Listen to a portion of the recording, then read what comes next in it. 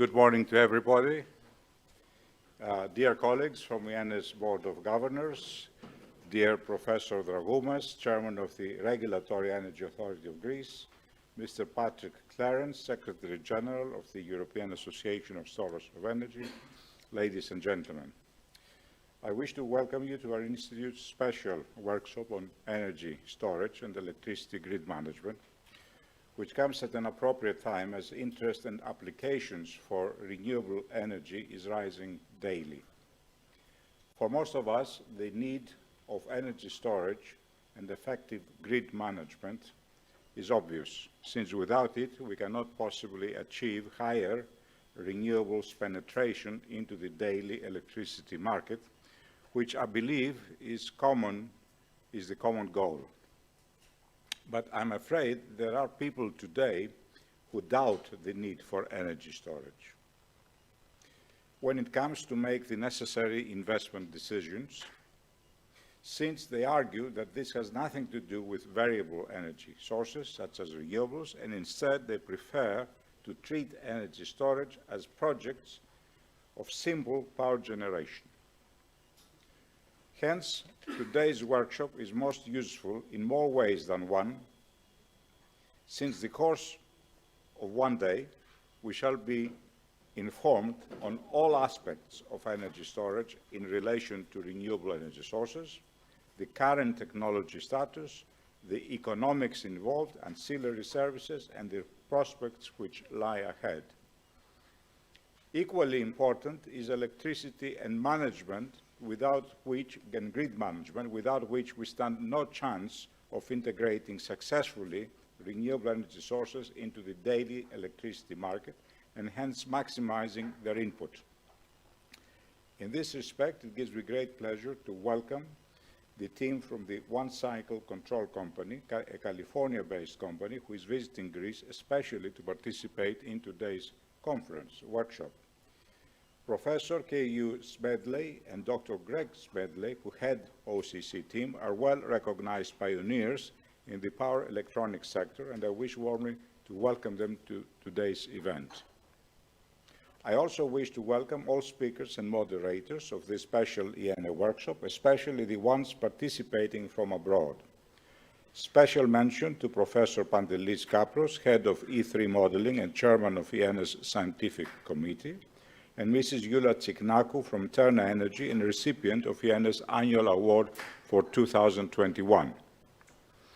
Of course, there are many more people whose names I wish to mention and who responded warmly to our invitation, and they are here today or will be coming later, or they will be joining later, and will be participating with presentations and interventions in today's proceedings.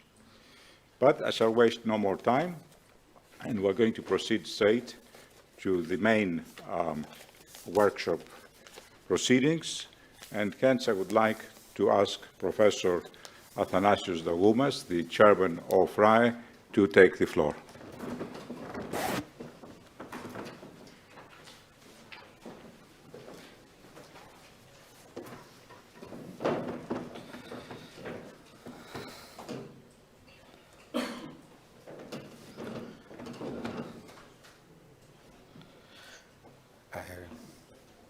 Okay, perfect. Thanks a lot, Mr. Stabolis, for the invitation. It's my great honor always to participate in IENE events.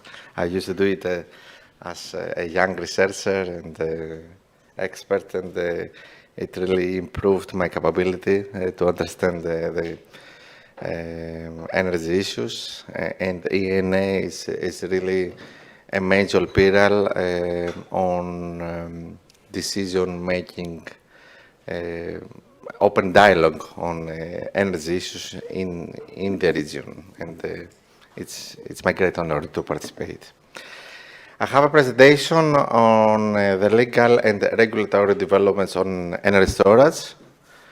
As professor, I usually put many slides in order to have all the material, but I will be practical, so don't worry.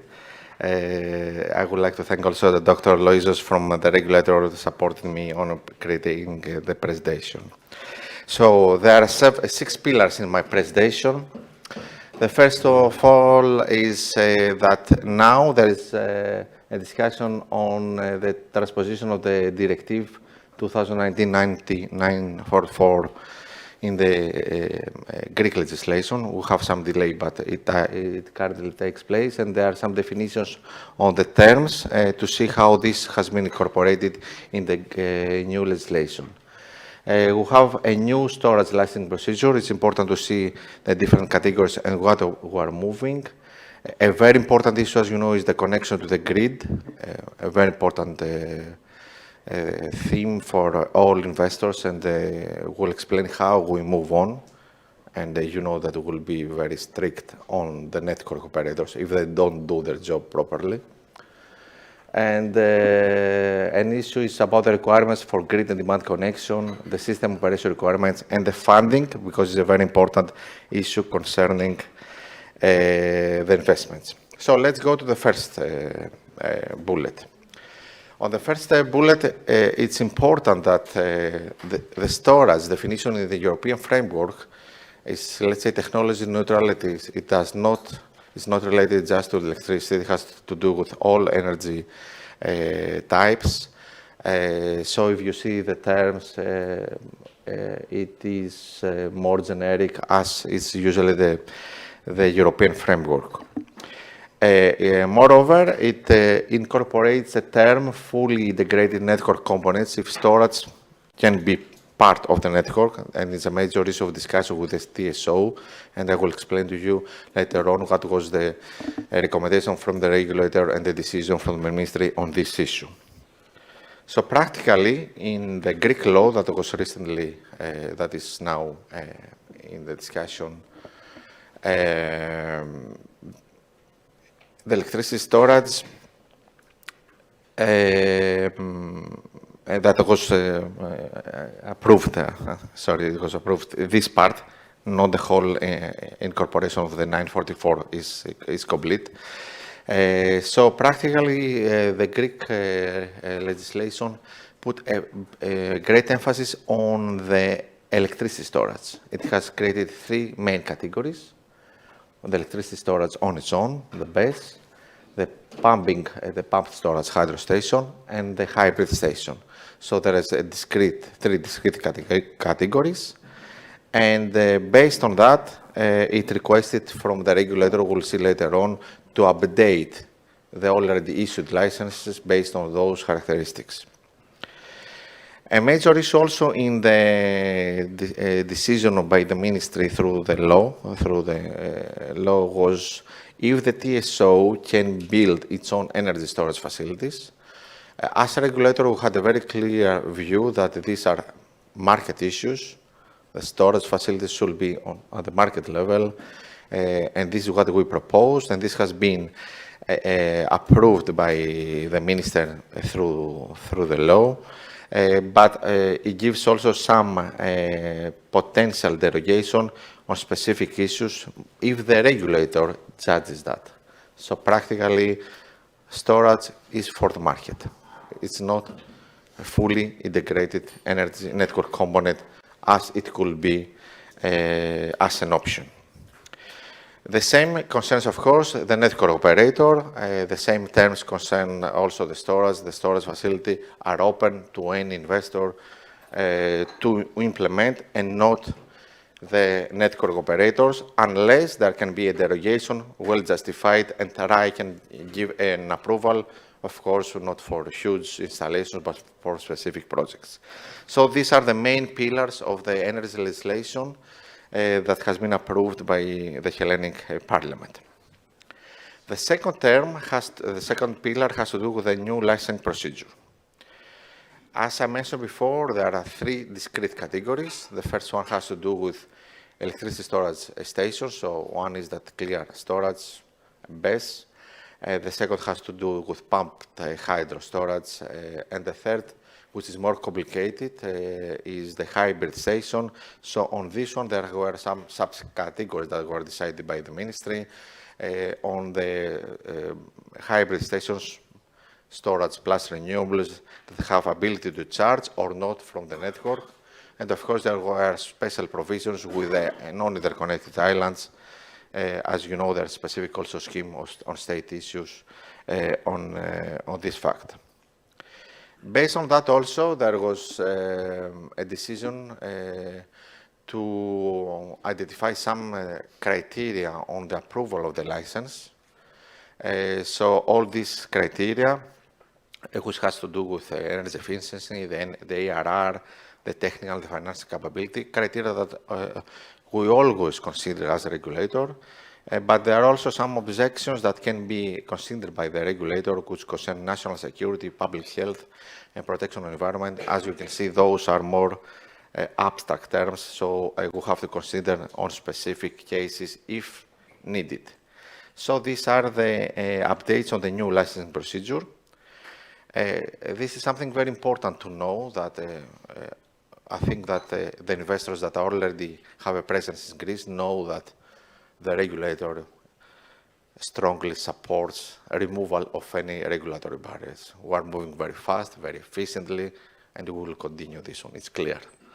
That's why, with very fast and efficient ways and robust ways, we have already approved 337 licenses with 23 gigawatts installations of storage within about 1 year. We are very efficient also for this. And now have to update this to incorporate some technical characteristics in the license. We didn't agree with this process because it's unnecessary burden. Of course, we will do because it's a law. But we consider that we see storage installations as well as all other assets as assets with market responsibilities. So they get the market responsibilities and they go in the market. So it's clear in our view, and we have already justified it with many ways. So practically, as I told you before, is that the main issue in the Greek legislation is that there were a major emphasis were put in the electricity storage because there is a huge interest, as already shown with some figures. But of course, we don't stay there. We are already examining and we are open on examining innovative projects. We have already done it with synchronous electricity energy storage units, a specific project by PPC, who already provided license. And we'll do, if needed, also with innovative projects, either compressed air energy storage or hydrogen energy. So we are open to identify all technical issues on those type of projects and to provide, if justified, the license. So we think that the message is clear that the regulator will be supportive to any innovation for any investor in Greece. Let's go to the most important issue, I think, nowadays. If the regulator is doing good their job, the problem moves from the regulator and goes to the network operator. So we have an inflation of applications there. Practically, we have approved about 100 gigawatts of renewables licenses, the 23 in storage. So this it's good for competition if they go in competitive process. But of course, when they have to become mature, the most important issues is the environmental terms and the grid connection terms. So on the grid connection term, as you know, there was a major ministerial decision over 2 months ago, on 12th of August, that practically had created some 6 priority groups and subgroups.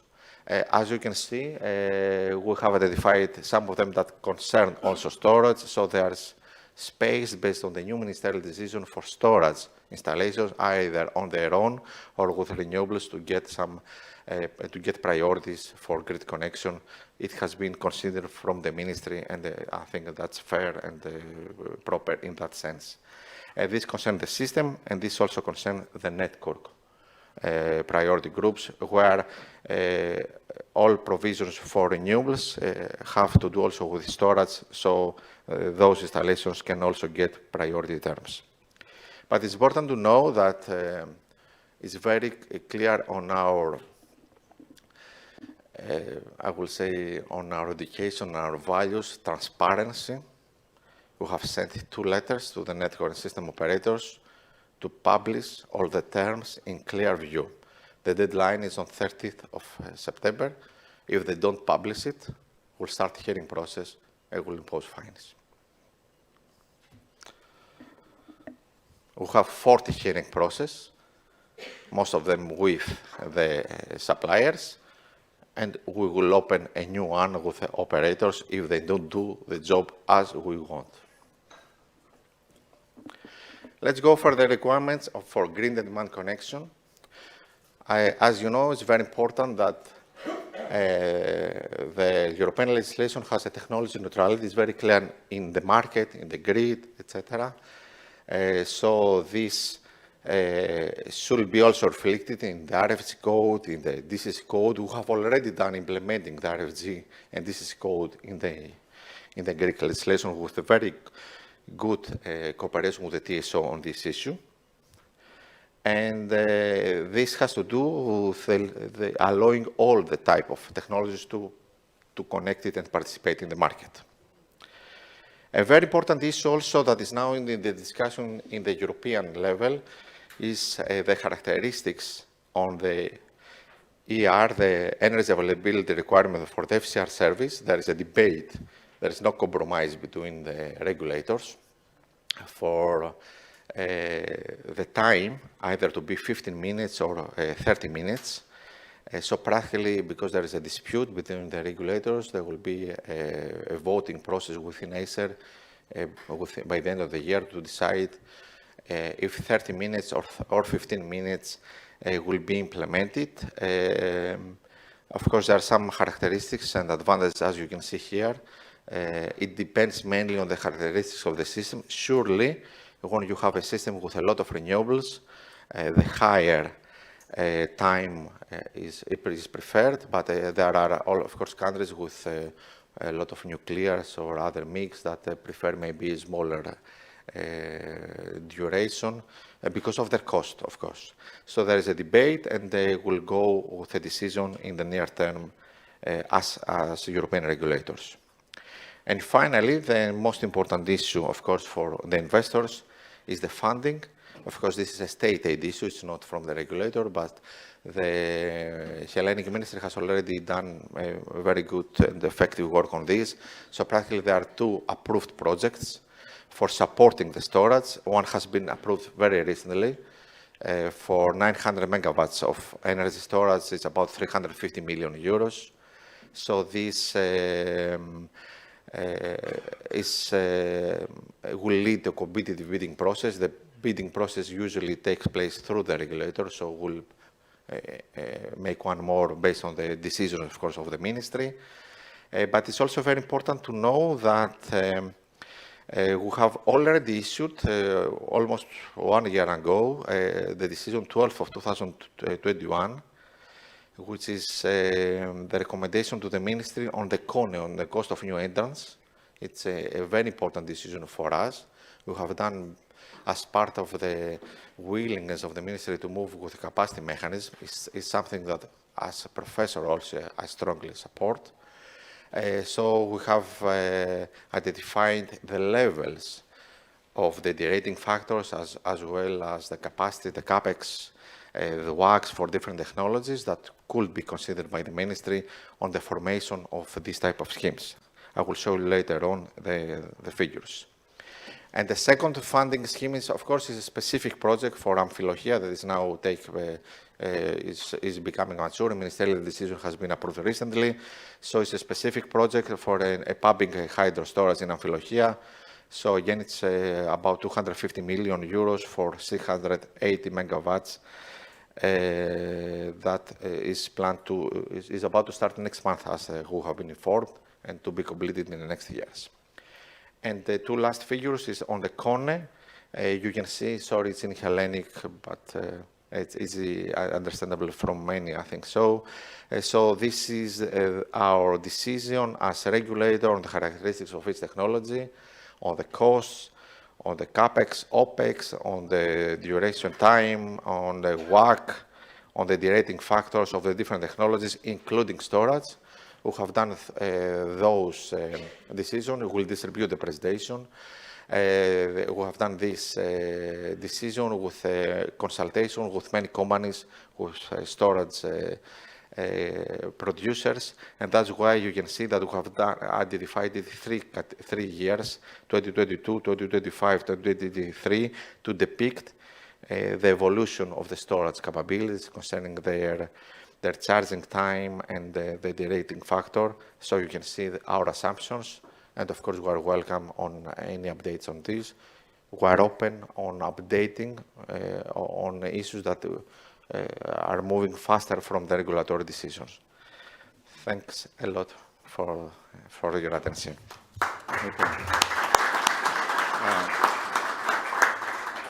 Thank you, Professor Droumas, for an excellent presentation, and I think you have solved or answered to some of our queries. For example, do we have a law? Yes, we have a law. What is going to happen with the pile of old applications, and a very sad story, they have to be resubmitted, I suppose. And of course, all the funding available, and the various factors you have introduced into the examination, the assessment of the various applications. So, are there any questions? I think it was a very useful presentation. Mr. Papazoglou. Thank you. Μικρόφωνο. Έχετε κάποιο μικρόφωνο. I would like to ask on what you presented on the funding initiative. Is a total of 900 megawatt. And what is your cost estimate for this this total sum of storage facilities? Well, as you can see here. Oh, sorry, I can't. No. Yeah. Okay. So the funding is at these levels, and there is an estimate that has been approved. So the minister has provided with a very detailed work, as we know, all the judgments, because approval by the DG competition is not an easy process. So the funding per megawatt, you can see the values at the level over there. So. 80,000. Yeah. This is the approved scheme by the DG competition. 80,000 per megawatt. 1,000 per megawatt. Yeah. Per megawatt. So this is the approved scheme. It's a state aid issue. So the details on the competition, of course, on the bidding process, it's a ministerial decision. Of course, I can also is a work from the minister. We will provide our recommendations if I request it, on the specifications. So it's something that we are open to work close with the ministry on this issue. Okay. Any other questions or comments? Dr. Smedley. Yes. I just had one question, also related to that slide. Oh, thank you. One question related to that slide. You state 900 megawatts of energy storage. Is that assuming basically that 15-minute or 30-minute runtime that you had on a previous slide? Well, this is a very important decision that has been taken by the minister, because as you understand, in the state aid approvals, it requires a lot of time. Professor Kapras knows it. So there are so many documents sent by the minister to DG competition. The specs of the technologies that are eligible will be identified by the ministry, of course, with our support if requested. So, as the time passes, as you required, also the decision from Acer will be considered, and all the technology improvements. So it's something quite dynamic, so I can't respond now on so this basically, issue. the assumption is there'll be 900 megawatts Yeah. power rating, but we don't know yet The specs. how many actual megawatt hours will be stored. Yeah, but basically, it depends, to be frank, as the bidding process goes forward, there is a progress on the technology, so this might be incorporated in the final approval. Okay. So, yeah. Great, thank you. And this is what we have done also, I told you before, in the derating factors. We work closely with companies, and we have defined a derating factors for 3, 4, and 6 hours, and different for different type of technologies. So this has to be considered in the proper timing. Okay, great, thank you. One final comment or question? Mr. Avgeropoulos. Yes, thank you. I would like to ask your opinion about possible operational constraints for the storage systems. For instance, in the priority, say, ministerial decision, there are some terms that storage systems, they do have priority if they don't compromise the penetration of renewables, and other expressions which are a little bit vague for the moment. Can you tell us something about that? Well, I think now is the most important and most difficult issue, to be frank, the grid connection terms. As I told you, we will put a pressure on the operators, and we will do it in our way. We want transparency. We will not any investor not be treated fairly. For the time being, what we expect is that there is a specific ministerial decision to see the exact list, the final list of the assets that have priority, and of course to see the simulations of the system network operators of those assets, if they create problem or not to the system. We have formed a team with the regulator, with the TSO and DSO to work on those issues. It's not an easy issue, as you understand. We have also imposed in the market reform plan a coordination platform between the TSO and DSO, because it has to do not only with the grid connection terms, it has to do with the expansion of the networks, it has to do with the provision of reserves, and the market, the identification of the reserves, as well as the remuneration. To be frank, we don't have yet the progress that we like to, because it should be all on the track to work very hard on this.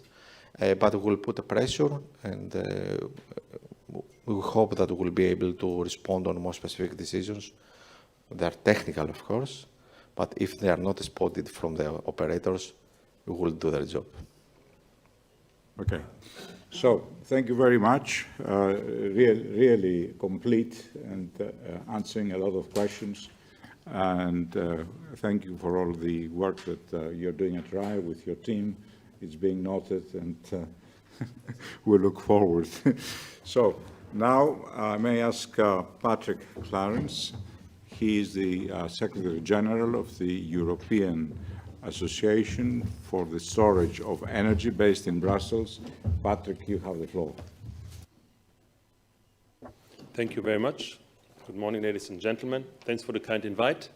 Very happy to be here, and I'm very happy to see how the work we do on European level as a European association is then going down on the member state level. For example, the definition you mentioned about electricity or energy was something which was fiercely debated on European level years ago, and at the end the Commission wanted only to have electricity. And we made workshops with them and shared the view that the industry wants energy storage and not only electricity storage.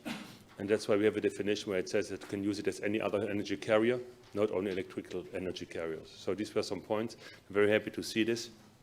I'm happy to read also that you say that it's bidirectional converters, so not a pure consumer, not a pure generator. It's both, if you like. So the question should be, should energy storage be the fourth element of the energy system? So you have a generation, transmission, distribution, consumption, and storage, because it can be two and maybe even helping all three elements of the system. So that's a big discussion which is ongoing now on European level, because we feel that it's easier for a lot of regulatory requirements to give it a own status. Then you don't need to bend requirements for generators, grid connection requirements, and so on will be different. So I'm happy to see this. Also the discussion of the 30 minutes, 15 minutes frequency containment reserve. We as EEs were very frustrated on the cost-benefit analysis done by the European TSOs at SOE, because we believe, and we made a very strong statement some 3-4 years ago, that the cost-benefit analysis was biased. That this was biased towards grids, towards cables, and not looking at the real added value of more modern, more flexible, more decentralized devices. And we have a very strong position, which we were sharing with them, obviously, but also with the Commission. But anyhow, we will see it will be 15 or 30 minutes decision. But we're happy to share this, if you like, our position, our analysis of this cost-benefit analysis, how they came to the decision to ask for 30 minutes, which for us is not done in a really factual way. I will send it to you, so you will be able to judge by yourself if our arguments are valid or not. But this is not what I'm here. I wanted just to start the discussion with actually one number. So this is EASE, the Energy Storage Association. We are an association lobbying on European level for energy storage, for the integration into the system and all the added value. It's a whole sector which is there. We have consultants, we have component suppliers, equipment suppliers, utilities, developers, we have distribution system operator, transmission system operators, we have really the whole chain in EASE. So you're more than welcome if you want to understand better how energy storage is treated on European level to join us. I came here today just to give you one message, basically. We all see that the system is changing. We're going to a decentralized system.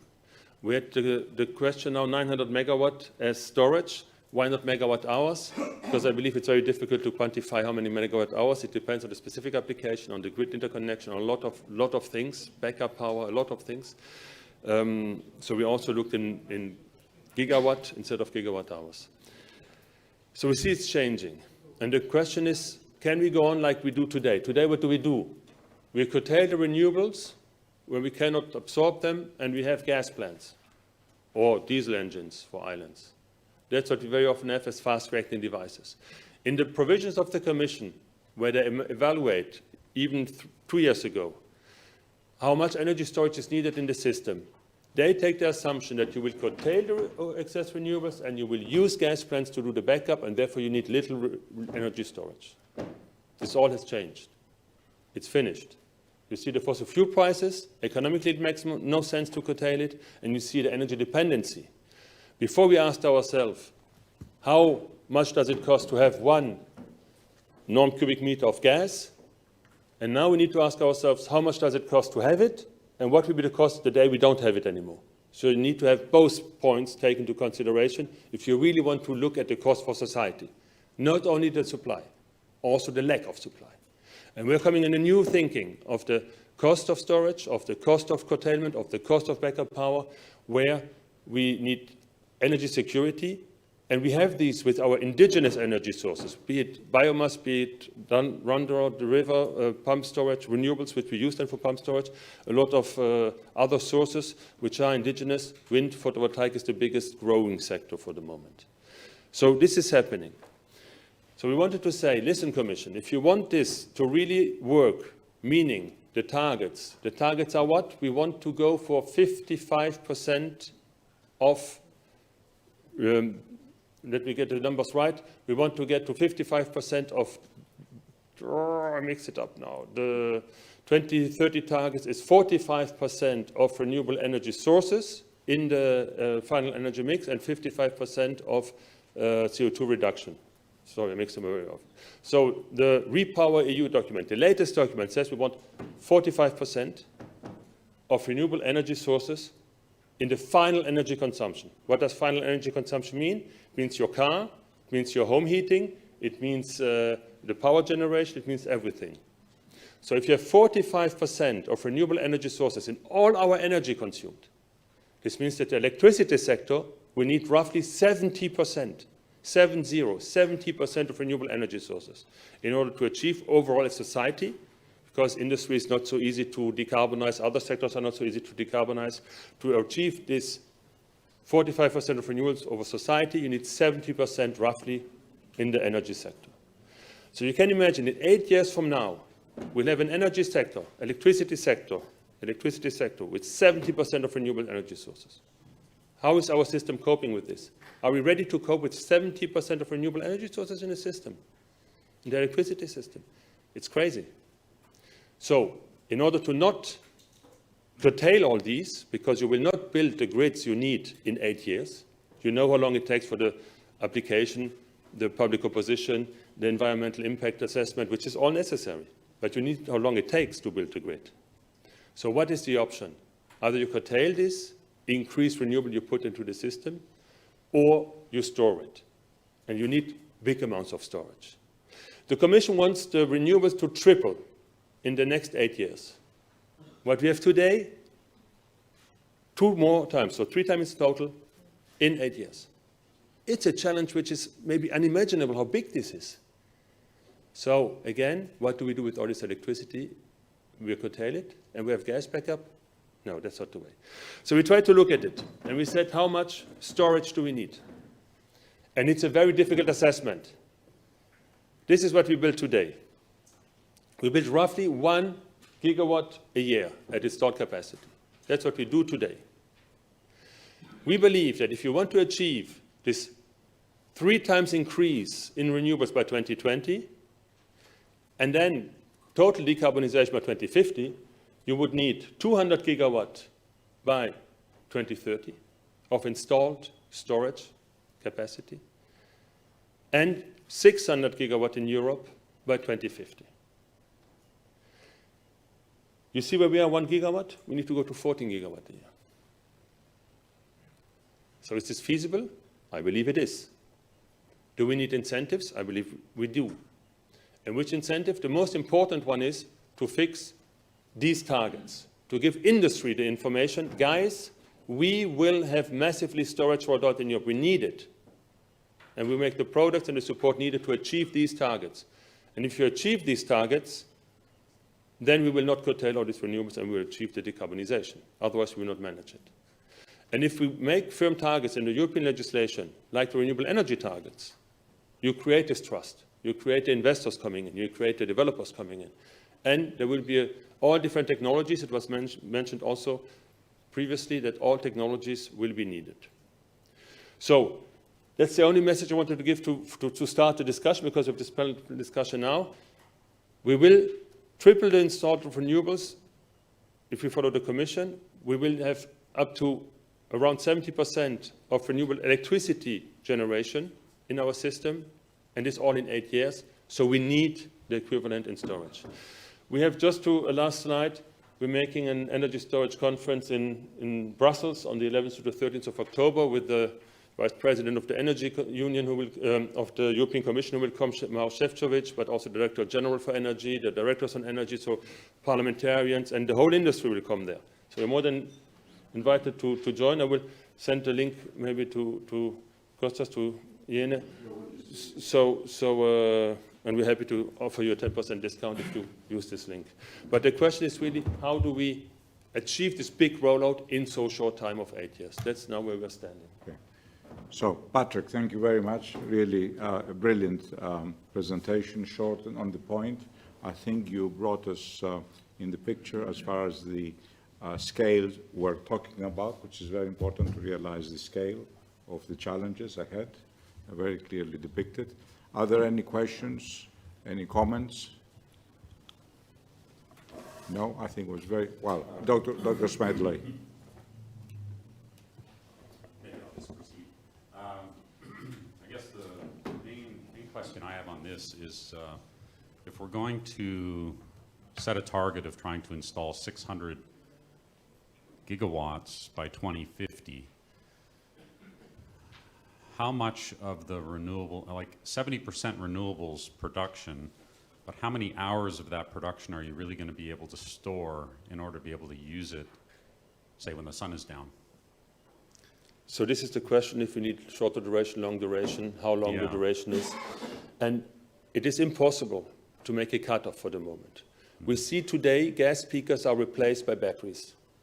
4-hour supply, I don't know, 250 megawatt for 4 hours is something which is easily done and cheaper done by battery devices than by a gas plant. Also with these prices of gas today. Right, you're trading but even off against before, fuel, yeah. Even before, because you have system services you provide the whole time, and you're always on.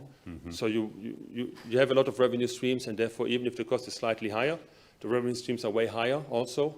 and therefore it's cheaper overall. Right. So this is done already today. 4 hours, beating a gas peaker, no issue. The question is, where do we go? Because we need to store over days and seasons. And that's where we should not only look at electricity storage, but maybe also at heat storage. If you think that 40% of the energy we consume, 40% of the energy we consume is for heating and cooling of buildings. So if you can store this 40% of energy already, and for seasons, you're way ahead. So this 600 gigawatts. It's a mix of all. You think is a mix of all of those. Okay, And I so- cannot give you the cutoff. Greg, I'm sorry. Correct, yeah, I know. It's- It's not an easy calculation. It's at this point. impossible. Yeah, Because you don't know how the energy system will evolve. Right. And but one thing is sure, you will need the short term, the mid-term, and the long term. That's for sure. Yeah. But where the cutoff exactly is, we estimate that you will probably need roughly a third of shorter term and 2/3 of longer term storage, meaning more than 6 hours. Mm-hmm. Probably, but it's a wild guess. It's a Right. guesstimate. yeah, it's a guesstimate. Yeah, so I think that makes it a lot more palpable when we think about the fact that this is not all lithium ion we're talking about. No, This not is at all. This is a wide mix of. It's energy storage. yeah. Different technologies. that's right. We have defined 5 families of energy storage. Electrochemical is one, Right. but we also have chemical storage or thermal storage or Yeah, like mechanical storage. ground source heat pumps, those All, kinds all, of of, things. Yeah, all of the above. heat, of the heat storage, obviously you have. Yeah. But we need this. If we want to Yes. get anywhere near the decarbonization objectives, we need to have this backup. Right, sounds great, thank you. Stelios, okay. Thank you.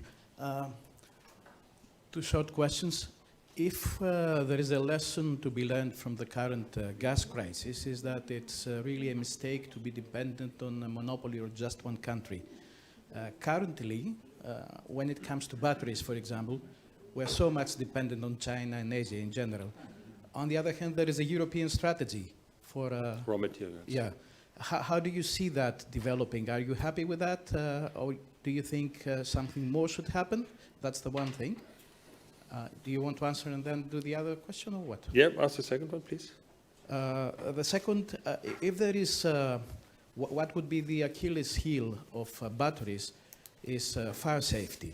I don't think it's a huge problem, but to be honest, since we are in the beginning, we need to resolve every single problem so they don't face public opposition in the future. Achilles etc. heel was? I mean, if there is one disadvantage of batteries currently, it's especially some technologies, is their fire safety. Yeah. In the US, for example, there are some safety standards.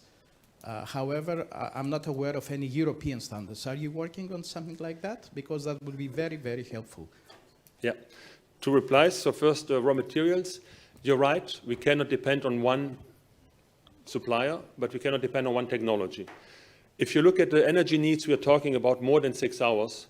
You're going into new technologies than lithium-ion. Lithium-ion is very optimized for shorter term and very useful.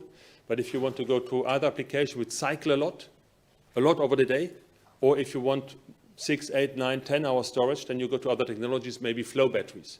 And flow batteries, as you may know, can be done from something as simple as salt water and ferrum. So you don't need any cobalt, lithium, whatever you want to have. So the raw material strategy on the EU is a good start. We have a lot of lithium, for example, also in Europe, but there's a lot of public opposition to exploit it. Why should we? We don't want to. We never wanted to have a mine next to our door, so we don't want to. The same discussion, but now it's getting philosophical. Away from here, you can ask ourselves, we have shale gas in Europe, but we don't want to do fracking like the Americans do. So it's our decision. And therefore, we have to import gas from all over the world in LNG, and that's a pure own decision. So the raw materials is similar. We have a lot available, but do we want to exploit them?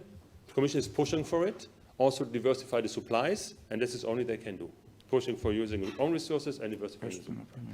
The second point about the... We have a Zoom question, so please get the technicians to organize this. Okay. Can I just finish to reply to this question 1 second? The second about the fire.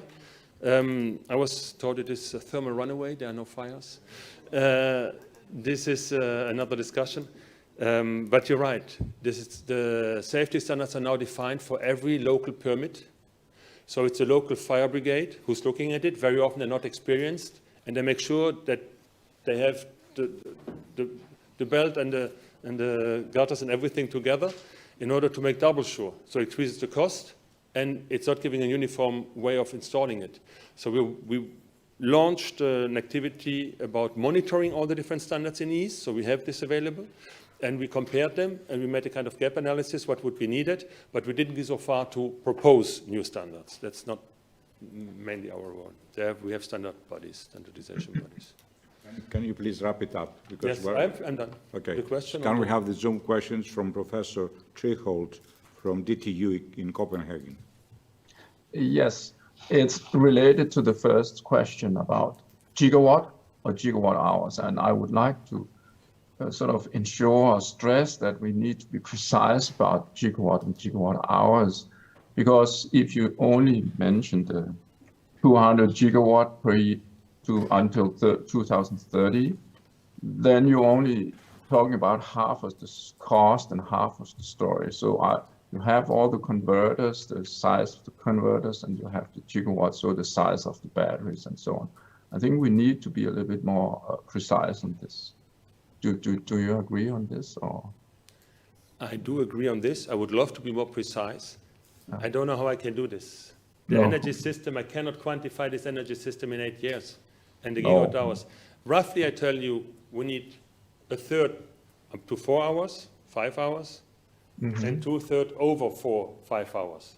And that's already a very daring statement, because we base it only on the expectations of the system and the renewables and the interconnection and the consumption patterns and. Okay.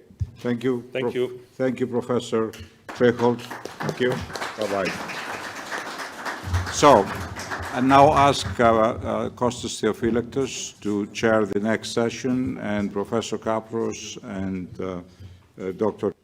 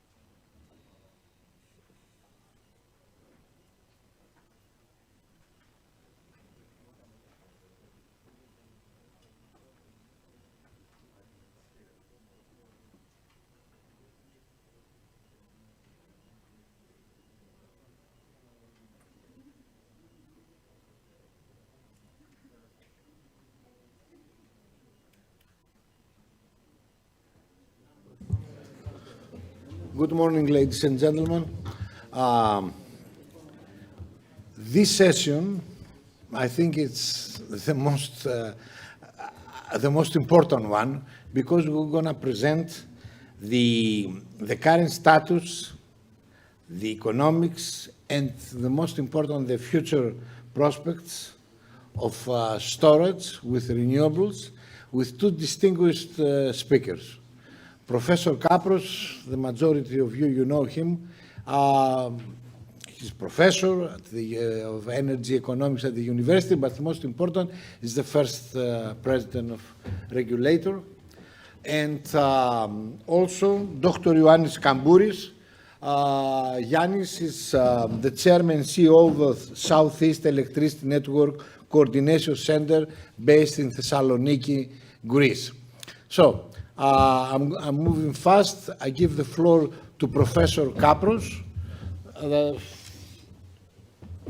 for your presentation. It's already loaded, eh?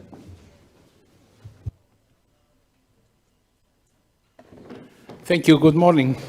Thank you for the invitation and this opportunity. Okay,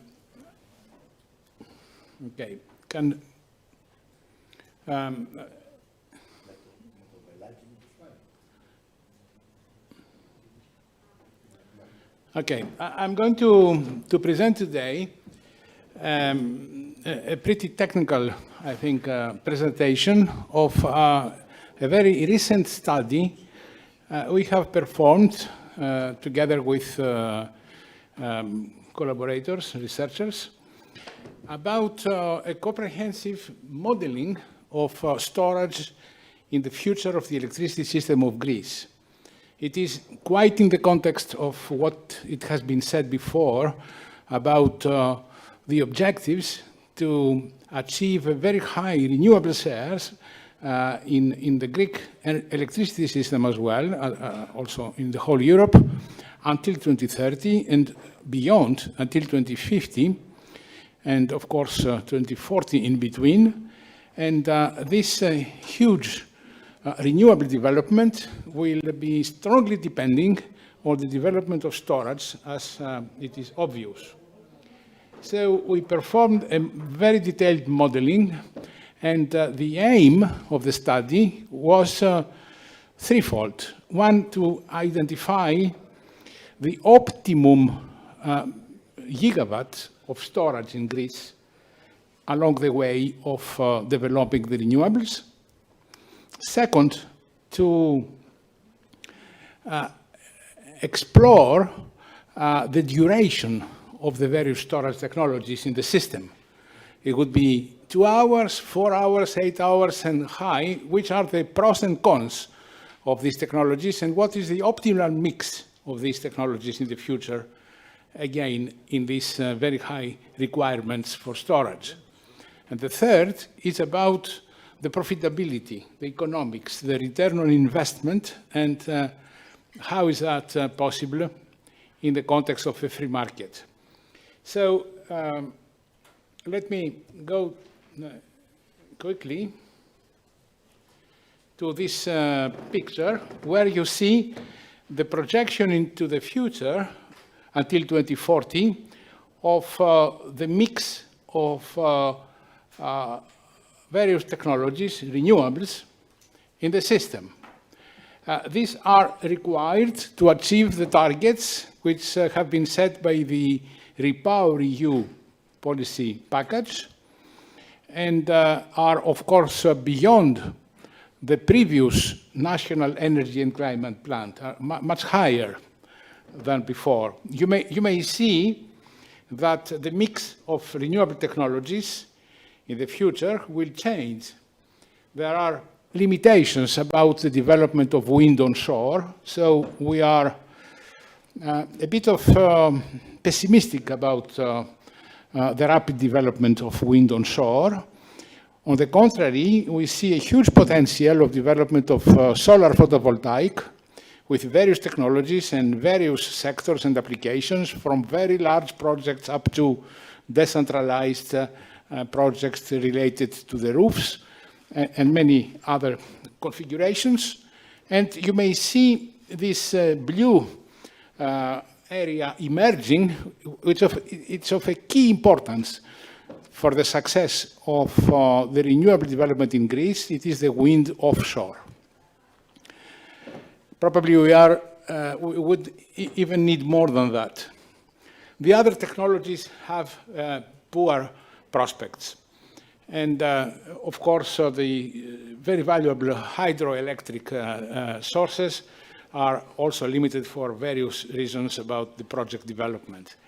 So we are talking in the total about a contribution of renewables which exceeds 70% of the electricity generation by 2030, as it has been said also for the rest of Europe. This picture depicts the problem. It shows a typical 24-hour day. It is the average day. It's not just one day. It is the average day of the year as projected into the future. And it shows the load and losses of the system minus the contribution of variable renewables. So the so-called net load. The solid lines, if you see it from the up to the bottom, this is the evolution over time. You see, it is the shape of a duck, as it has been said in California. It is the duck effect.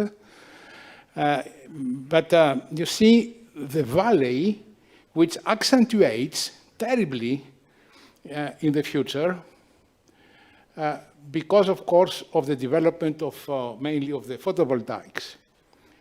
And in the third graphic, which is the full REPowerEU implementation in Greece, you see that the net load will be, on average, every day, showing negative net load, systematically. Of course, this means a huge curtailment of variable renewables, and this is the reason why we need storage to develop considerably.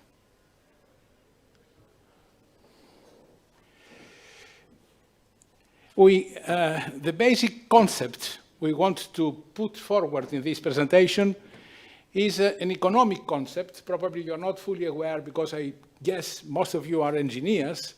It is the concept of positive externalities. What is an externality in economics? It is something that the market, the pure market, cannot solve. There are two externalities, the negative and the positive. The negative means, for example, like the environmental pollution.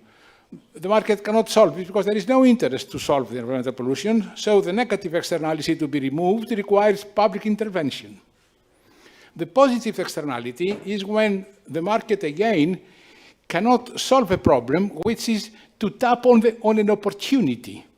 The opportunity could be technological project, could be progress, could be investment, which makes the technology mature, penetration of new technologies in the market, which all of them bring benefits for the society, for the costs, for the welfare, etc. But for various reasons, there is no coordination among the market players. There is conflict of interest, and they would not altogether bring in the system the technology progress.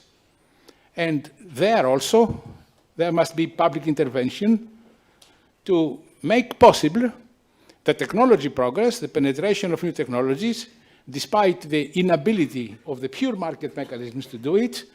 And this, through the public intervention, brings effectively the benefits to the society. This is the positive externality. What we show with the analysis is that although large storage investment is beneficial to the system, to the cost, and to the society, the pure private market cannot do it. Because it is the following mechanisms why they cannot do it. The first of the kind is very profitable. The second is a little less profitable than the first, and so on and so forth in the market. And so whoever investor invests in the additional storage beyond a certain threshold will lose money. So it is as if the storage investment kills the economics of the storage profitability itself, cannibalize its own existence. It is like a public good. In the public good, no one has interest to invest because whoever invests will bear the cost of investment, but all the rest will benefit from the public good without having invested for the public good. It is exactly the same thing. It is a typical case of a positive externality. So why this happens? Why the economics of storage are less and less profitable as storage capacity increases?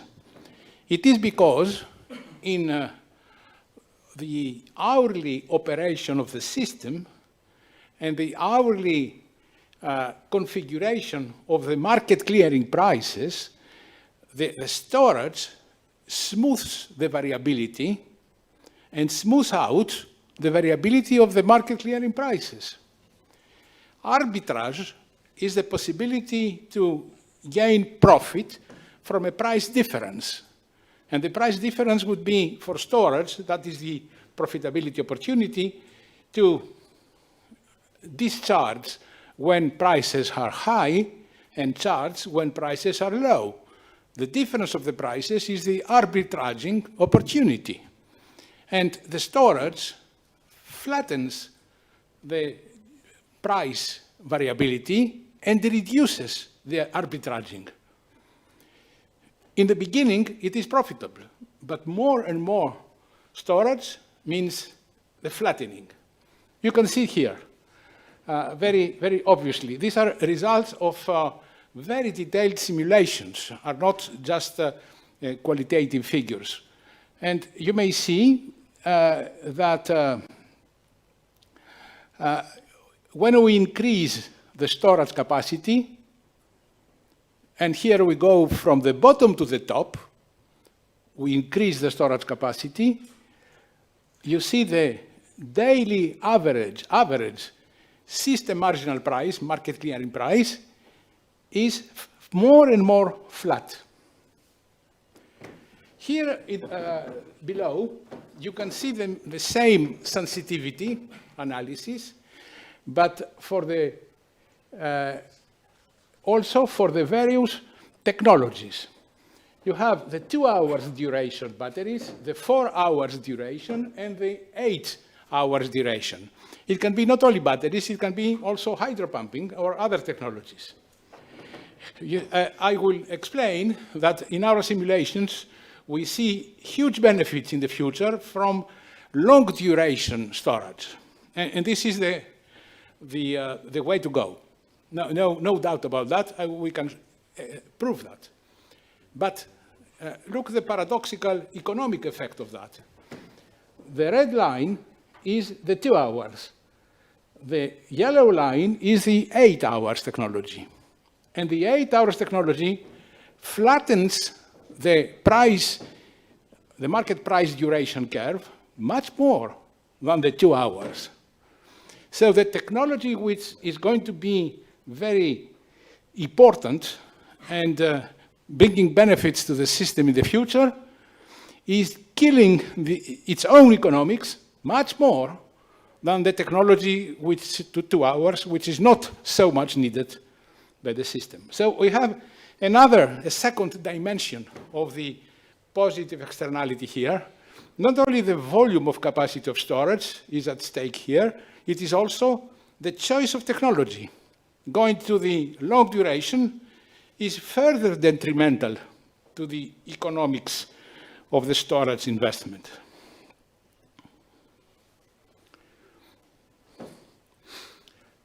Now, in this graphic, we show the calculation of optimal capacity of storage in the Greek system in the context of a REPowerEU plan for the electricity system.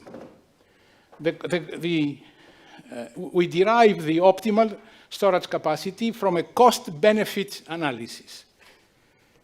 Benefit, we consider the marginal benefit for the system to avoid renewable curtailment and reduce system costs.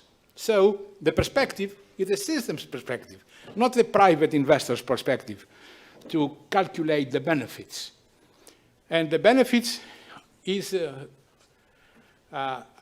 are depicted in the graphic above. You see in the horizontal line, the increase of total storage capacity. And the marginal benefit is decreasing, of course.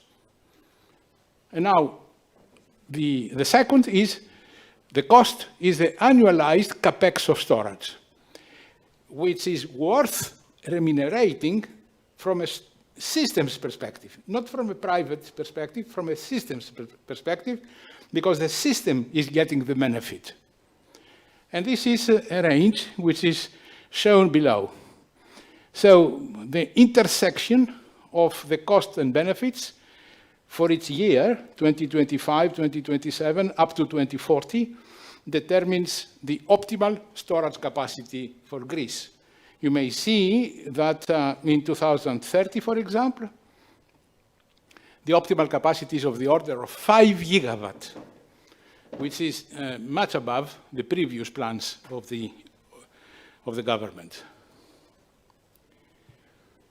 Now, this figure shows the discrepancy between the system's perspective for the optimum and the private investor's optimum.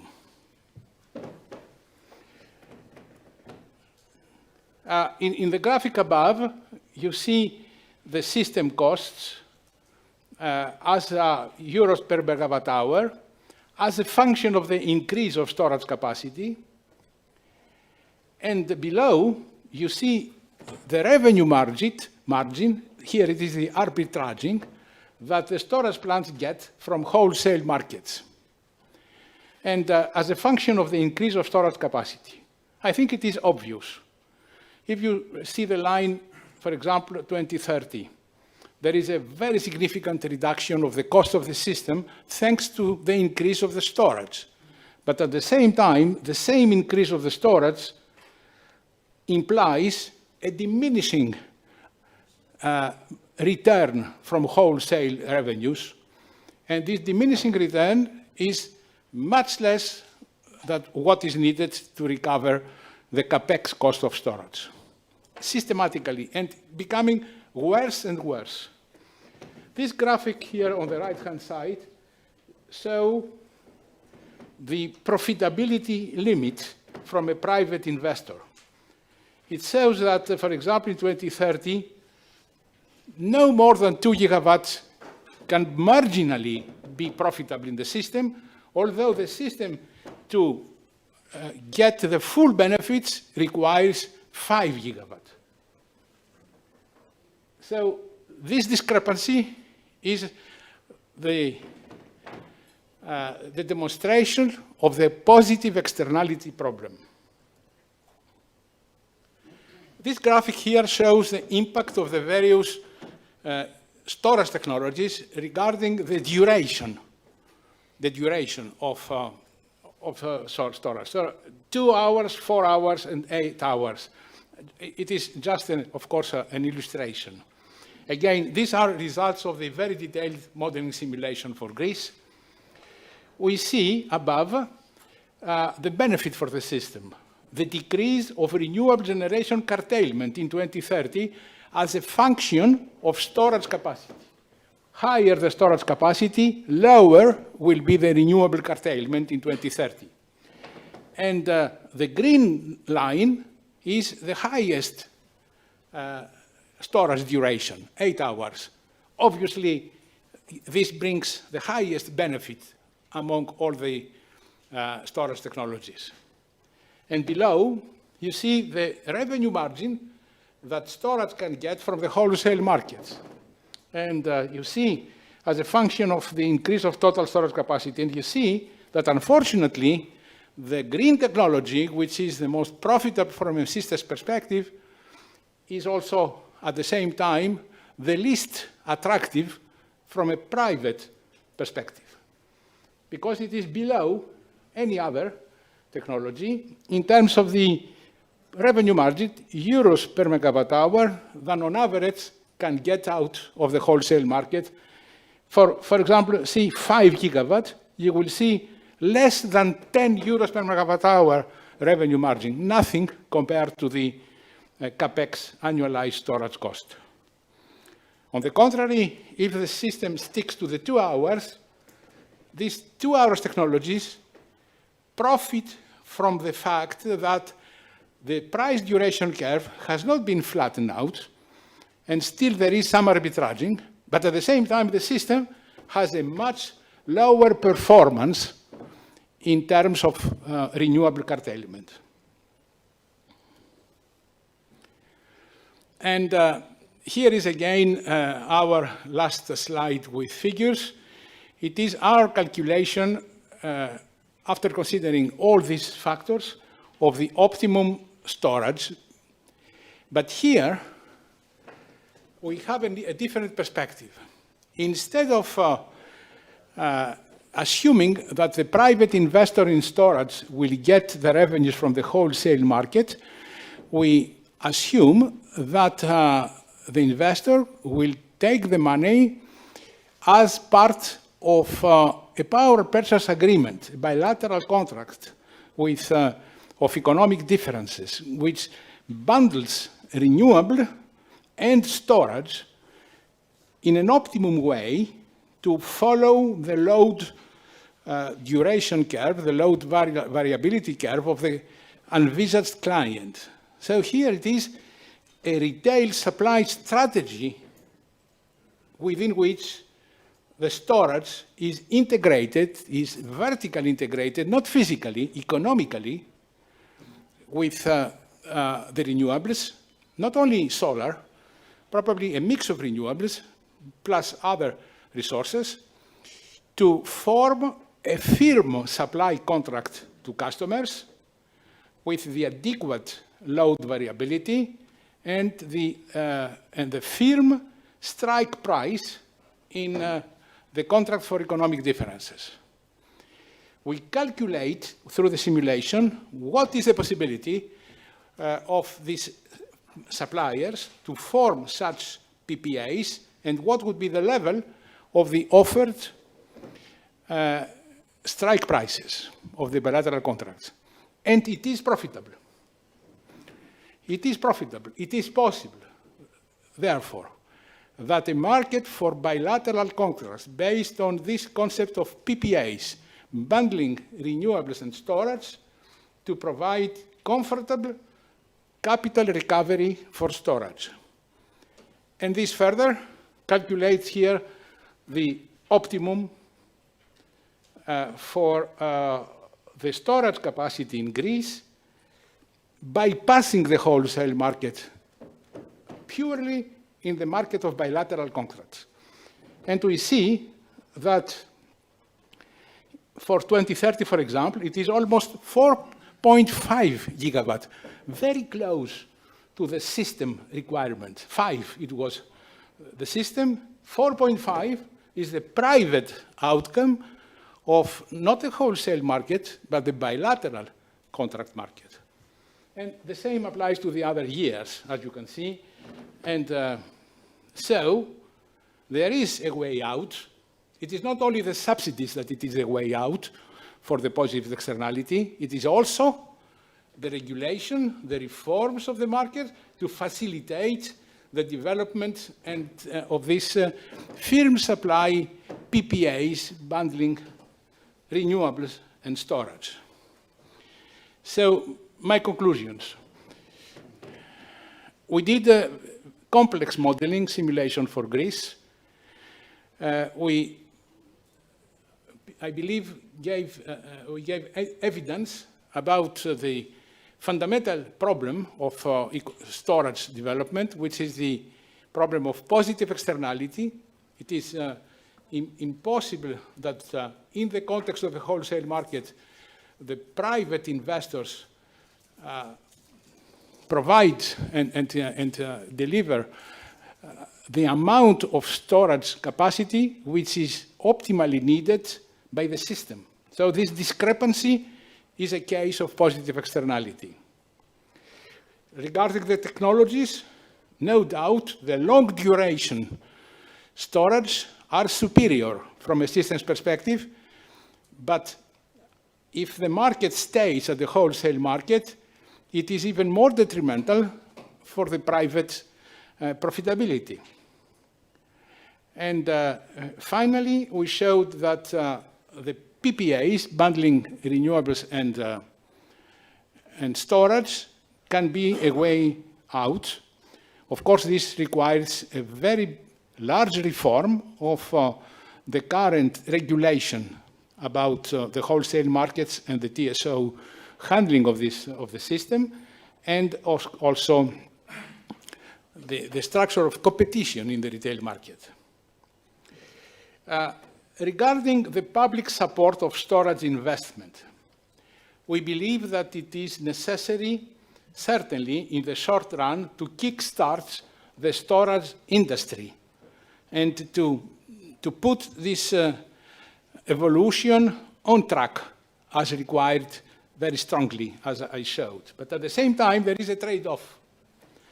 Excessive public support, especially in the longer run, acts to the detriment of private PPAs, the bundles, renewables, and storage, makes the PPAs less attractive if public support lasts long time and it is excessive.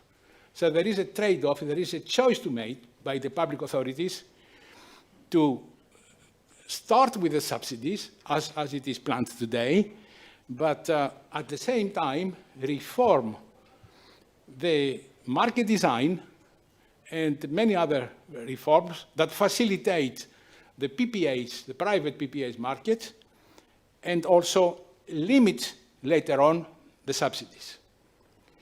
For example, one challenging market design issue to set up is all these regulations that allow the TSO to handle firm supply based on renewables and storage as a usual power plant supply or a nominated bilateral contract. This is completely out of the current regulatory system.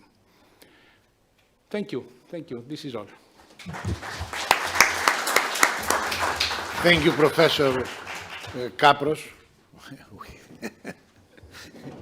Before even I say something, there are questions for you. Oh, of course. Thank you for your really detailed, analytical, I can say techno-economic analysis. And the most important is the conclusions for Greece. I found that you pointed out a lot of points that we need to change in Greece in order to go forward.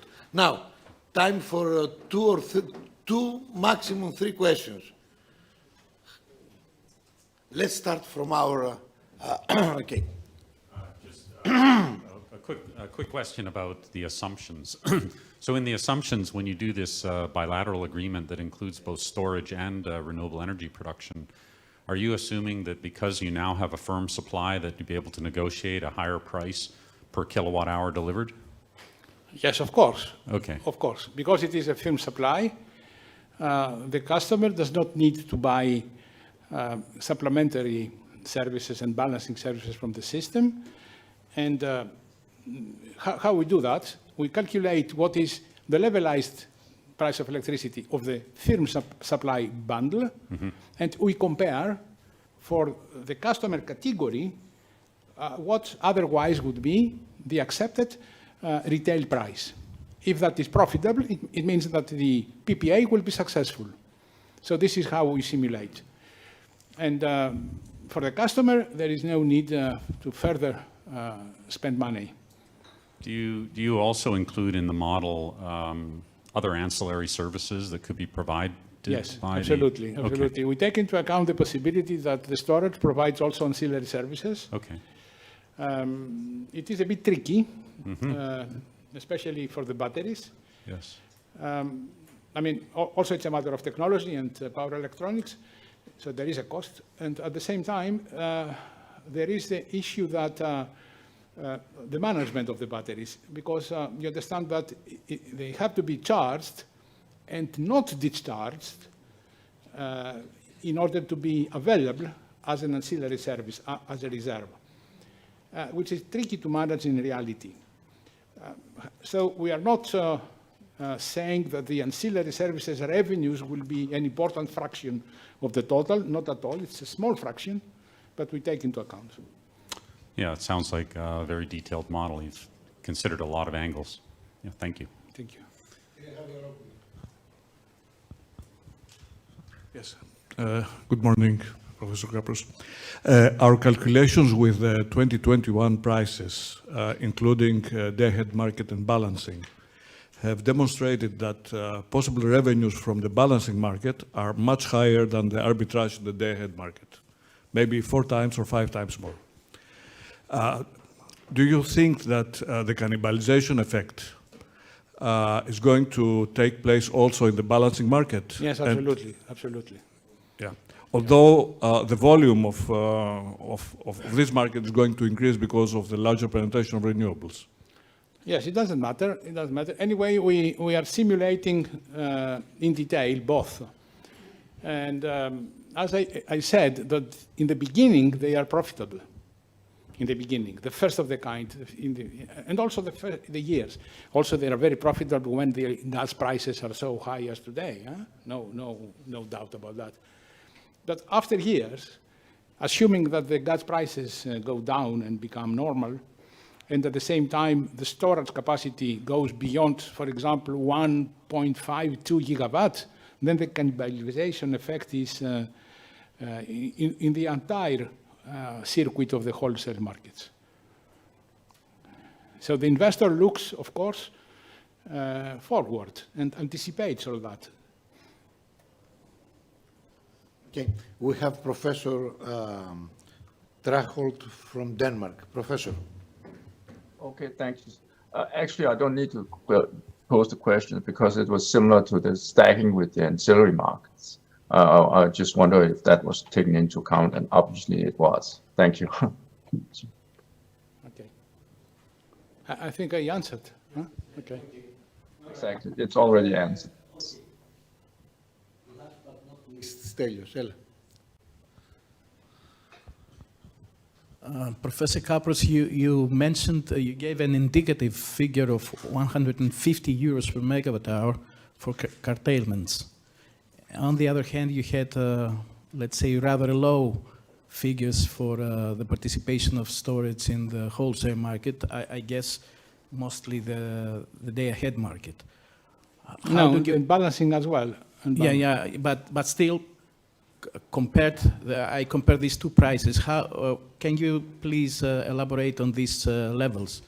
Yeah, Why there's such a difference? Okay, the issue of remunerating, I mean, the remuneration of renewables for curtailment is an issue which is not necessarily in place, but we use it for calculating the benefits for the system. It's not necessary that this money is going to be given, but of course, from a society's perspective, and in the context of the ambitious targets, it is important to monetize the renewable curtailment. So it is an assumption, I think very reasonable, about how to monetize the renewable curtailment and calculate in monetary terms the benefits for the system due to storage. That's the idea. Thank you, Professor Kapros. Thank you. Now we are moving on. We are a little bit behind. So it's Dr. Yannis Kabouris. Yannis, you have the floor.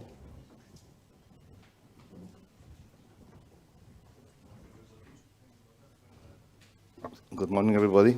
Thank you, Kostas.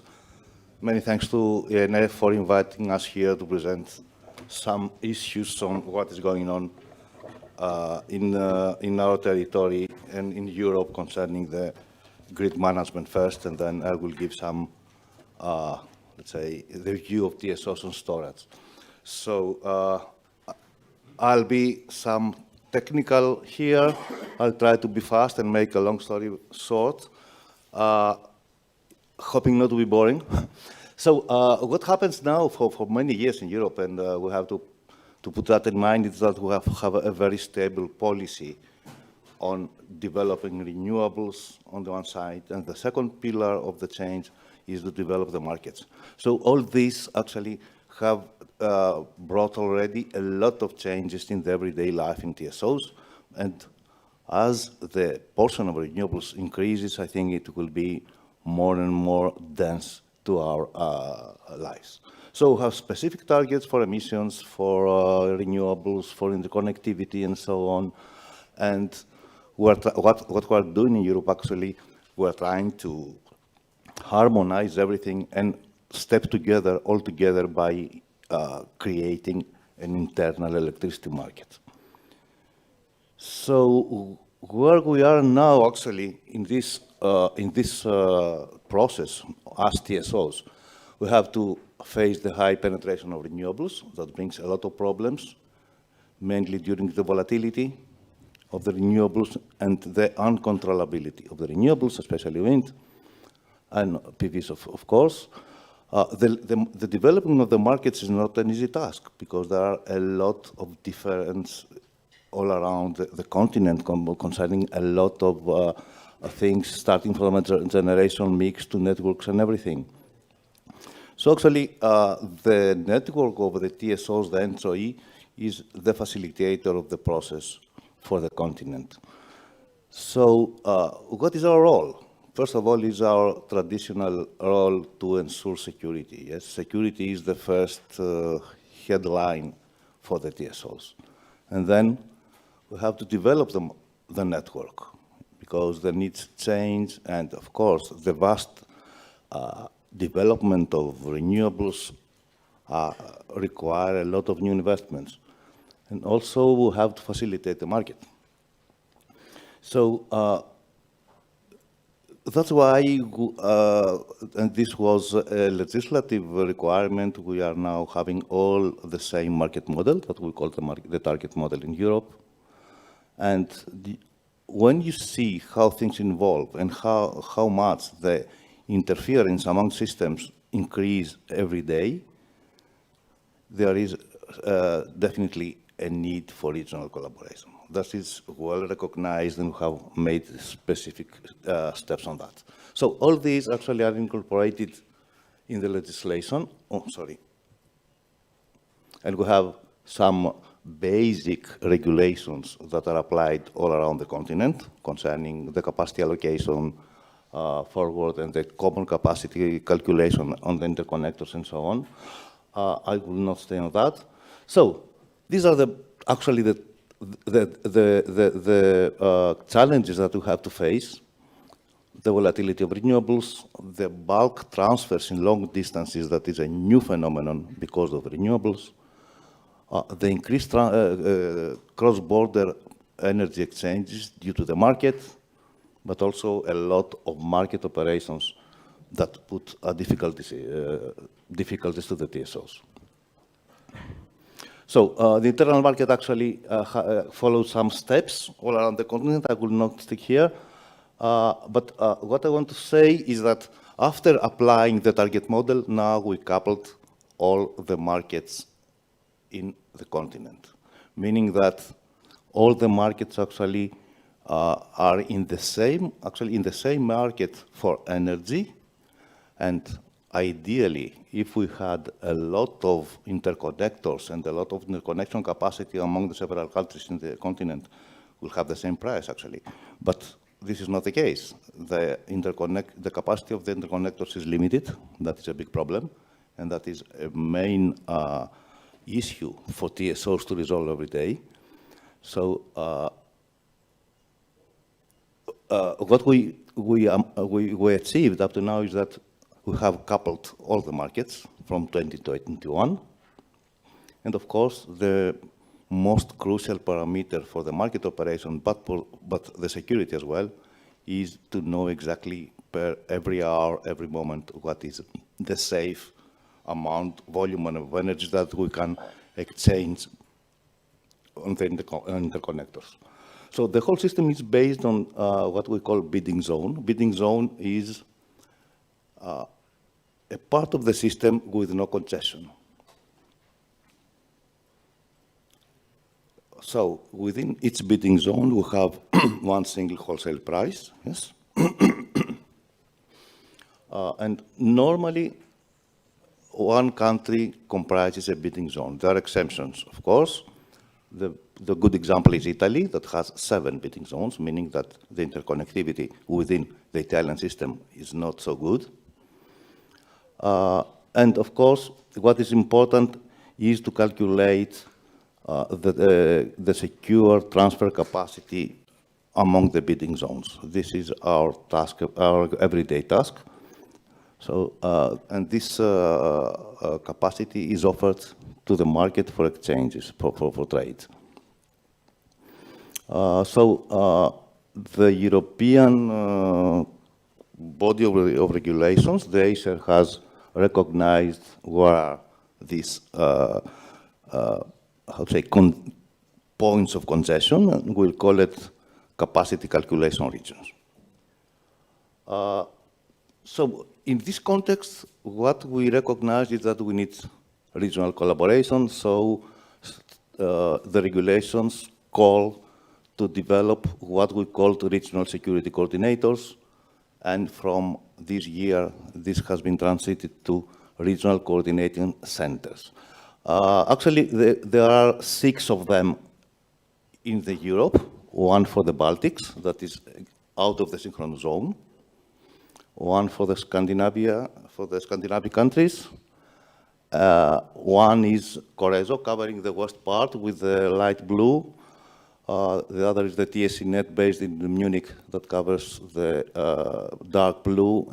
1 is for the non-EU countries in the Balkan, in Belgrade, and we have Selen, in Thessaloniki, here in Greece, based in Greece, that covers Greece, Bulgaria, Romania, and Italy, and 6 out of the 7 zones of Italy.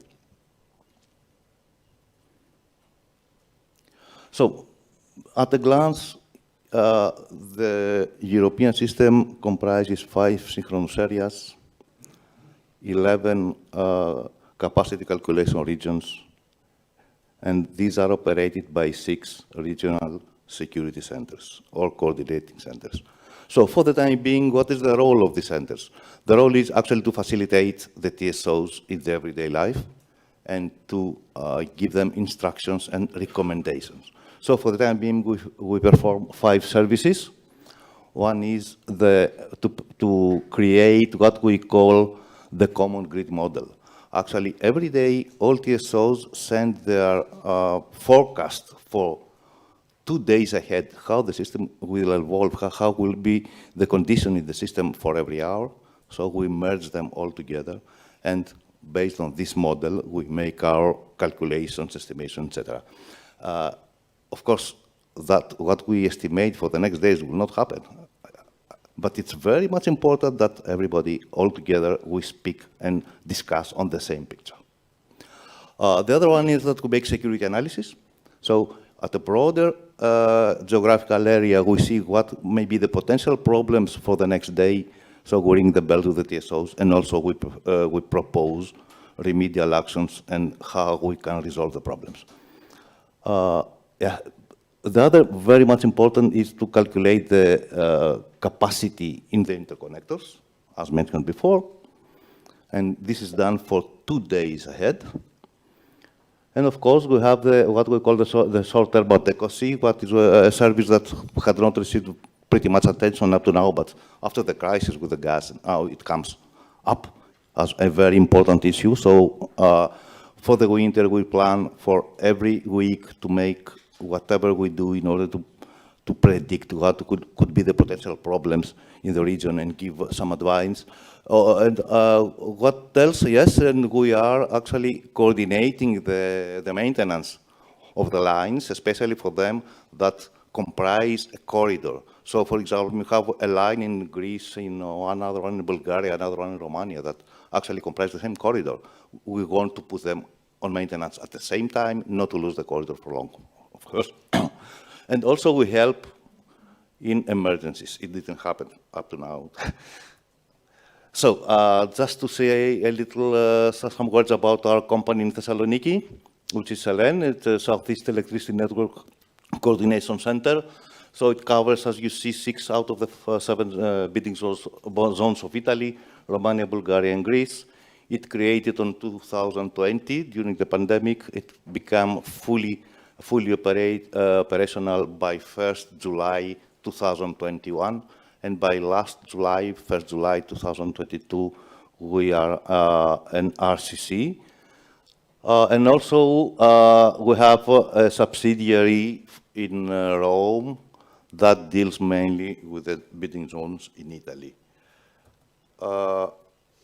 So, what is new with the regional coordination centers? This transformation actually will add a lot of new services for us to provide. Not some easy ones. I will stick to the most important. The most important is that now we have Acer has recognized 3 system operation regions, meaning that every RCC has the responsibility to take care of the security in these regions. And you see that we have 3 actually. One is the dark blue, which is the main part of the continent. One is the yellow one, that is southeast. One is the Iberian Peninsula. And of course, the gray are the non-EU countries. What is the story? It's a very important story because now we have the obligation and the mission every day to ring the bell in case that we have problems, but also to give alternatives and also to try to make, to justify costs and share the costs among the TSOs in case of congestions or other problems. Yes, Portugal should be, yes, the other color, brown. Yeah, sorry for that. So, I have listed out the new services. The most important ones are the red ones, the regional size of reserve capacity, meaning that now we have the possibility to keep lower reserves and share reserves by our neighbors. Of course, it has a very positive effect on the costs, but it's really, really very complicated from a technical point of view. And also, we have to share the costs in case of energization of the reserves. Yes, it's related also to number 6, to optimize the mechanisms of compensation when we use this mechanism. And the other one is the green ones, the last ones that now seem to be very important. When the legislation was written, I think it was considered lower priority, but now are very much of high importance due to the circumstances we face in Europe with the lack of gas. So another story very important is that we collaborate in the development of the network. Yeah.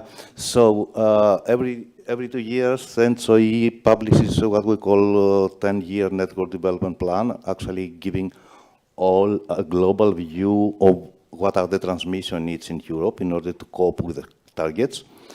And we perform some what we call regional investment plans per region. So the main drivers actually, it's important to say that this plan is done in collaboration with the relevant organization for gas, the ENTSO-G. So the main drivers are renewables, of course, to connect new generation and to increase the cross-border interconnection capacity in order to alleviate constraints and go gradually to a common price in the whole continent. And it's important to see somebody there. It's available publicly in ENTSO-E site.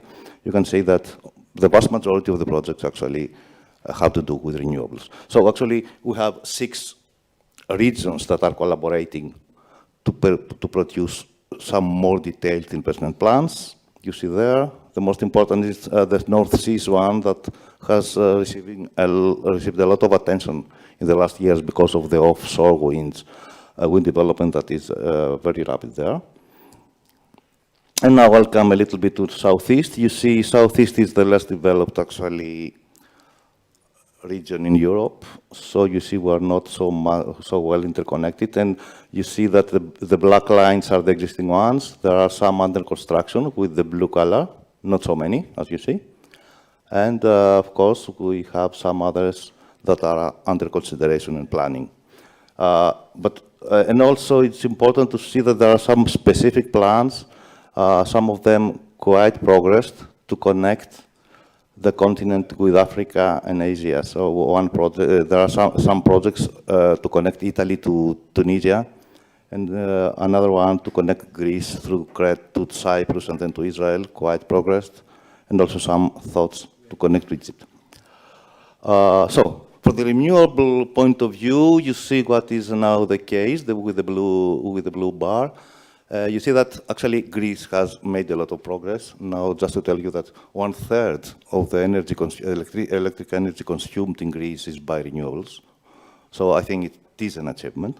The other countries are not so much progressed, as you see. Maybe some better progress in Romania, but the other countries are really with in the very first steps concerning renewables.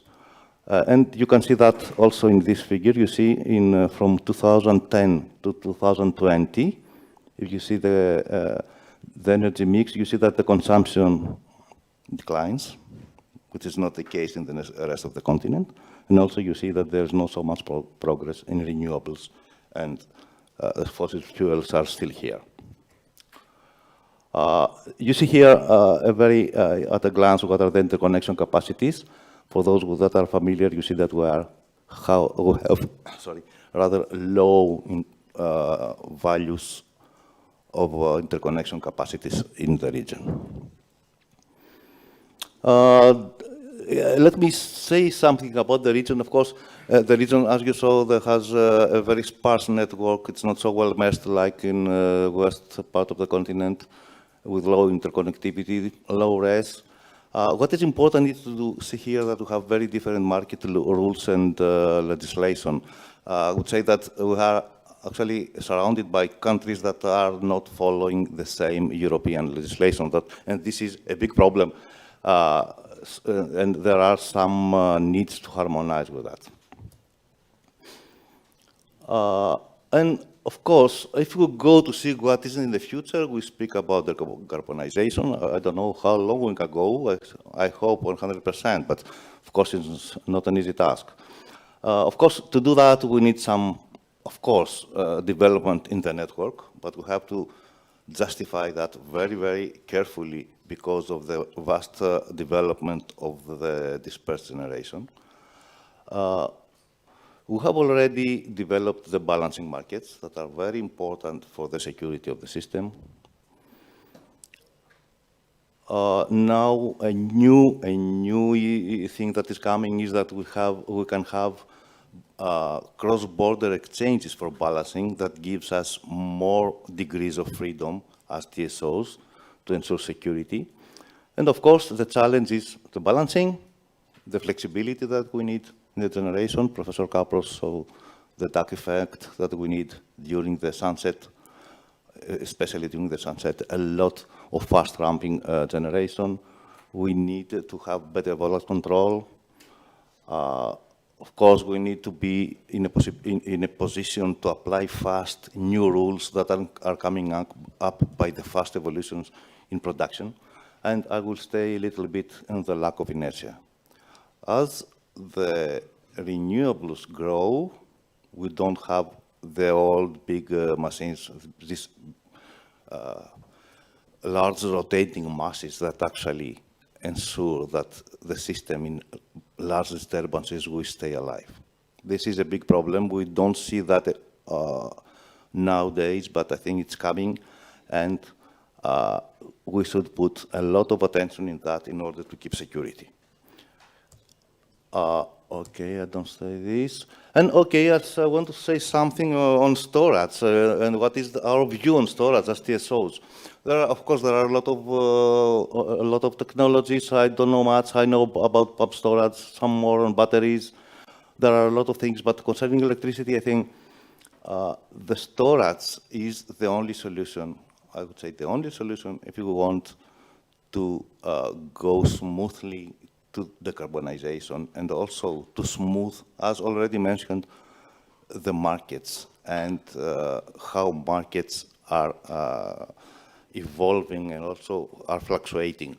So, of course, they can smooth the price fluctuations, of course, yes. And also, I would say that in a case with a lot of storage, I would expect almost a flat price, if you see in theory. Yeah. Also, of course, we can exploit the renewables, of course, and that are indigenous sources. Of course, there are some problems that have to do with the harmonics, because all these devices actually are connected through power electronics, so the problem of harmonics will increase.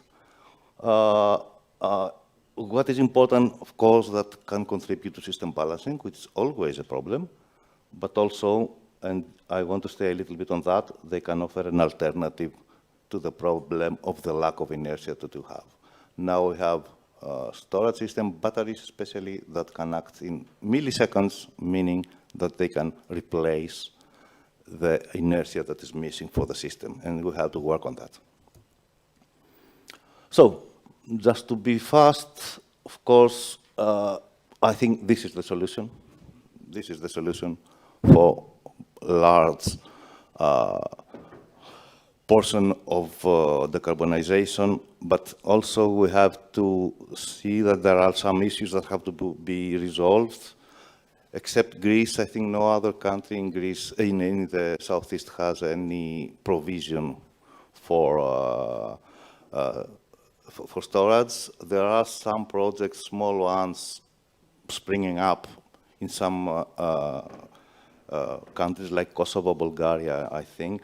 Of course, somebody has to think on the cost. I think there's a discussion around. It's not my piece of cake. And also, I think we need maybe state aid. This needs some state aid, as all new technologies. And also the material issues should be a little bit under consideration. So, to conclude, I would say that, okay, we have major steps done already in Europe to the harmonization, to creating an internal market. Now have some more steps to go within the clean energy package, especially for the regulation of the system and the operation of the day operation. And concerning storage, I think this is the solution, especially for the TSOs, in order to alleviate constraints and also allow us to have a smooth everyday life. Thank you very much. Thank you.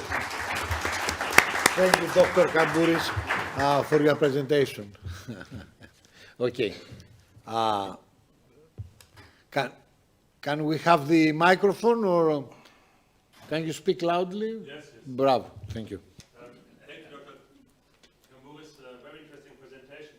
I do agree with you that the TYNDP is important because then you have the investment and everything coming up. Can you please elaborate if this TYNDP will come from a 1-hour time frame to a 15-minute time frame?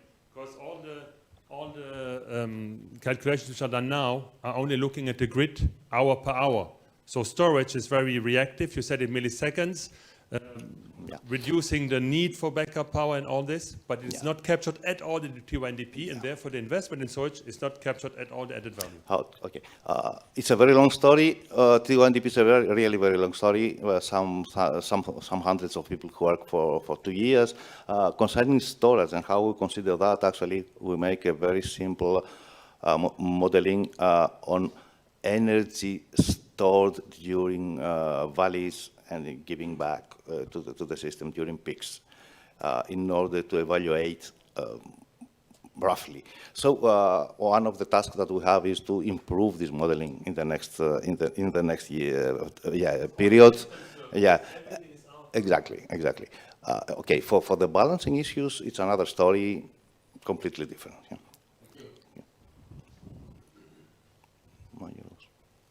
Hello, Mr. Kambouris. This is George Loizos from the Greek regulator. One comment and a question. I would like to say that the Greek regulator has done everything in its competencies the last 3 years to support the establishment of the RSC, and since July, the RCC in Thessaloniki. And we really thank you for that. I mean, we will continue doing so. And the second is just a guess or estimate from you. At the moment, the RCC doesn't own any assets, transmission lines, I mean. Do you foresee that in the future you may own interconnection transmission lines? No. Or, I don't believe that. I don't believe that. You don't believe that? Yes. I think now, for the time being, actually, our role is to give recommendations, yes. The RSCs gave just recommendations. The TSOs are free to do whatever they like. Now, if they don't follow the recommendation, they have to justify why. I think in the future we'll give real commands. Yes, of course it will ask to have raw data, maybe by a SCADA or something, but it will take some years, at least 5, 10, yeah, in order to have the role, let me say, not exactly, but of a regional TSO, an RTO that tries to keep solutions in a broader geographical area. This is my prognosis. It's not something concrete. Last question. Κύριε Φρυδά. Last plus Yanni, great presentation. you. I think you will be the best placed here to answer this question. Do you know of any European TSO who currently owns a battery plant? And if yes, how they circumvent the restriction of the European regulation? No, I don't know. I don't know any. Yeah, I don't know any. I know another story with Terna of Italy that had actually the management of some pump storage some 15 years ago, but at the end it was considered that it was against the laws and it was drawn back. But to my knowledge, I don't know that if there is. Yeah. But you know, yeah, okay. Yeah. Just to reply to the question, so there are sometimes on islands where this unbundling is not happening, and then the TSO is allowed to own storage devices as generation devices. But it's also on the mainland. You have it, the French RTE is owning a battery doing the Ringo project, and the Terna in Italy has the battery lab where they own batteries. But all this is done for experimental, for analyzing the system, are demonstrators. So on a pure commercial basis, it's only discussed now in Germany to have a TSO allowed to own batteries, big batteries, to reduce the N-1 criteria of the lines and increase therefore the capacity of the transmission lines. And this would be called the grid booster. And they're the only ones which I'm aware of that they're discussed now really that they own and operate, but only for the case of being a grid booster for the transmission applications. By the way, EASE always said, you shouldn't ask who may own it, but you should ask, what may you do with it? Because if a TSO is paid to bring electrons from A to B, and he can do it more efficiently with storage, why should he not use storage? Why does this need to build a line? And then we also have foreseen, it's called the mixed business case, where a TSO, a regulated entity, and a market player comes together in order to operate a battery together and may own one or the other. So there are a lot of constellations. Last question.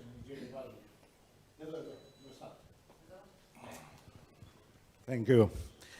I have actually two very easy questions. In the maps that you showed, Yannis, I noticed that in some of them, Switzerland and the United Kingdom were included, while in others they were not. Yeah. Can you comment? No. It's a matter of I should do better preparation. But we put in gray the countries that are not in the EU now. Maybe some is left back with a wrong color. But Switzerland, for example, follows 100% the European legislation. It's completely embedded to the system.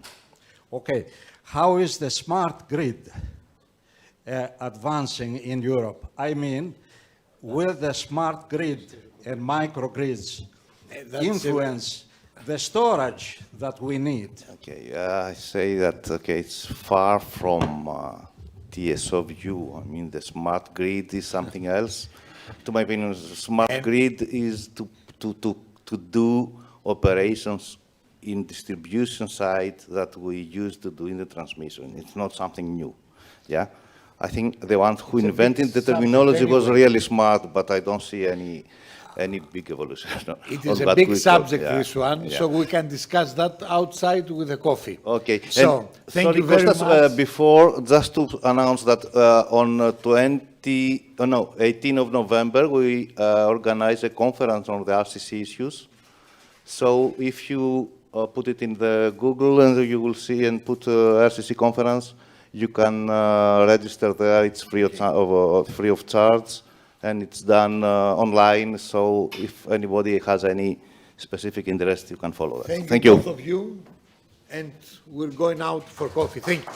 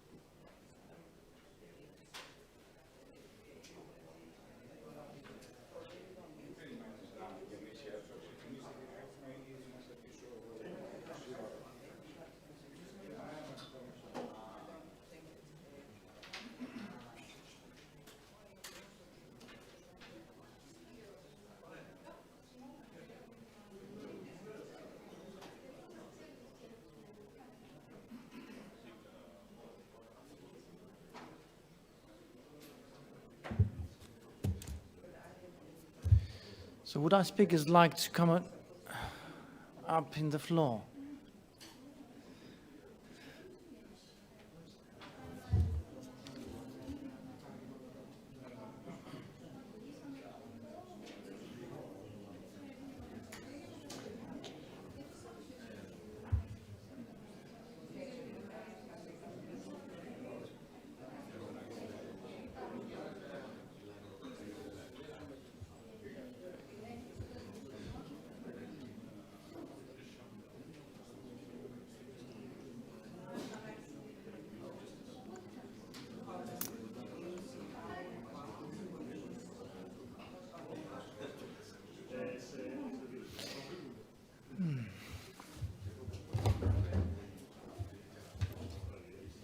Παρακαλώ, όσοι μπορείτε να έρθετε σιγά σιγά για να ξεκινήσουμε, γιατί έχουμε καθυστερήσει το πρόγραμμά μας.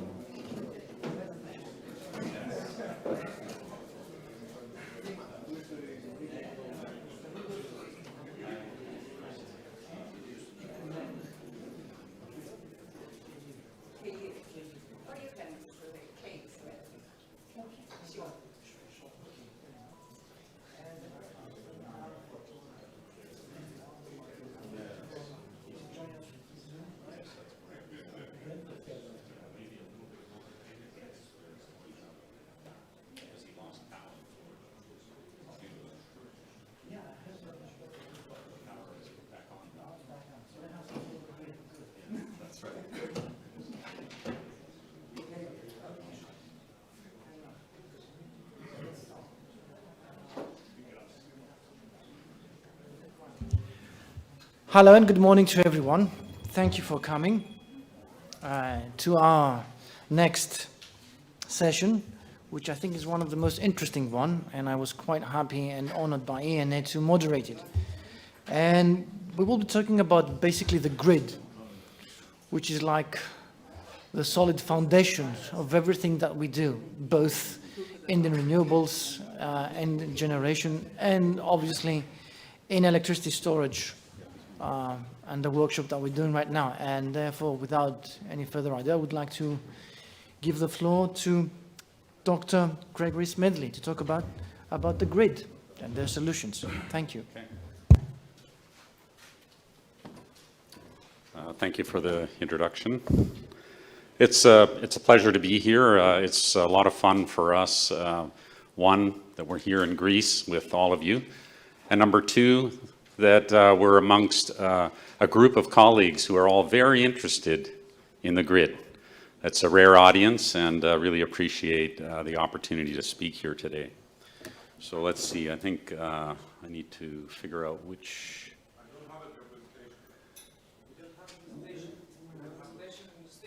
Oh, no, maybe I had sent it by email.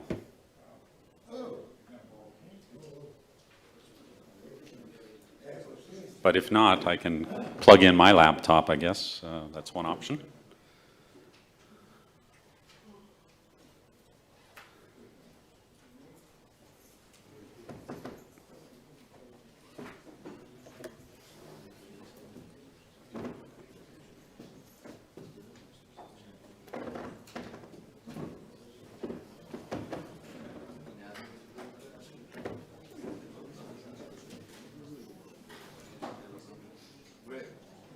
have a USB. You think maybe you can? I cannot. You cannot. Cybersecurity. Oh no. I think the best thing might be plug your computer.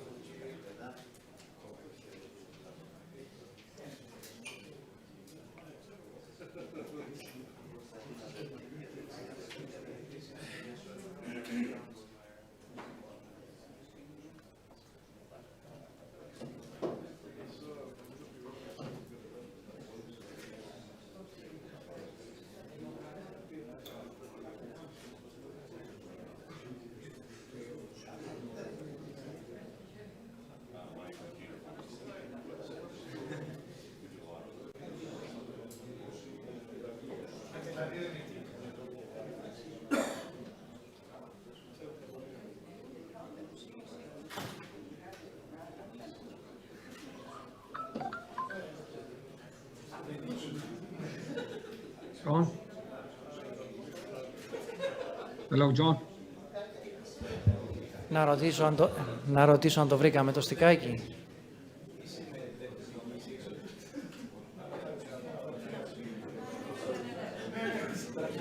Κώστα, το βρήκαμε.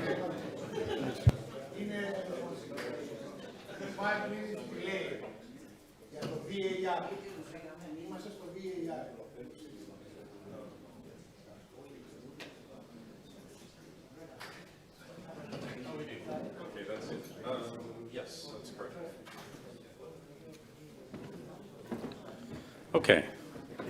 We inserted that technical delay so that more of us could attend this talk. So first off, thank you for this opportunity to speak. Today we're actually going to be presenting to you in a three-part series. The first part I'm going to talk about the product, that's the OCC Dynamic VAR Compensator. And in the second presentation by Professor Kay Smedley, we'll present modeling results showing a grid model and the benefits of using dynamic VAR compensation to enable increased renewable penetration. And in the third presentation today by Mr. Maldonado of our team, he's going to present the business model and the business case around the deployment of dynamic VAR compensation to provide grid stabilization so that we can increase renewables and get to those targets that we'd like to achieve. Now, of course, we've heard a lot about storage earlier today, and storage is an important component in the grid in order to enable us to get to high levels of renewable penetration. And we see also dynamic VAR compensation as the ability to rapidly and dynamically stabilize the grid voltage, something we heard about in the last talk, that voltage stability is an important consideration for grid management.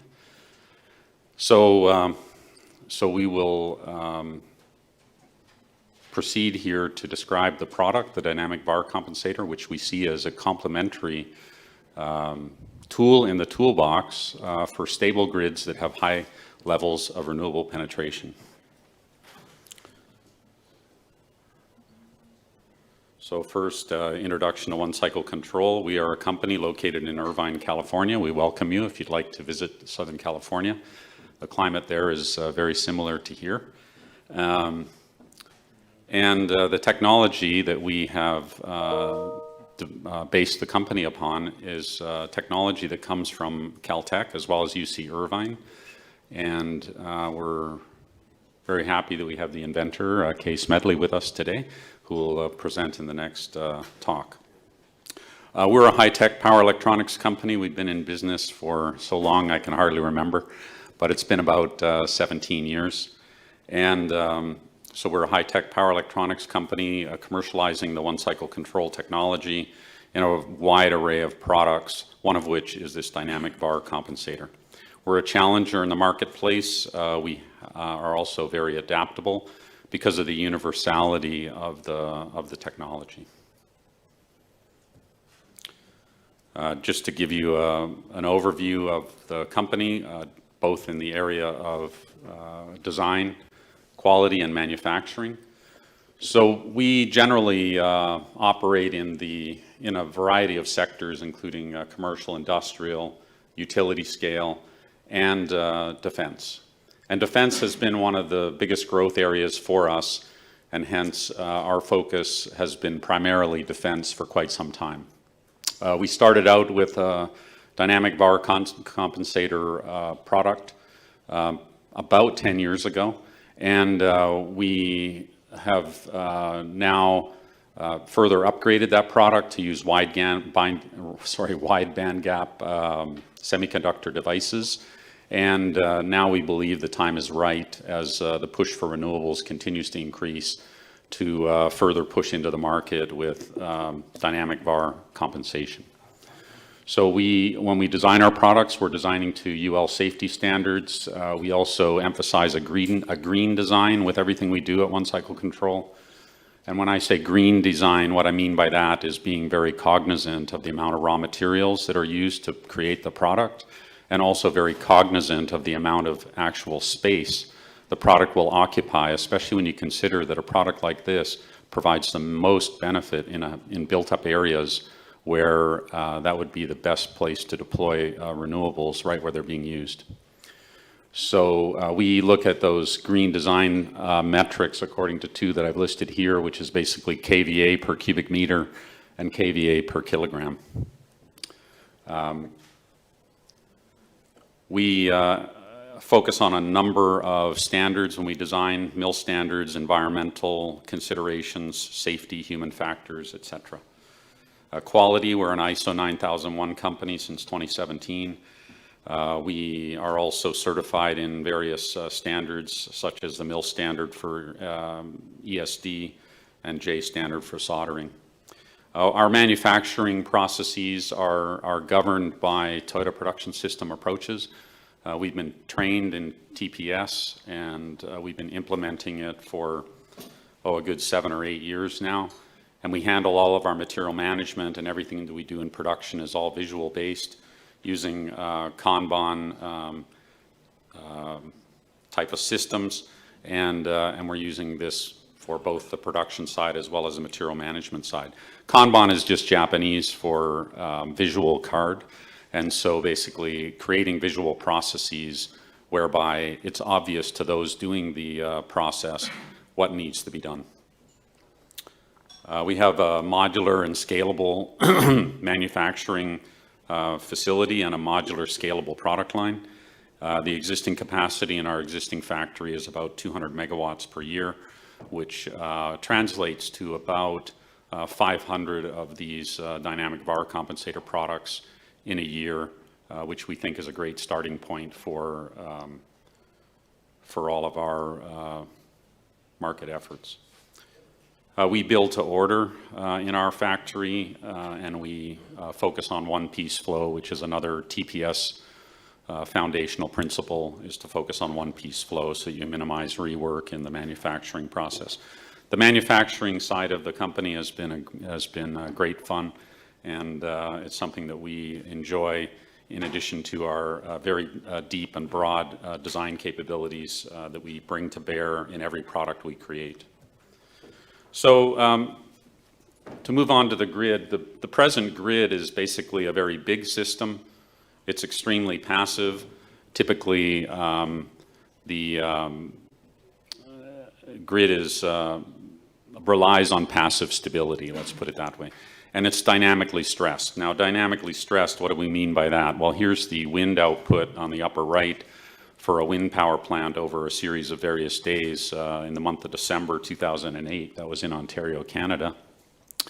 And so you can see that wind power production is basically all over the map. It can be high, it can be low, it can be high at different times of day. So basically just covers the entire spectrum. Solar in the lower left, another wild animal on the grid. As clouds pass by, the output of the solar power plants can decrease by a factor of 10. And you can get extremely dynamic variations in solar power output, as shown here on this graph.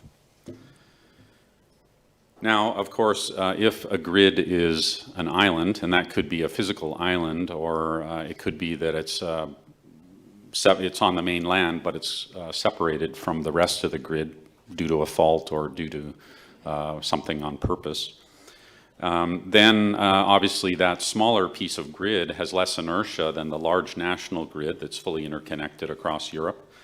And because of the reduced inertia, it's going to also be a lot more dynamic. So connecting an island to the mainland, for example, can help. That can be a way of increasing the inertia of that island because you've now hooked it to a large anchor known as the national grid. So this is one way to deal with instability, is to basically hook it, an unstable region, you can hook it to a larger region so that you can sort of spread the dynamic load and provide a more stable environment. The concern with that is that it can be extremely expensive to connect an island to the mainland. So it seems it would be nice if there were ways to help stabilize these smaller grids so that maybe expensive connections become unnecessary, or maybe they can be a lot smaller. So there are a number of methods out there and products available for VAR and voltage regulation, and I list a few of them. Some of them tend to apply more in the transmission level, such as the synchronous condensers, which are these very large rotating machines that consume a lot of power when they're actually not providing VARs.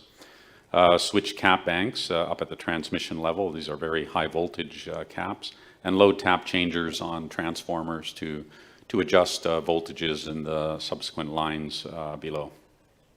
In the distribution level, we can also use switch cap banks, and now we're operating at lower voltage levels in the United States, around 12 kV. And static VAR compensators, StatCons.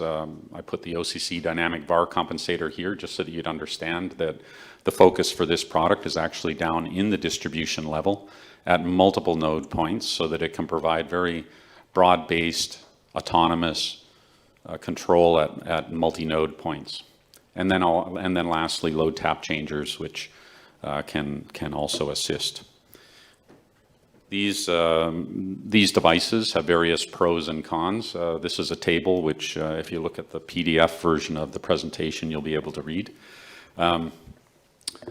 But it basically lists on the left side the various methods to do volt-VAR control, and then the various metrics to evaluate what the benefits, pros and cons are of these various technologies. Synchronous condenser, as I mentioned, consumes a lot of power when it's actually not providing VARs, because it has to be spinning so that it's ready. It also has very high inertia, so it's not really very suitable for fast transients, but can be great for, say, the end of a transmission line somewhere. Load tap changers and switch caps also suffer from slow speed and also discrete step control, because you switch in one capacitor after another and it gives you a discrete bump up in the voltage level. StatCons can be adequate if the transient is relatively mild. They tend to be slower acting. The dynamic VAR compensator is designed for extreme speed, so it is an extremely fast resource that can stabilize very dynamic events. So it's good for fast transient suppression.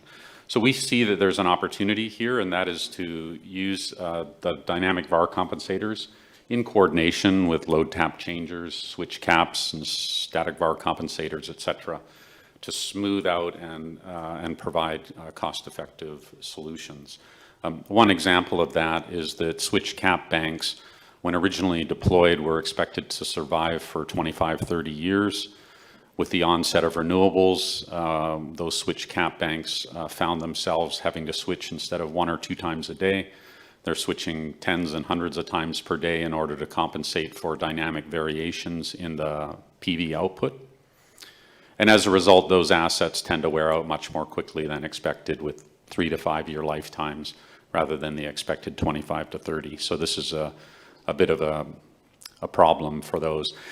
In order to reduce the number of switching transients, the developers of these switch cap banks have basically slowed down the control loops to say, well, okay, why should I switch now? Maybe if I wait a few seconds, the cloud will pass and everything will be okay, and I won't have to worry about switching this in.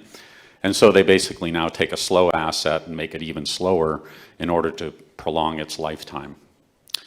Semiconductor-related devices, such as the dynamic VAR compensator, which is all solid-state type of equipment, can switch on and off and give you both positive VARs for pushing the grid voltage up, like capacitors, but it also provides negative VARs to be able to pull the grid voltage down.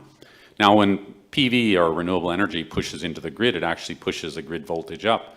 So capacitors aren't really well suited to trying to manage those voltage increases on the grid, whereas dynamic VAR compensators provide the bidirectional VAR control. And the VARs that are produced by the dynamic VAR compensator are continuous versus stepped.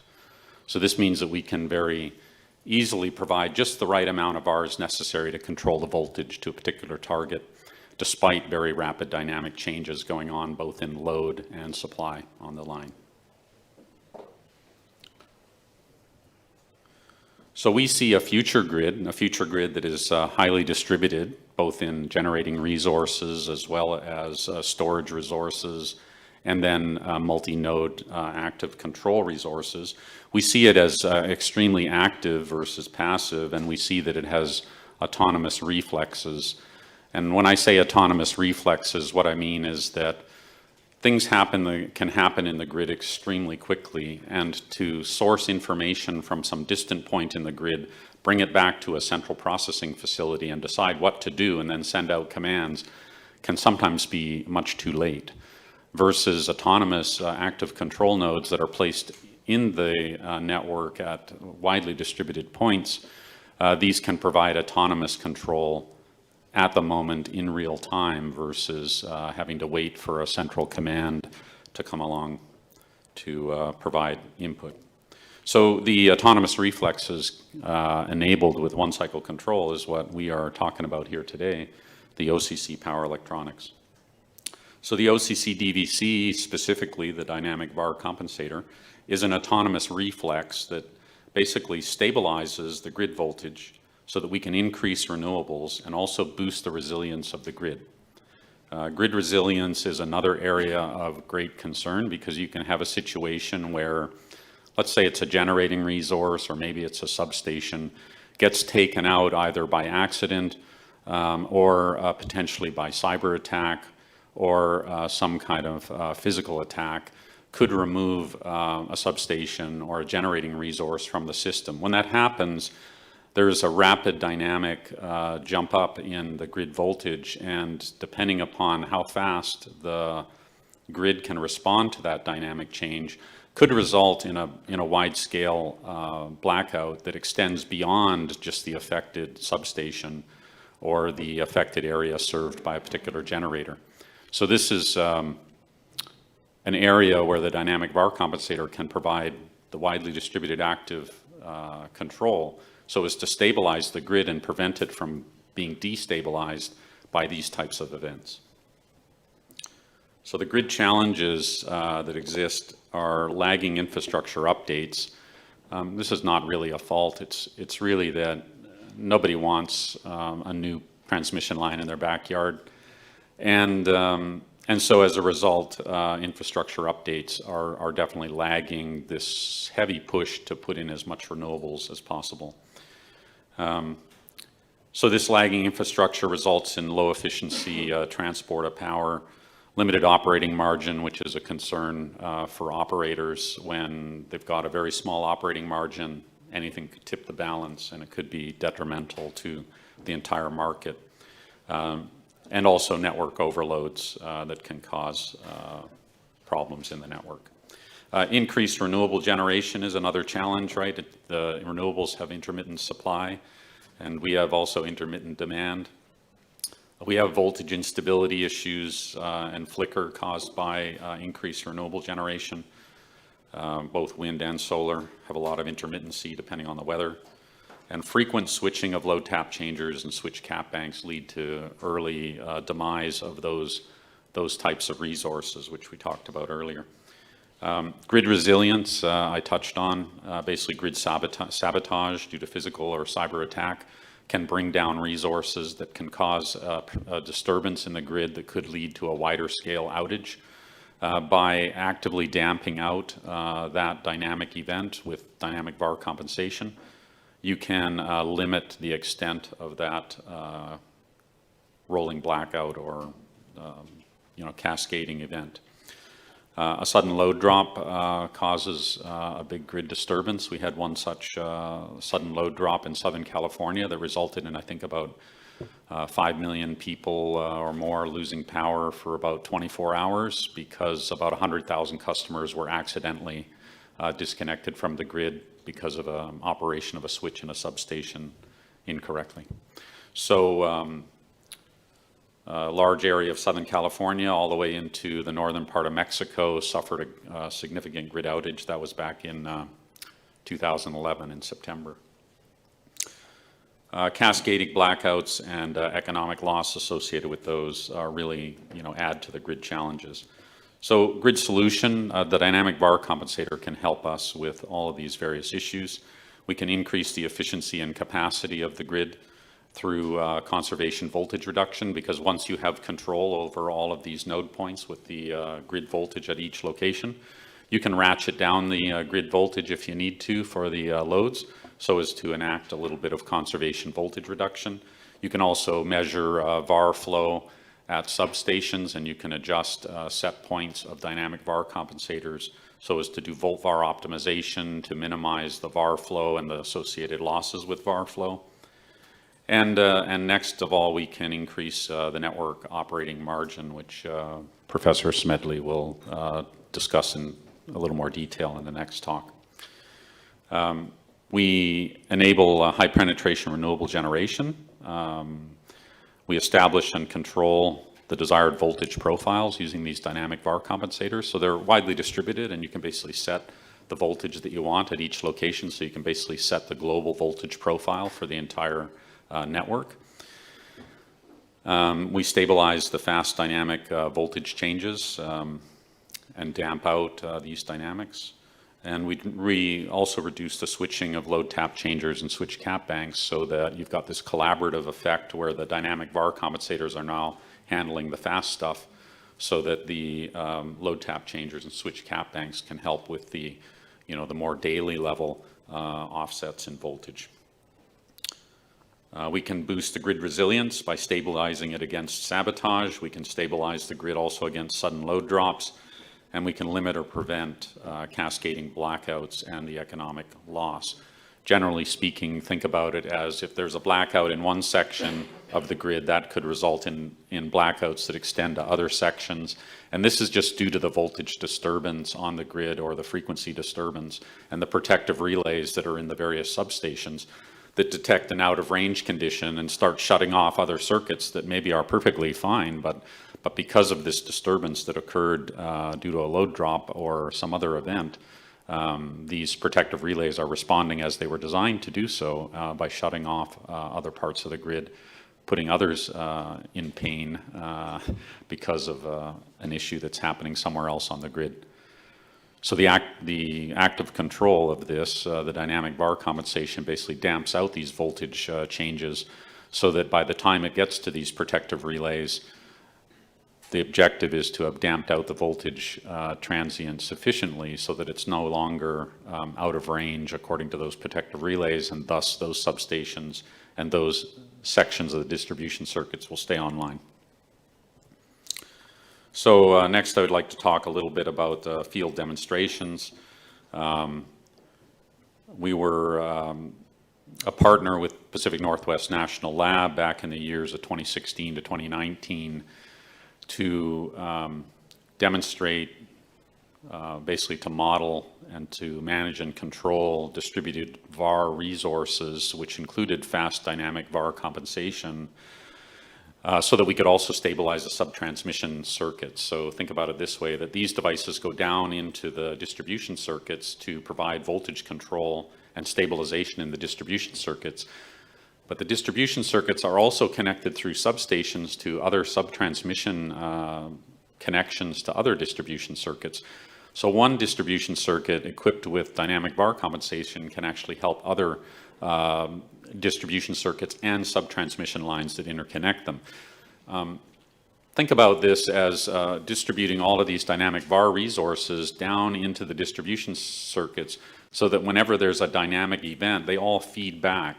And so, for example, if there's a dynamic event at the transmission level or the subtransmission level, you can think of the distribution circuits as the roots of a tree that then help to support the trunk. So, so this was an excellent project funded by the Department of Energy and demonstrated that the fast dynamic VAR compensation was able to provide multi-node control on distribution circuits and help out adjacent circuits. This is just an example of an installation.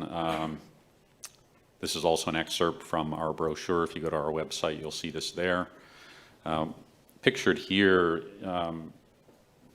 this was the very first demonstration of a dynamic VAR compensator by One Cycle Control. The utility wanted to put it in a place where it would be significantly challenged. So co-located at this facility, you can barely see in the back an inverter, and this is a manufacturing facility. The manufacturing facility has about 330 kilowatts of solar on the roof, and it has about, I'd say, 400 to 700 kilowatts of load based on our measurements. And so there are extremely dynamic events that occur in this manufacturing facility, including a complete load drop where we had, I think we were producing about 300 kilowatts of solar and had about 600 kilowatts of load at that moment when their entire facility dropped offline. So we went from pulling 300 kilowatts across this 1 MVA transformer, pulling 300 kilowatts through there to pushing 300 kilowatts back through it in a matter of milliseconds. And the dynamic VAR compensator immediately jumped into action to stabilize that voltage so that it basically appeared as a very flat line with a slight blip in it, as opposed to something much more serious had that type of event occurred without any active control. So the fast active control demonstrated a very quick response. Also shown here is two sets of data. The data on the left, we just show the phase A voltage and the phase A current, but the phase A current is in green, and you can see it's extremely dynamic. This is a manufacturing facility where they're turning on and off some very large loads in there. And then you can see the grid voltage, which is the black line, and it's also extremely dynamic, including a good spike on it right there. So, so there's a lot of dynamics on the voltage, and this is with the dynamic VAR compensator in the off state. When we turn on the dynamic VAR compensator, and in this case we set the control voltage to about 478 volts phase to phase, and we still have very dynamic load conditions going on at the facility, but now you can see that the RMS voltage is basically flat. So we can control the voltage very precisely and keep it stable despite very rapid dynamics on the grid. And I guess one thing to point out here is that from our deployments, we've determined that the size of the dynamic VAR compensation needs to be about 20 to 25%, maybe up to 30%, depending upon the conditions of the load rating of the system. So in this case, This was an older model of the dynamic VAR compensator. This one's rated at plus minus 240 kVARs. The new model is rated at plus minus 360 kVARs and is more efficient because of the use of wide bandgap power modules. And this transformer is rated at 1 kVA. So in this case, we're at about 24% of the rated capacity of this system. And we're about, I think about 35% of the rated load.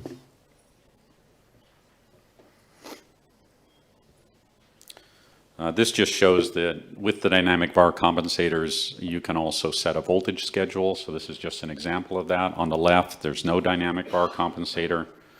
So on the left, DVC is off. The site kilowatts, this is over a 1-week period. So you can see there's a lot of dynamics during the week. And on the weekend, there's very little load at the facility, but there's a lot of generation. So this is the PV pushing back into the grid. The site voltage also has this daily variation where it's high in the night and low in the daytime during the loaded conditions. And on the weekends, it tends to rise up. And of course, there's no dynamic VARs being put into the system because the DVC is off. Now we turn the DVC on. We have similar, actually even worse dynamics, including this is pushing very aggressively into the grid now, almost to the full 300 kilowatt output. And then you can see here on the Saturday, there was a lot of dynamics in that PV output demonstrated here. And here where the PV output exceeded the load at the facility even on Friday and Thursday. So again, with a lot of dynamics due to passing cloud cover. We set a voltage schedule here. Here we set it to 481, and then we set it to 486 on the weekend. And you can see the dynamic VAR compensator is doing its job up and down so that this site voltage is flat versus what you see on the left with no DVC. Here we have control.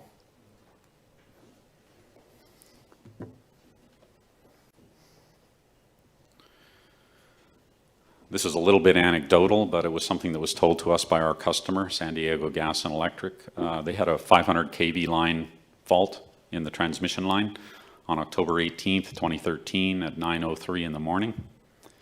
And they have measuring equipment at all of their substations. So they detected the voltage sag. I guess it was a pretty significant voltage sag. All over their system at all the various substations, except the substation that happened to be connecting to the distribution circuit where the dynamic VAR compensator was located. So that's a very fast response. Basically, the way we look at it is that if you respond very, very fast, you don't need to respond with as heavy of a hammer. Think of it as a very fast-moving, lightweight hammer versus a very slow-moving sledgehammer. So the hammer needs to be bigger if the speed of response is slower. And in this case, the speed of response is extremely fast. So therefore, you can have less dynamic VAR compensation, but yet achieve very substantial voltage control. So then I'd like to discuss, present a little bit about how these are installed. So here's just an example distribution circuit showing a substation at 12 kV, and then this substation and distribution circuit serve a number of buildings, which are just shown here in blue rectangles. And the dynamic VAR compensator is situated in this region here that is actually owned by the utility. It's between the facility transformer and the facility utility meter. So this is an area that they have access to, but they typically don't use. We can connect the dynamic VAR compensator right here. So this way we don't have to do all the civil works associated with connecting to the main distribution circuit by installing a separate transformer, etc. However, if desired, because it would be beneficial to the system, a separate transformer can be installed with the DVC to connect to that distribution circuit. But in general, we show most of them are deployed on the customer side of the transformers in the distribution circuits. So standalone, like here, at the buildings, and also at generation.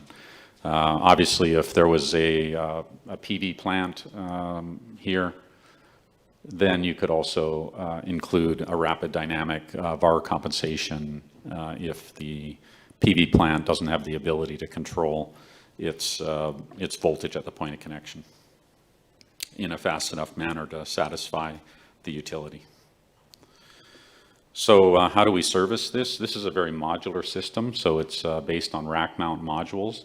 And these rack mount modules blind mate into the back of the cabinet to connect the power. So we can hot swap these. So while this is operating and delivering however many VARs it needs to deliver as it's dynamically changing the VAR level as it's operating, we can remove and replace. And when we remove it, it'll just redistribute the VAR responsibility to the remaining modules, and then you can plug in the new module and it'll redistribute it again. All that happens automatically. We can remove and replace in about 5 minutes. A lot of this actually comes from several of our defense applications where we have to satisfy a very high level of percent uptime. And the percent uptime is extremely important, and the amount of time, the mean time to repair or replace has to be extremely small so that large-scale facilities can operate with high levels of reliability.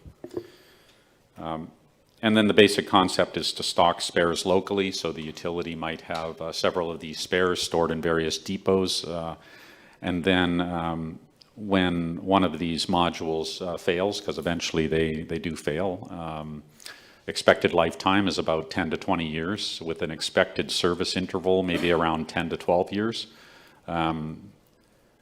Because there's no moving parts in a solid state device, but these are also fan cooled, so the fan is rotating, and it'll rotate a certain number of times before it eventually wears out, and you'll need to replace the fan. So what happens there is the locally stored module is put in, and the other module is removed, put in the box, shipped to the factory where it is rejuvenated so that it can come back as a spare and perhaps be used for another 10 years or so before it needs another service interval.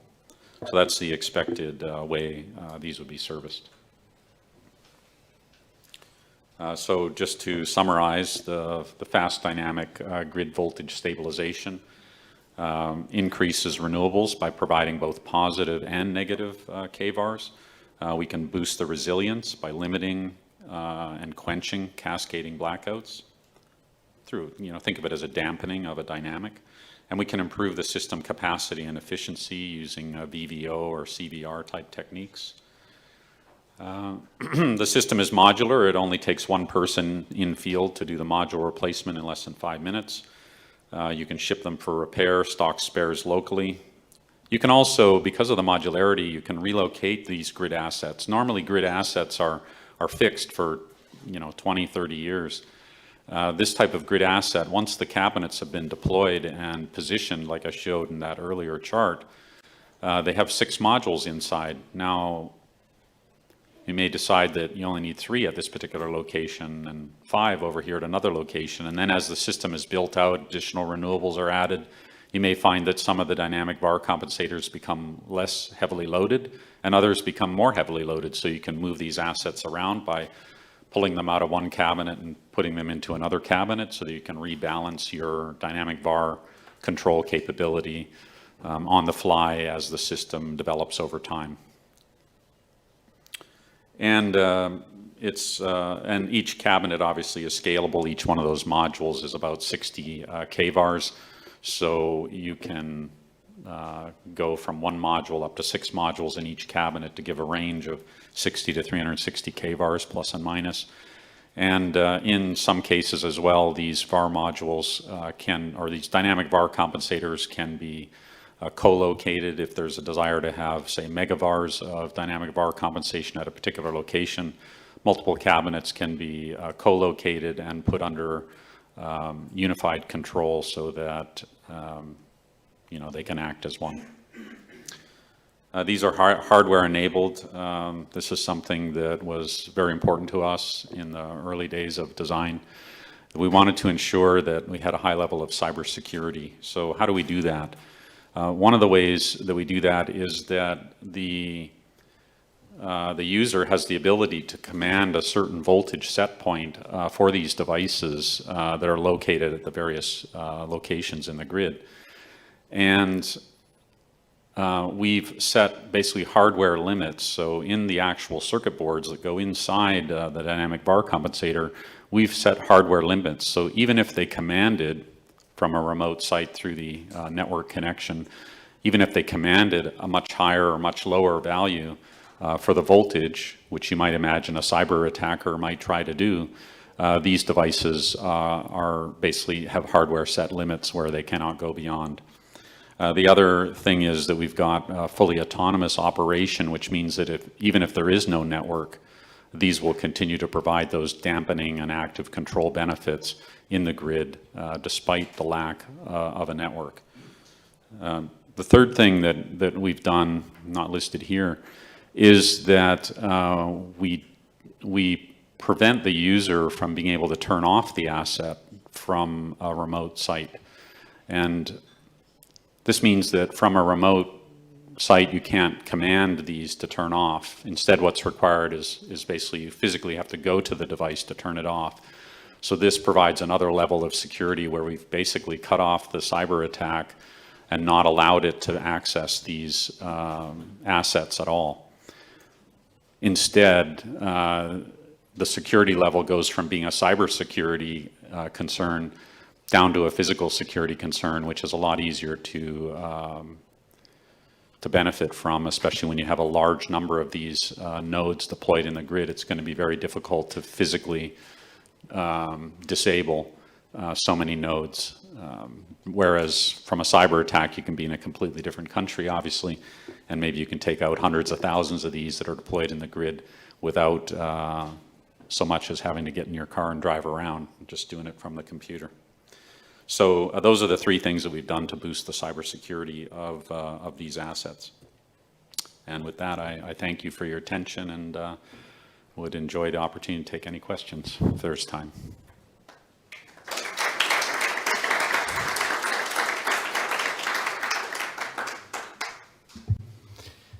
Thank you, Dr. Smedley, for that lovely presentation. I think we have time for about a couple of questions.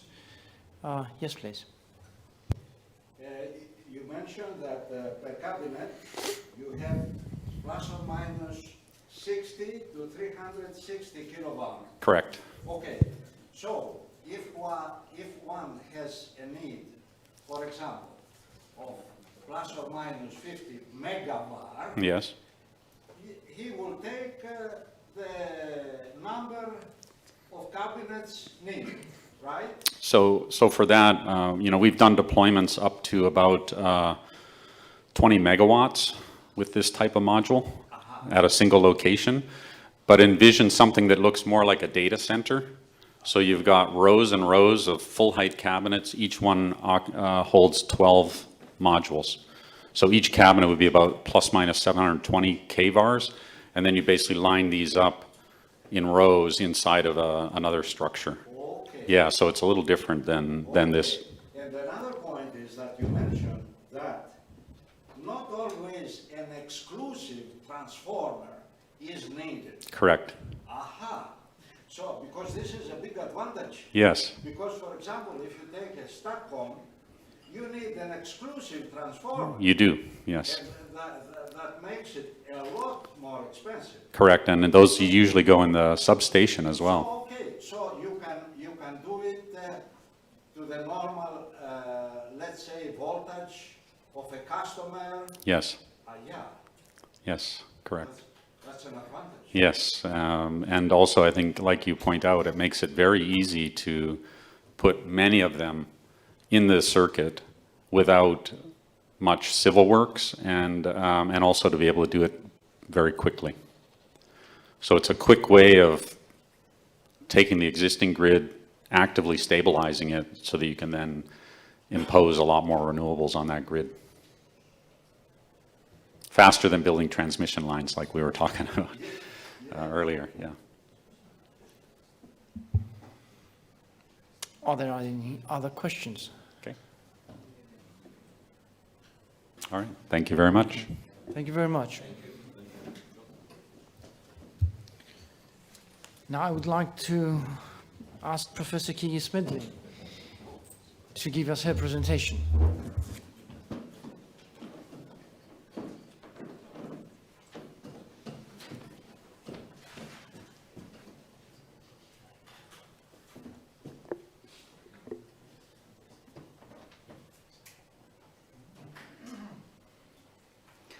Hello, everyone. My name is K.U. Smedley. I'm professor at the University of California, Irvine, and I am also the co-founder of One Cycle Control. Today, I'm here to present to you some of my study based on simulation. First of all, I'm very honored to have this opportunity to be in the home of Aristotle.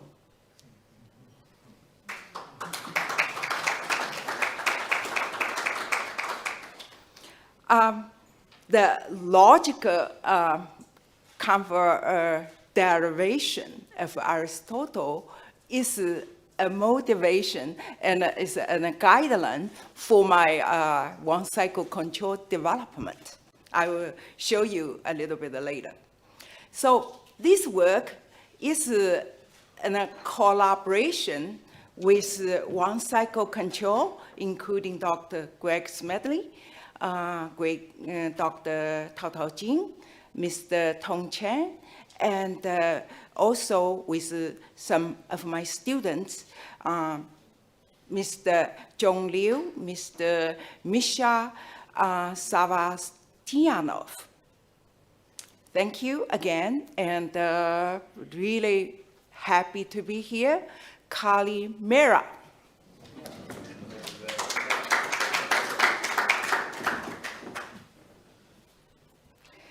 So to start with, I'm going to use the U.S. power grid as an example. So the U.S. power grid is probably one of the largest power generation machine in the world. So in 2020, we have generated 4 million gigawatt hours of power. So among those powers, we see we have 60% from fossil fuel, 20% from nuclear power, and 20% from renewable, including hydroelectric. So now I'm going to zoom in to the renewable concentration, okay? So here we can see the hydraulic power is still the majority of the mix. So it contributes the major renewable power. After that, we also have a bio and geothermal, biomass and geothermal. So totally the hydropower, biomass, and geothermal, they are still very good citizens of power grid because they are dispatchable, similar to the traditional fossil fuel based on heat generation.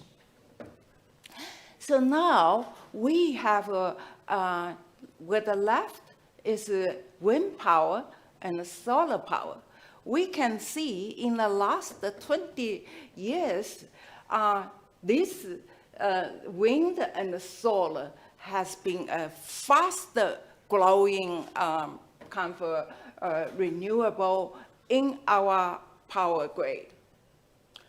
So wind power so far, we can see contributes about 10%, and the solar power, the percentage is still smaller.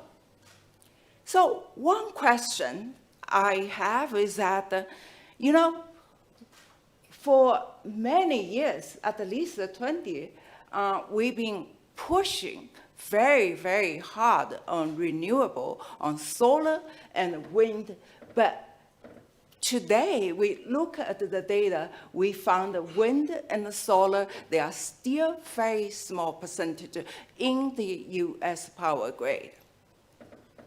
So what is the reason prevents such a penetration to be much higher level? So one thing we can see is that renewable, not all renewable, wind and solar typically have major characteristics. That's intermittency and fast transient. So these facts cause great instability and cause voltage regulation equipment wear out prematurely and cause blackout, brownout. So those are the reasons prevent us to increase the renewable. So what would be a good solution to handle such a thing, to enable us to have a much higher percentage of wind and solar in the power grid? So I show some VAR compensation curve, power operation curve. This is a known theory, not my invention, but I like to use that to explain why the VAR compensation can greatly help the stability margin of the power grid. So the solid line, oh, sorry.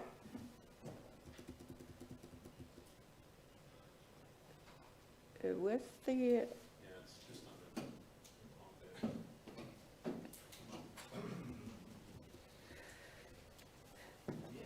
the pointer? Yeah, it's this button here. Which one? Okay.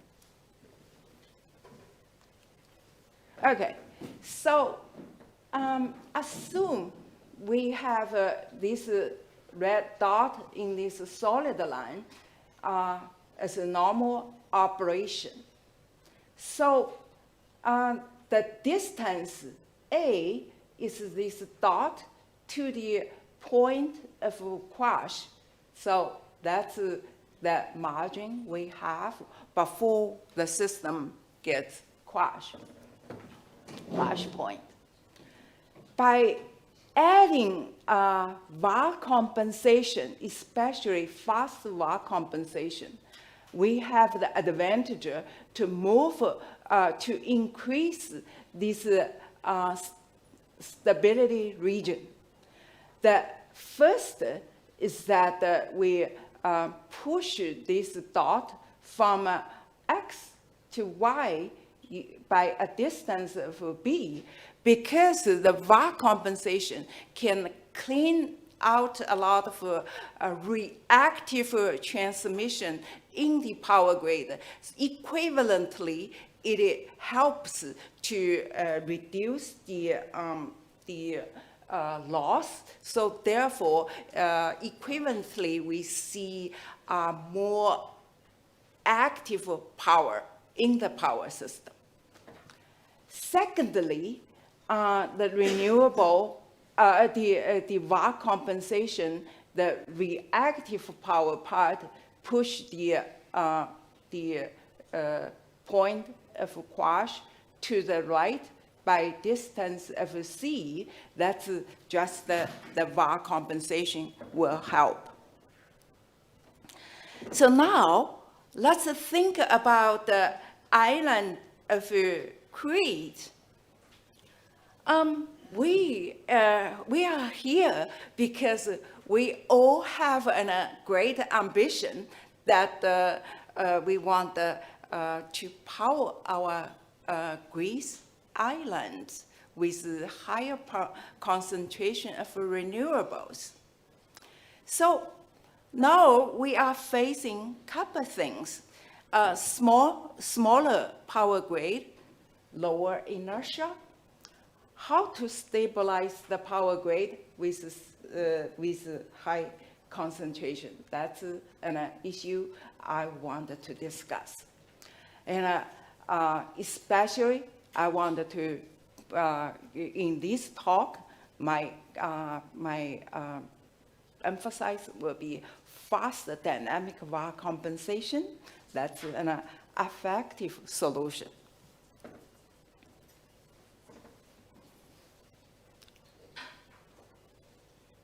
So I have been working in the power management for power grid for more than 20 years.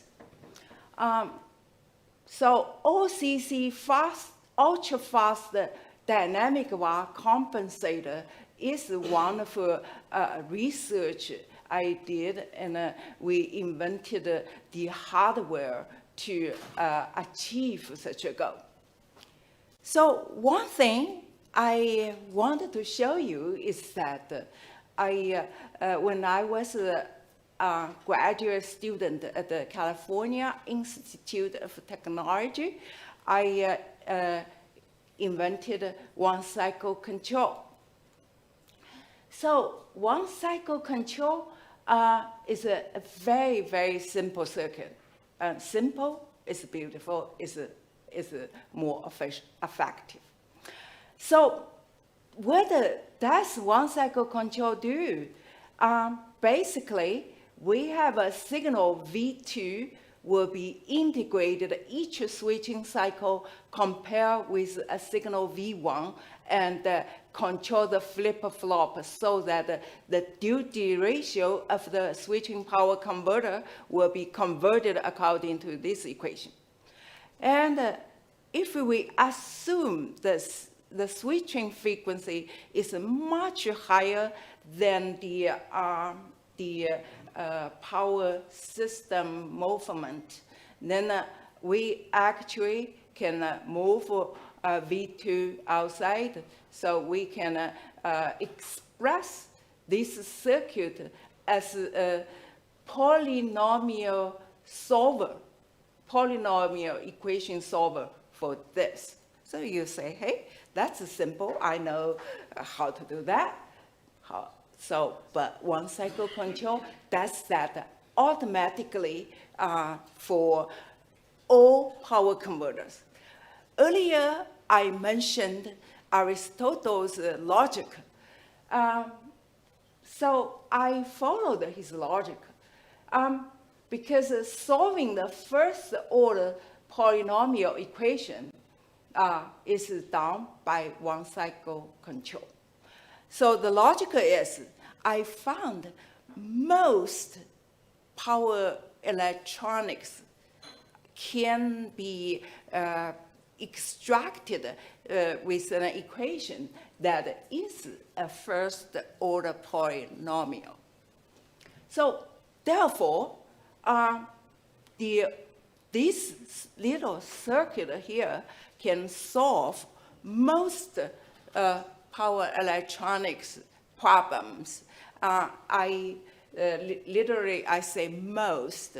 I do not say all, but as far as my study concerned, I have not seen any PWM circuit is outside this range.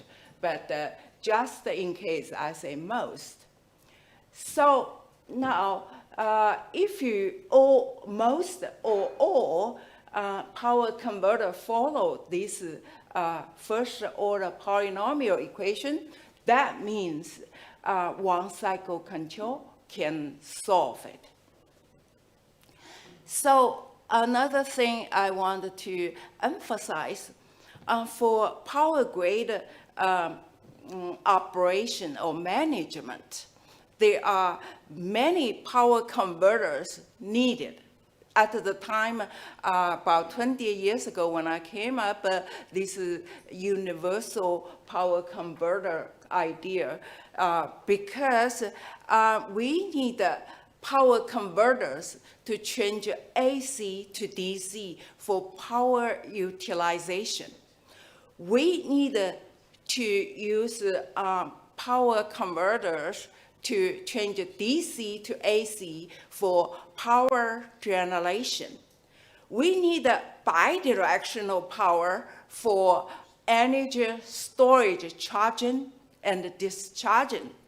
We need a VAR compensation for inductive VAR and capacitive VAR.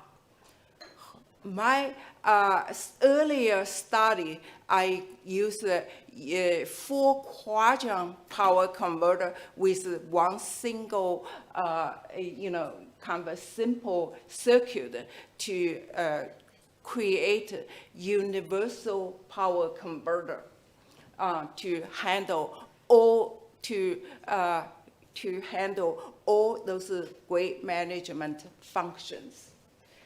Today, my emphasis is fast VAR on demand, and we say one cycle control OCC. That means one switching cycle, not the one line cycle. One switching cycle approximately about 50 microseconds. So from power grid point of view, it is pretty much instantaneous response. So I want to show you here the VAR, how fast the VAR that is with one cycle control. You can see here the golden color is the voltage. The green color is the current. The current in this case is leading the voltage. That means it's a capacitive VAR.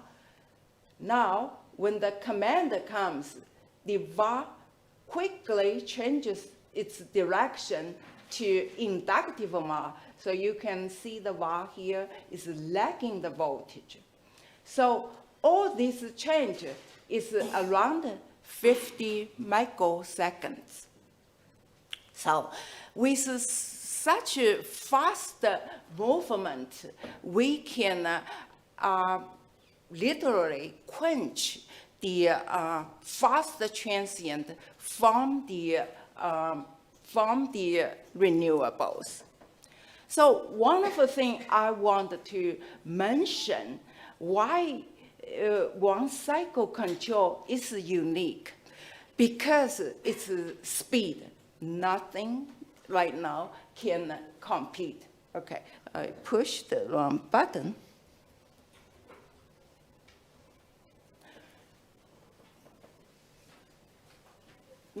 Nothing can compete, because all this operation with 50 microsecond kind of time frame that is not achieved even today.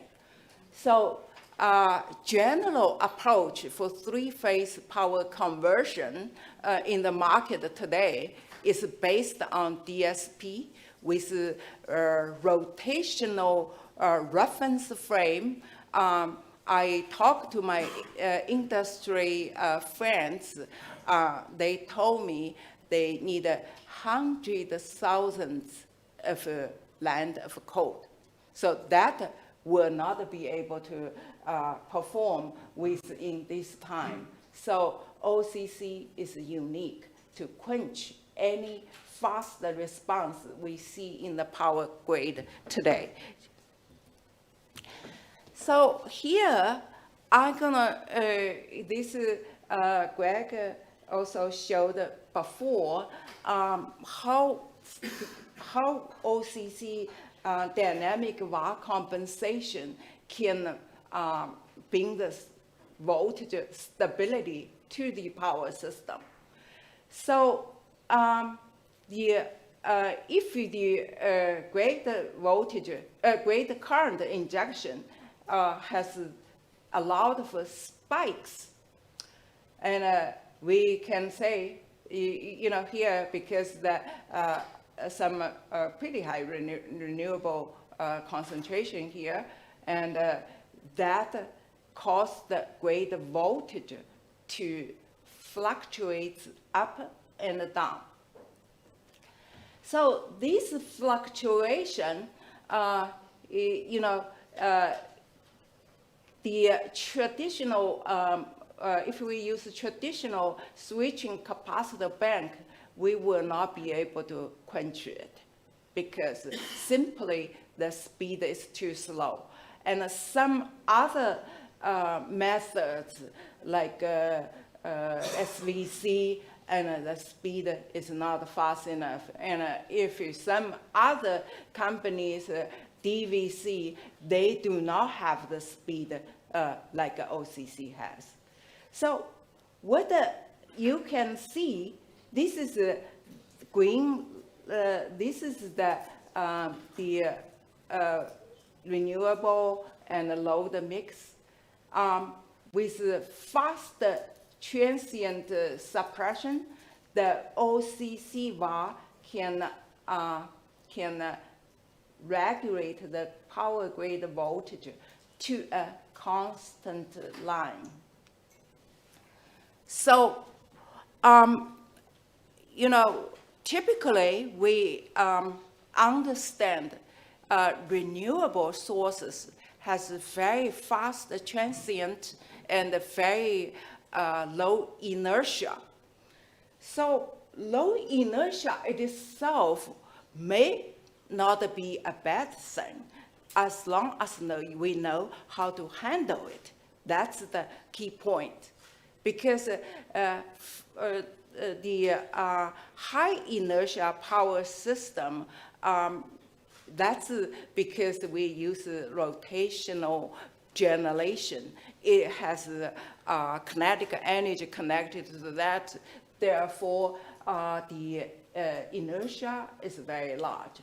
So when you need to handle very fast transient low inertia renewable, we need a faster tool such as OCC, DVC to stabilize the grid like just like normal. So I'm going to show you some simulation to to show the benefit of fast dynamic VAR compensation. You know, the VAR compensation to stabilize the power grid, that's not my invention. Even earlier in 1960s, 70s, EPRI has had some idea, proposed the idea, flexible AC transmission, basically based on facts. They call facts. But the one of the important component in facts is VAR compensation. So VAR compensation is an idea, is already there. My work, our work, one cycle control company's work and UCI's work is to realize the fastest VAR compensation to you know, verify the flexible AC transmission, that the idea actually is good. So I showed here is a circuit called IEEE 9-bus standard circuit. This circuit was given by EPRI in 1977. This is a representative of a small power grid, which is quite similar or slightly smaller than Crete with the capacity point, from capacity point of view. So we build a MATLAB model for this circuit, and so the generators have a rated power approximately about this, 500 mega VA. And the load, in the simulation, we have 3 loads connected to this pink color, connected to these 3 buses, totaled about 315 megawatt loads. We have renewable sources connected to bus 1, 2, 3.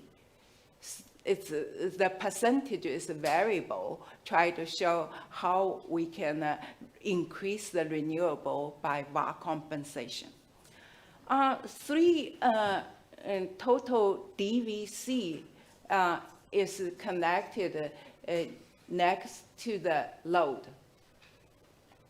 to get the best result. So we measured the voltage fluctuation or voltage stability in the system. So the detailed numbers are given here. So, okay, sorry.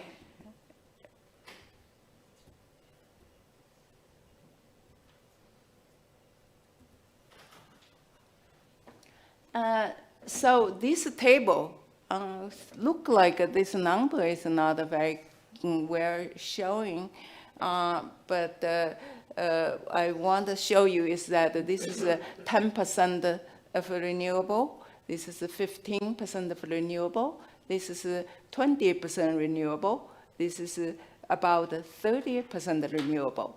So that's kind of a ballpark, kind of in a near term, we want to achieve for the, I understand it's a near term goal for Crete. So here I show the bus 1, 2, 3, 4, 5, 6, 9, and the last one's the average. So you can see that voltage fluctuation is getting higher and higher when the renewable mix is percentage is getting higher. So from this simulation, we showed a voltage fluctuation is a function of renewable percentage of renewable sources. So you can see, look like almost linear, but I cannot, verify it is indeed linear. But from this simulation, it is true. So the voltage fluctuation actually lowers stability margin.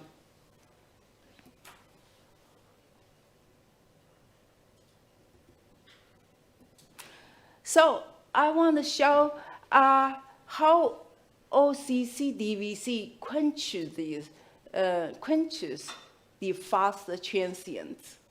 So in this case, the voltage fluctuation, it fluctuates. This is natural. And I didn't inject any Q. So here, we turn on OCC DVC and with Q injection. So we actually can achieve flat voltage and scheduled voltage. So you can see, depends on the situation. For example, when you have a higher input of a renewable, you may want to have the voltage be slightly higher. When you have a lower renewable and you want to have the voltage to be slightly lower. That is one thing can help. So here, I showed here is that it's for 30% of renewable. We have, in the power grid, we have about 12.5% of voltage fluctuation. So you can see these are the measured at the load basis. By inject fast transient VAR, and the voltage fluctuation is dropped to 3.5%, 3.5%. So, Professor, could we, sorry, here, over here, could we speed it up? Because all right, we're running out of time. almost done. Okay, thank you very much. Thank you. So OCC DVC can enable high renewable penetration and can make 30% penetration grade feasible. And for these experiments, we use about 80 megawatt of injection. So, yeah, your warning is very timely. I have the summary page right here. So, in summary, renewable sources stresses the power grid, and because fast transient and voltage disturbance, ultra-fast VAR enables renewable penetration, higher percentage renewable penetration by quench fast transients, stabilize grid voltage. OCC DVC technology, the uniqueness is that the breakthrough in precision and speed. It's a modular, flexible, and a small footprint. Our, the power density is much higher than anything we have seen so far. Field and simulation proven. We had a field demonstration, as Greg showed, and I showed a simulation. Wonderful things in our observation of real-world experiments, real-world operation, and the simulation is that by coordinating fast transient VAR with energy storage, we actually can reduce the amount of energy storage needed. That point is very important to see because we have experimental support showing that when the renewable only rushes back to the transformer, normally we would think that will destroy the transformer, but when we put a VAR there and this make the voltage stabilize like a constant line, so the transformer actually didn't even know negative current has rushed back to the transformer. So with this, I want to thank you for all of you, and also thank you for our organizers to make this presentation possible. Thank you.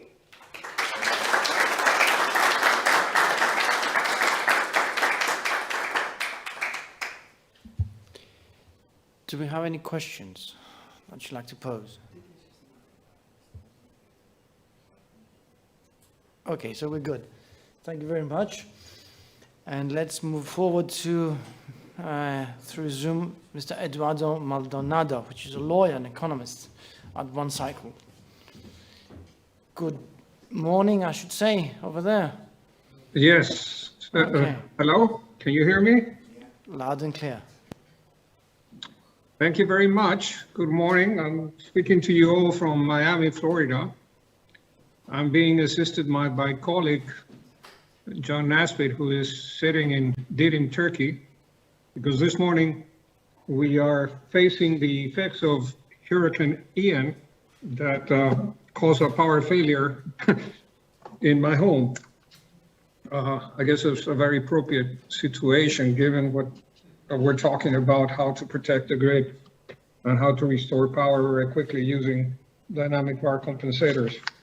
I'm going to be very quickly because I understand that we're running late and my colleagues have another meeting scheduled in Athens. Basically, next, John. We're going to be talking about 5 issues very quickly. What is the general background for the implementation of dynamic VAR compensation? Why are we looking at Greece? What is our business model? What are the benefits of the adoption and implementation of the dynamic VAR compensators in the grid at large? And what is the implementation timeline for these particular projects? Very quickly, Greece, like most of the countries, have decided to aggressively transition to a clean energy supply of electricity, moving away from fossil fuels to solar and wind as energy sources. All of the countries in the world are mainly doing this to fight climate change, seek energy independence, for the protection of the environment, and for compliance and with international agreements or regulatory requirements that have been agreed to internationally. To achieve this transition, not only are power sources from renewable energy being installed, but you need to also upgrade or make substantial investments in transmission and distribution. In the case of Greece, several billion euros will be invested to accommodate more than 13 gigawatts of renewable energy by 2030. To finance this investment as well, next, John. John, next. To finance these investments, plus in the case of Greece, to interconnected Greek islands to the main island grid, electricity tariffs will likely go up. The fourth premise that we are seeing here is that the existing grid is at risk of failure from the increased use of renewable energy sources, especially when you are looking at islands that have isolated electrical systems.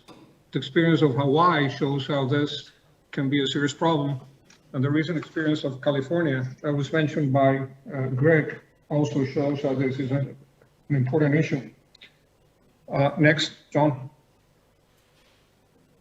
The presentation by Greg and KU show how dynamic VAR compensation can greatly mitigate the specific restrictions on the ROS penetration and efficiently help to stabilize the grid.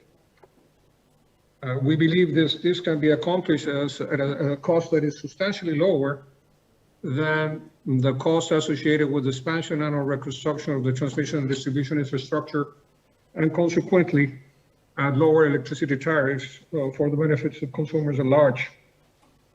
OCC IGS is a subsidiary of One Cycle Control that has been established to promote the usage of DVCs, dynamic VAR, DVRs, on a worldwide basis to provide grid stability and permit the increased use of renewable energy sources. Next, John.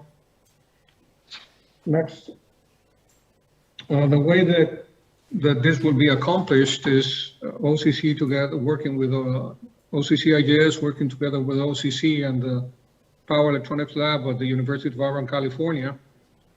We'll work with public utilities, grid operators, regulatory authorities to design and implement the best solution to the problems associated with grid stability and or the increased use of RES. Basically, the stages are simulation, testing, and rollout, rapid implementation of the solutions that are designed. The services that OCC, IGS, Next and Next provides were typically considered and treated as ancillary services, but we are treating them as an integral service to provide greater stability to the whole network.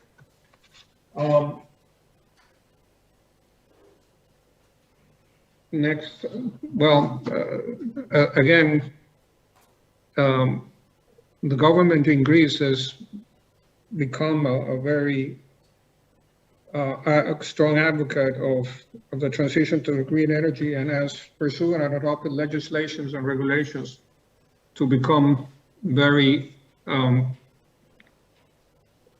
active in the role of energy resources in clean energy resources in the Southern Europe. Next, John. I'm trying to skip here.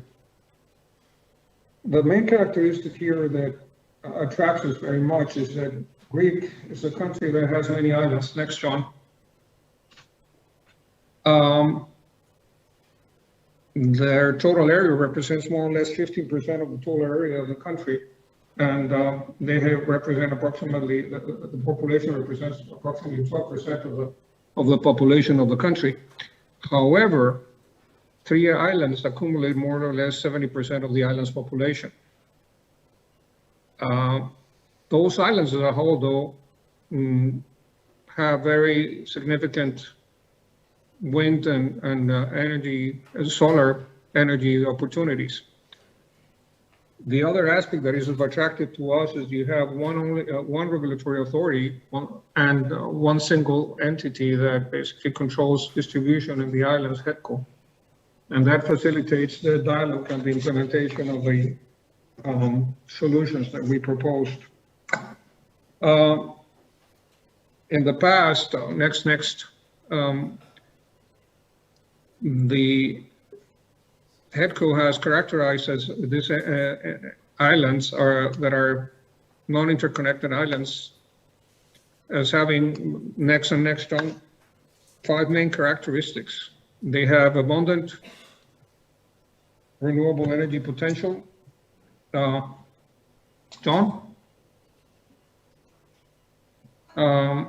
They are isolated systems, and therefore there is no ability to exchange electricity with other electrical systems.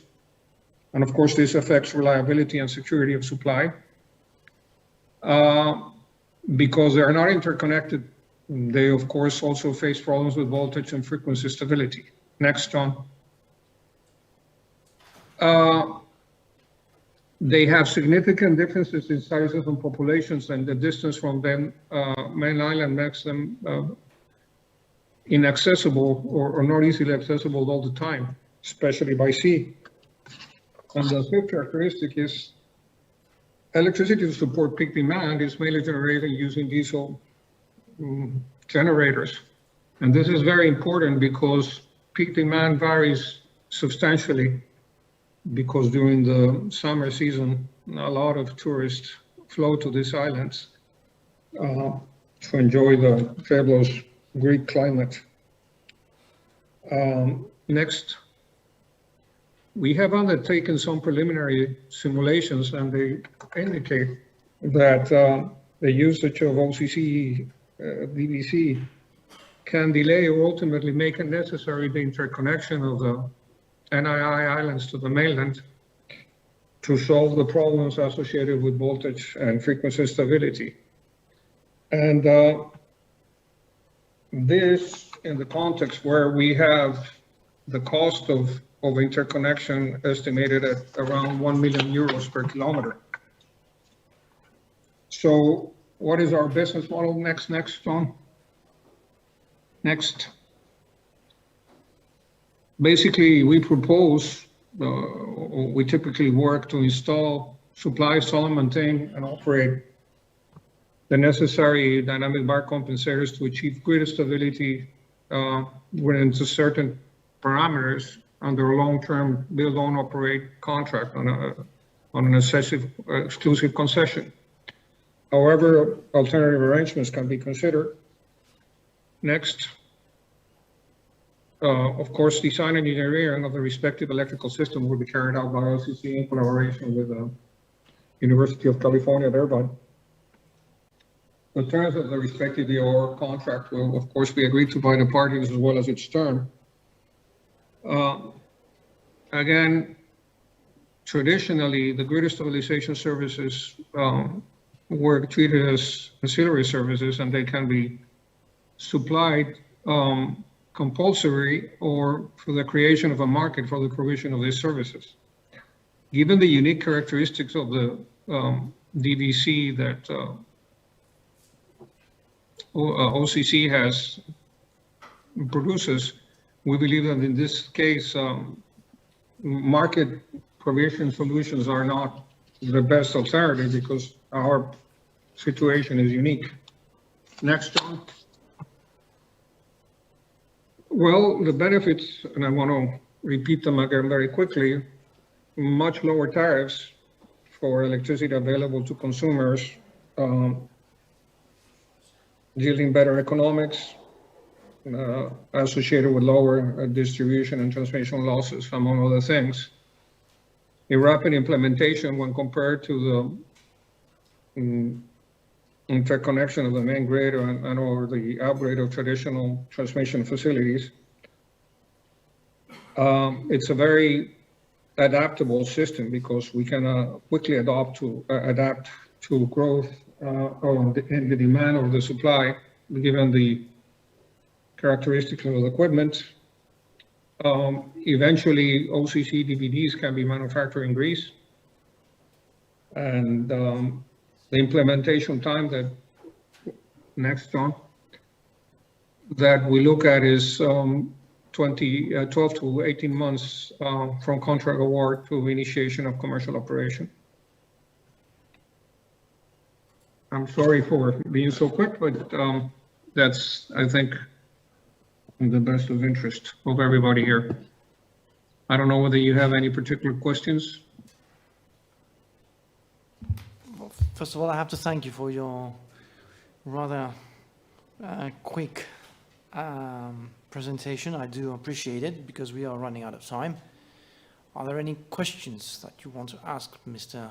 Maldonado here?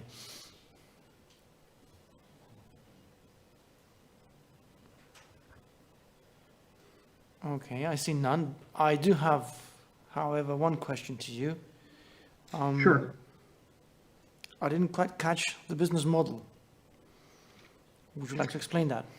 Well, the business model has two components, one regulatory component and one contractual component. In the contractual component, we look for long-term solutions under build, own, operate contract, whereby OCC IGS supplies all the equipment, well, engineering, design, installation, and operation, of course, in hand by hand with the transmission and distribution companies. On the regulatory side, Greece needs to implement the necessary regulatory reforms to allow us to collect for the transmission of those services. And again, in the past, or typically this, from the regulatory standpoint, is being done through the compensation of so-called ancillary services. We expect to sit down with the regulatory authorities and the distribution companies to show them how the usage of DVCs can really significantly change the need for further investments and upgrades, and also increase the amount of renewables that can be transmitted or generated. And in that context, engage in a bilateral discussion as to how to implement this from the economic standpoint, to the extent that we would basically be doing a growth analysis. Of course, we would have to be very specific with regard to the level of investment and the level of coverage in the areas associated with the users of the DVC. So at this point, we can only talk about it in general terms.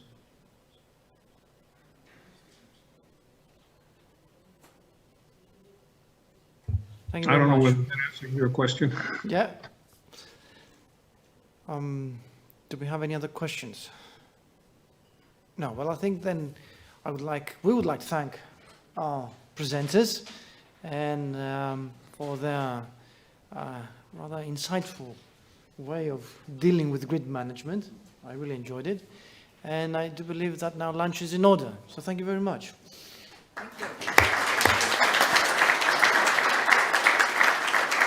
Thank you.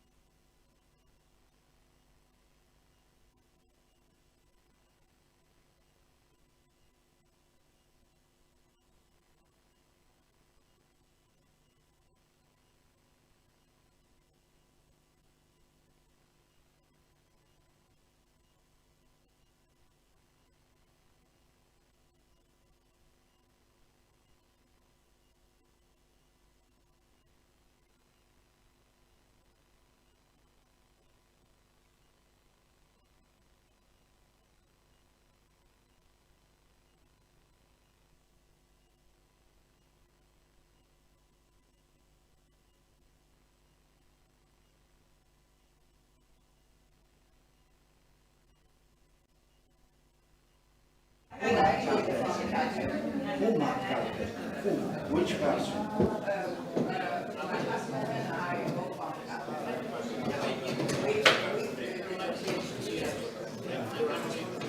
His first name is? Yeah.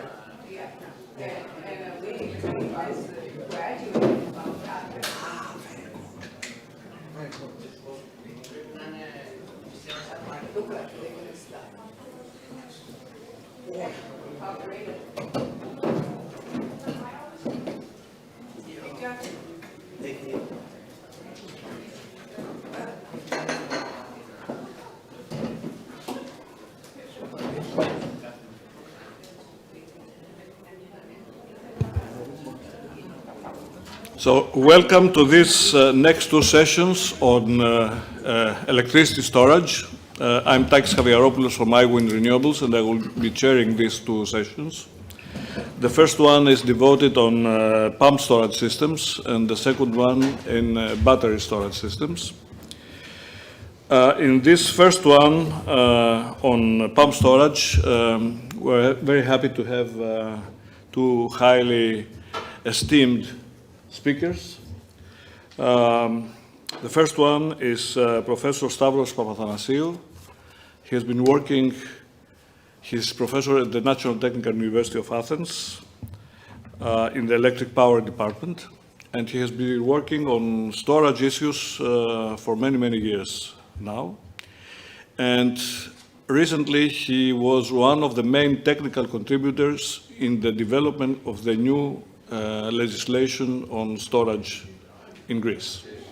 So, Stavros, please take the podium.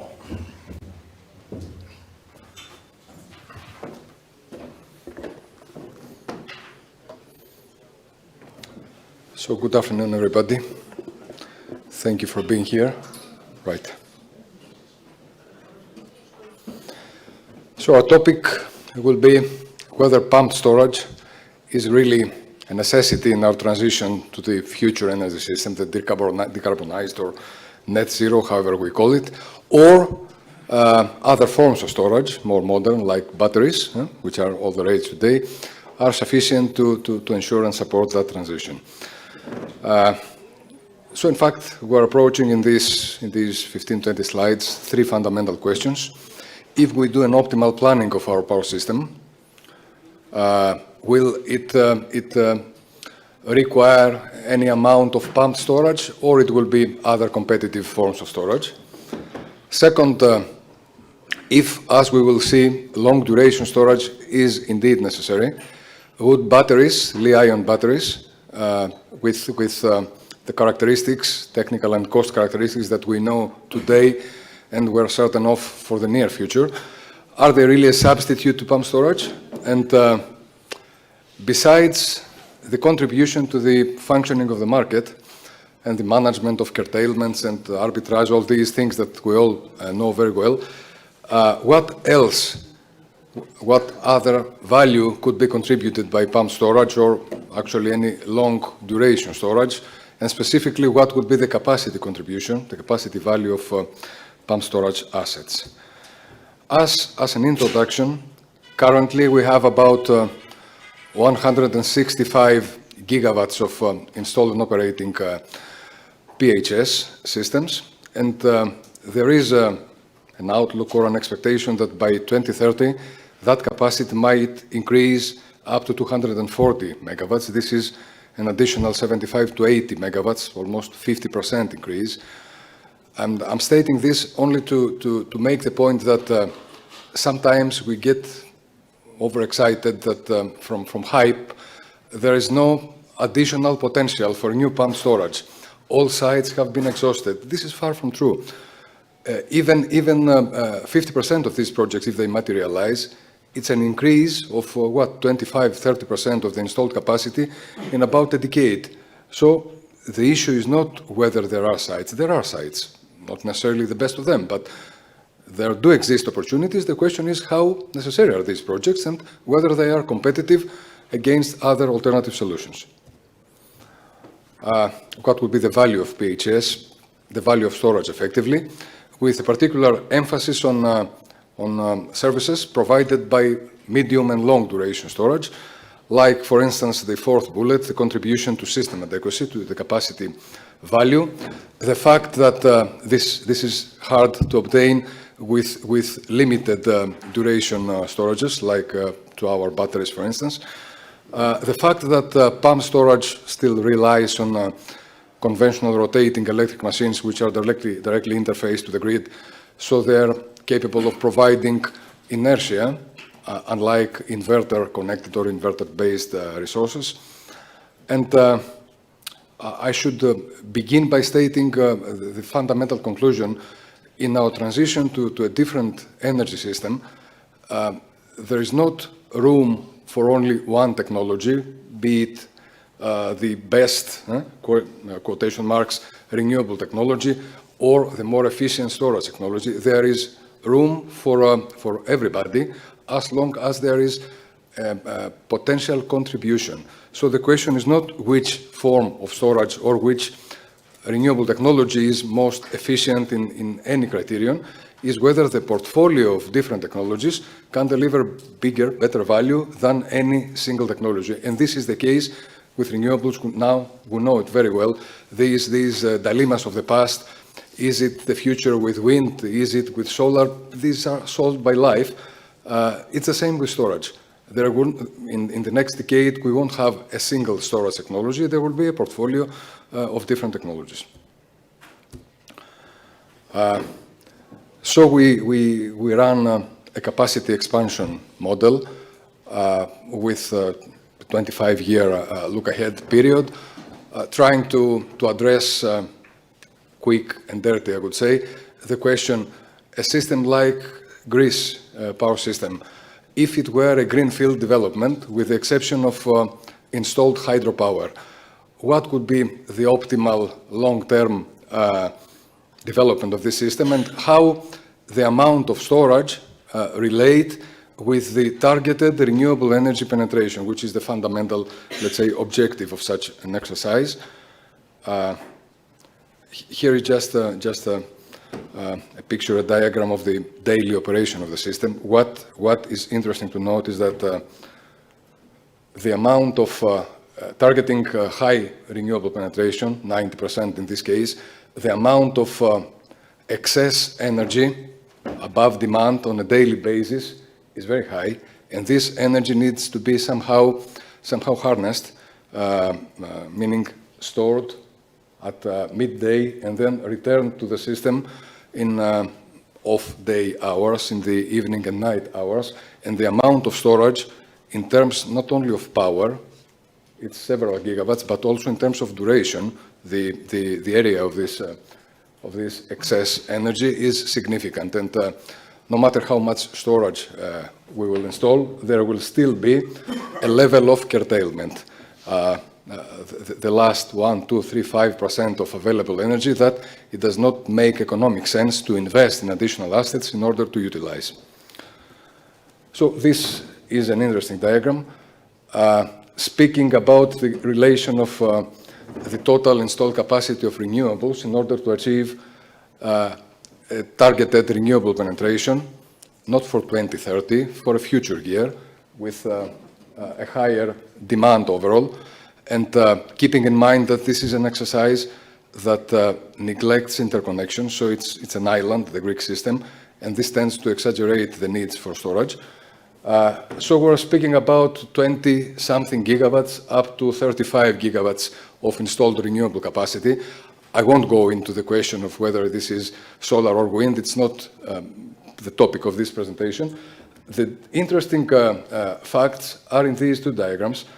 The diagram on the left shows the amount of installed storage capacity in terms of power, of gigawatts.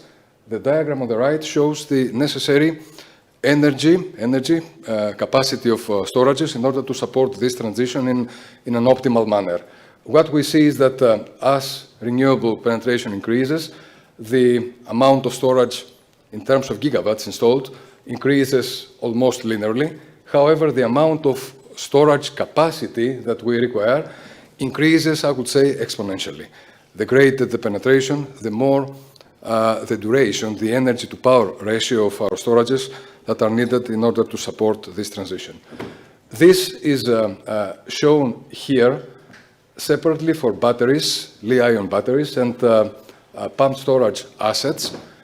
What we show here is different colors correspond to different penetrations from 70 to 100%. The y-axis is the duration of the storages, meaning the ratio of energy to installed power capacity. What we see is that an optimally developed system will always require batteries. How much? About 2.5 gigawatts in this exercise, with a duration of 2 to 3 hours. This appears to be the optimum. But speaking about PHS, as the penetration increases, we see that the capacity from 1.5 giga goes up to 5 giga. And what is more interesting is that the duration, starting from 7 to 8 hours, it will escalate up to 30 hours, going to very high penetrations. So what is the message? To support not 30, 50, 60% renewables penetration, but 80, 90, 100%, the storage assets that we need are not the typical short duration storages that we're speaking today or the investor community speaks of today. It's storages with a long duration. It's not by chance that, I won't say names, developers of big storage projects around the world, the new projects they're developing, they all have a minimum duration of at least 20 hours.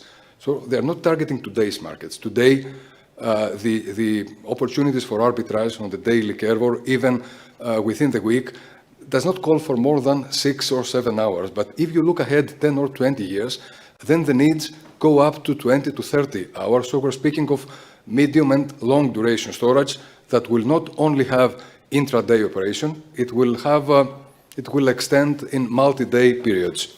This you can see in this diagram. This is the cycling of batteries, of 2-hour duration battery assets, and this is the cycling of pump storage assets. What we see is that batteries almost invariably do one cycle or 1 point something cycles a day. It's more or less typical. PHS, they do the daily cycle, of course, but they also do the cycle on a weekly basis or in a multi-day basis, taking advantage of excess energy in one day that might be transferred to another day that we have excess demand or better market opportunities. How such assets, long and short duration, operate in the market? The function, of course, the principles are the same regardless of technology or duration. However, the end result in terms of value delivered to the system or revenues from the market are quite different in case of PHS and in case of batteries. So green color is revenue coming from energy arbitrage, the day-ahead market. Yellow color is from balancing power market, reserves, power reserves, and blue color is from balancing energy market, balancing energy. What we see is that long duration storages like pumped storage at 12 hours duration do business basically in the day-ahead market through energy arbitrage, and this opportunity grows as we shift to higher penetrations. On the other hand, batteries, if we had batteries today or in 2025, they would do an amount of arbitrage, invariably, but 80% or 75% of their income will come through the balancing market, balancing energy and balancing power. This opportunity for revenue from the balancing market, as we go to the future, it diminishes not because we don't have needs for balancing services, but because the offer of services in the market, the total installed capacity of storages or of flexible assets increases, and therefore the value in the market, the prices for balancing services decrease. Whereas, on the other hand, the opportunities for energy shifting from midday to evening increase, and the price differential, the spread, also increases.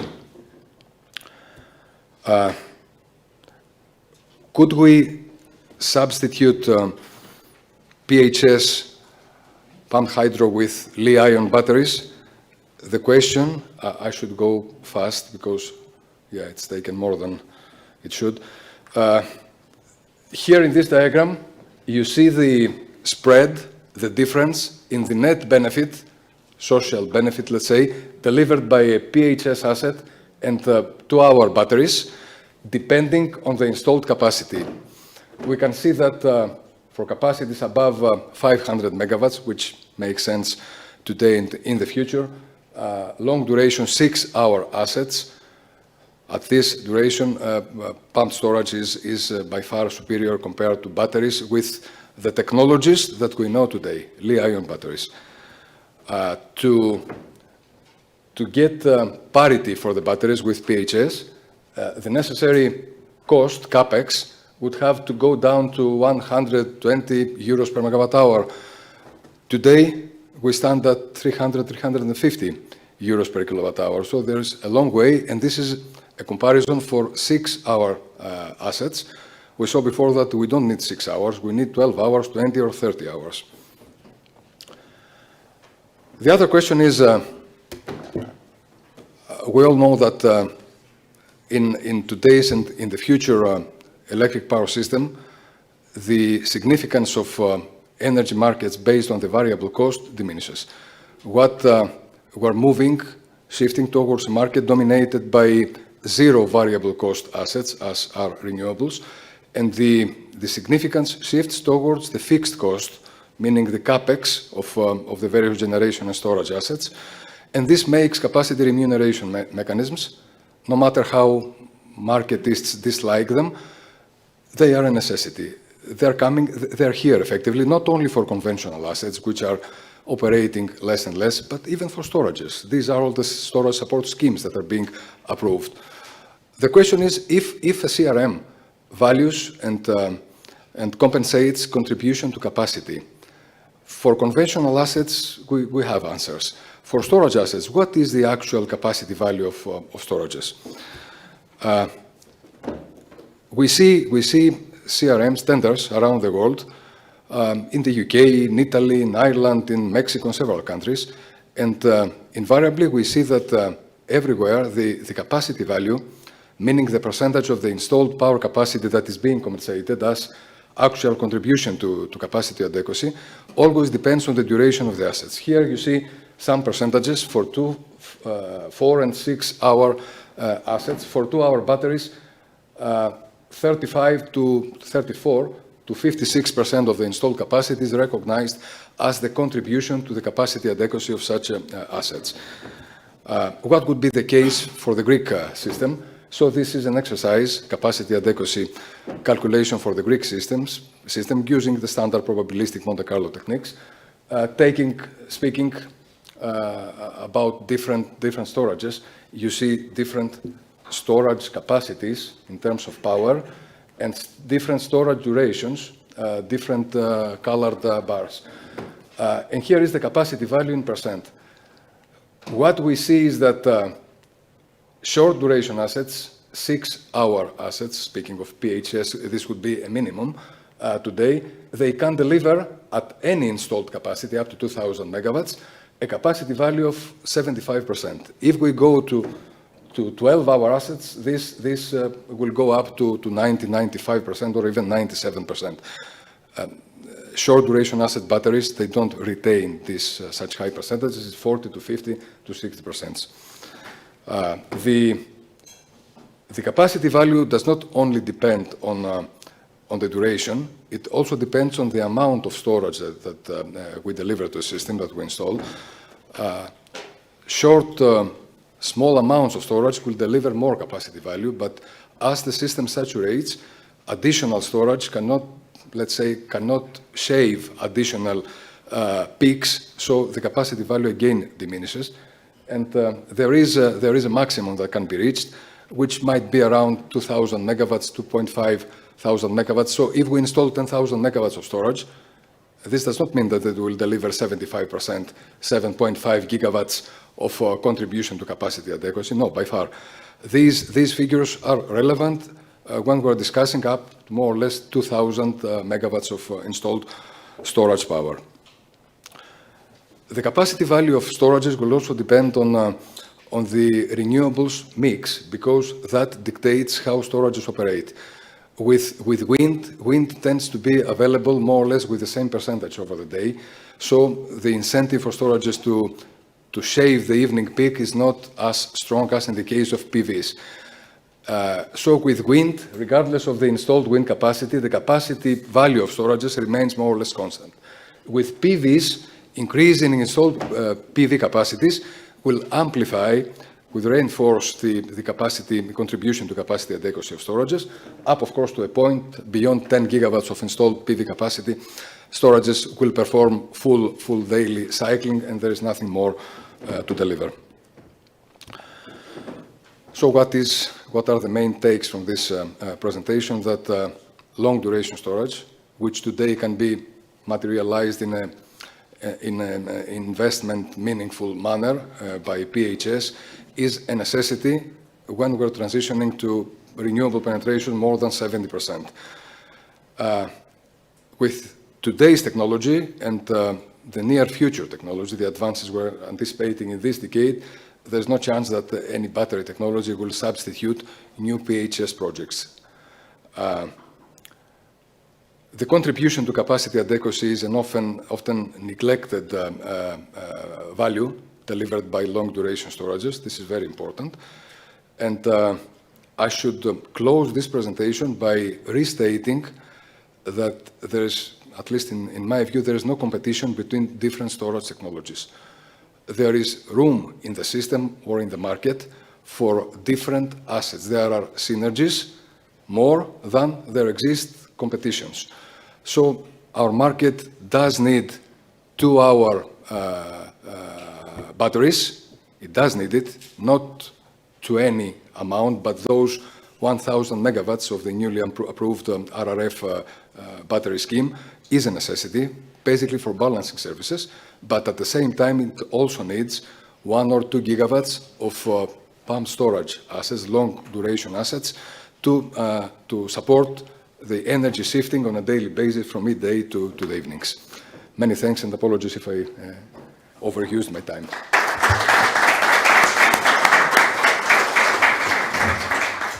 So many thanks, Stavros, for this presentation. I think that it's the first time I see such a thorough analysis of storage duration and how much we need all of that.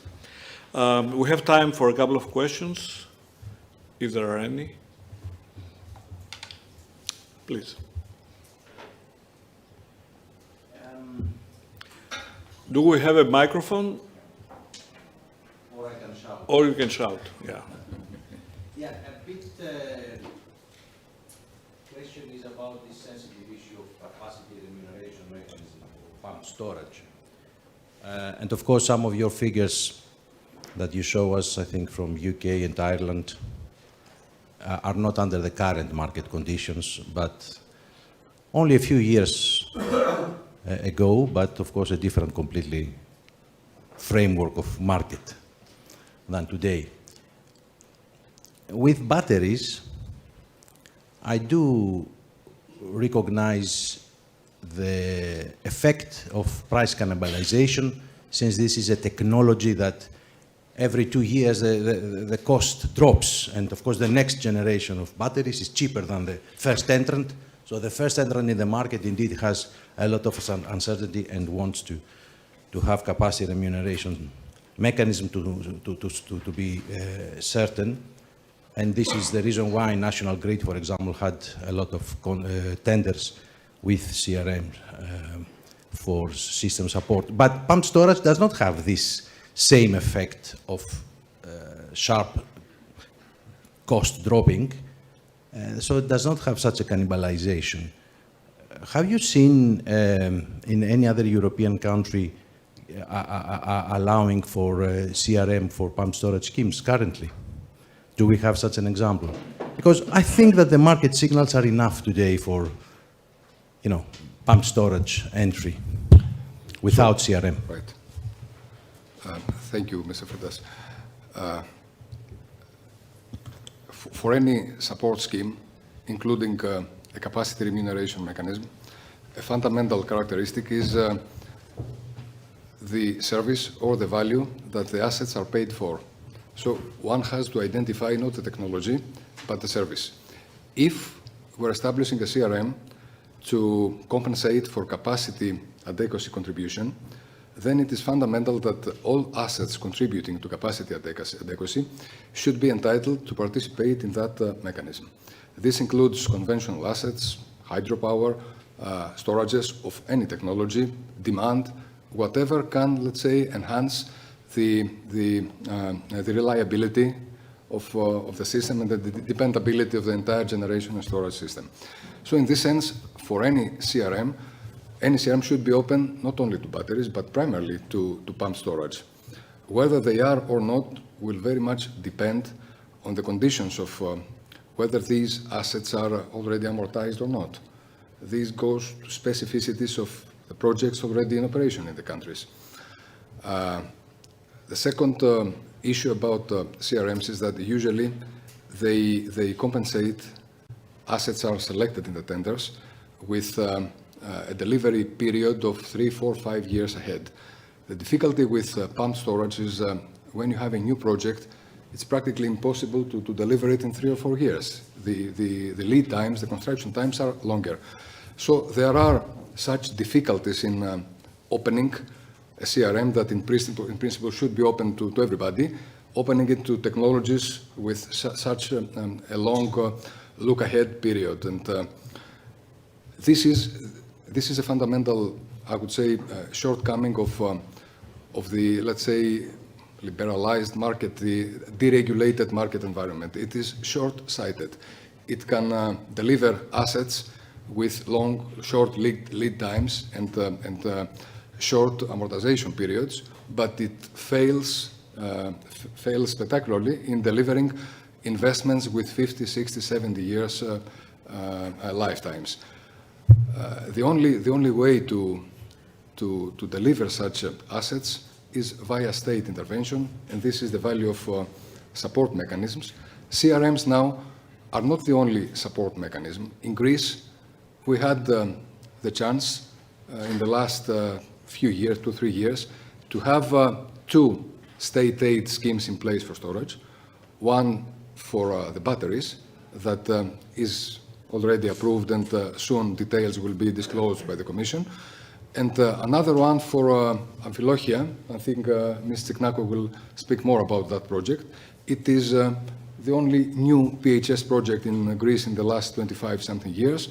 And it required a special approach, different than a CRM, to make such an investment viable and bankable.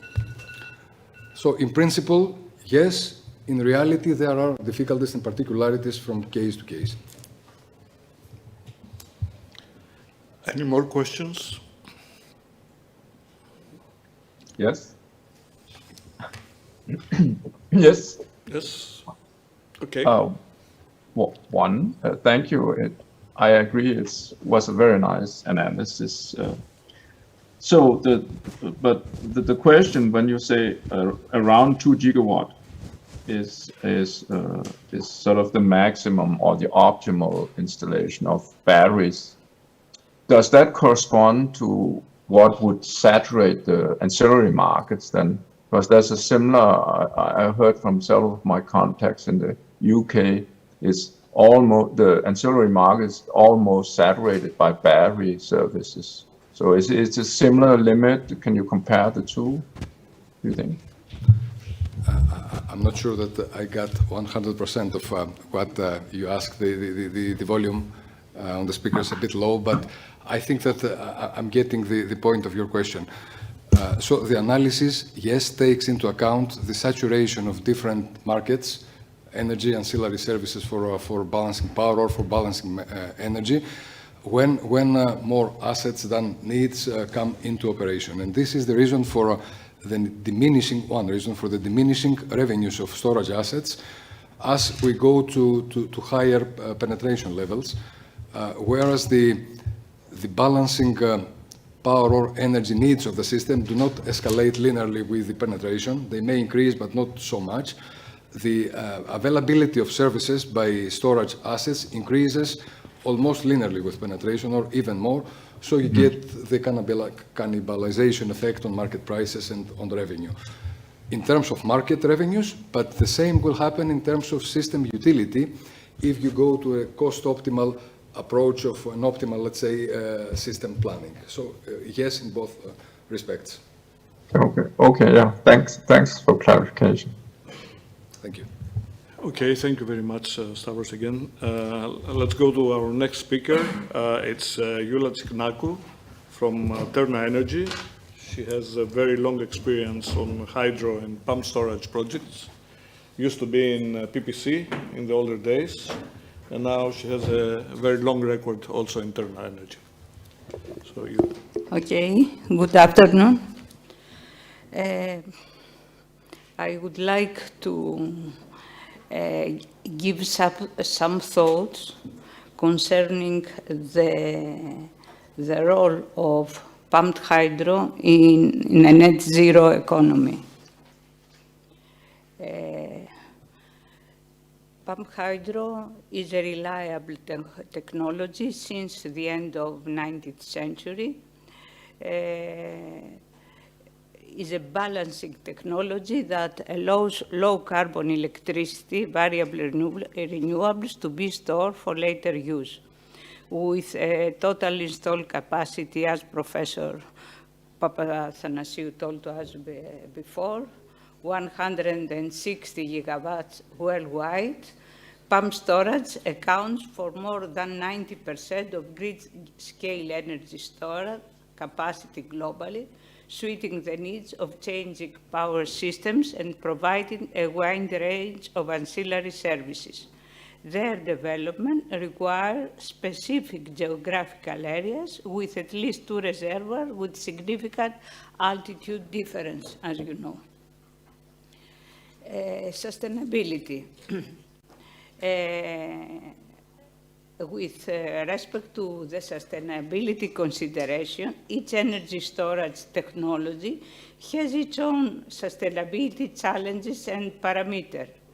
A detailed comparison of battery and PSAs, which are now the dominant storage system worldwide, was performed by Kruger and al. In terms of raw material cost, land requirement, annual lifetime, investment cost, and carbon emissions. The authors received the Technical Paper of the Year award for their market trends and strategies track. There is a reference at the end of my presentation. For battery systems, the extraction of raw materials entails sustainability concerns, as well as the end-of-life treatment, recycling systems. For PSA, there are significant impacts on local landscape, including flooding, dam, pipe work, power station, and electricity transmission lines. Further discussion on sustainability considerations are discussed in the working paper on sustainability pump storage, reference 2 and reference 3. The estimated lifetime of PSA plants is the longest compared to other storage technologies. It ranges from 40 to 80 years. They have high domestic value in national and European level. Electricity industry developments have important employment impacts during their construction phase. Especially the large pumped hydro stations have important employment impacts across local, regional, and national economy. In terms of economic multiplier, the benefits will be significantly greater at the construction stage. The supply of the main electromechanical equipment by specialized European suppliers constitutes a serious boost for the European industry and the industry job chain. More generally, pumped hydro becomes important in terms of facilitating reducing the cost, securing a reliable and flexible electricity supply, particularly where other large-scale solutions are very costly and they create dependency from imported fuels. Pumped hydro project in Greece. Two pump hydro projects, Sfikia and Tisavros, with total capacity of 700 megawatt belonging to PPC, are in operation since the 90s. Both are open loop type. They harness natural inflows and pump water. Terna Energy entering in this promising field since 2009. Two projects are in more mature stage, Amphilochia in western Greece and Amari Crete Island, which combines effectively wind and hydro production. Both are strategic investments. Many other pump hydro are under development. Terna Energy has received recently storage production permits for 2,500 megawatt. Amphilochia.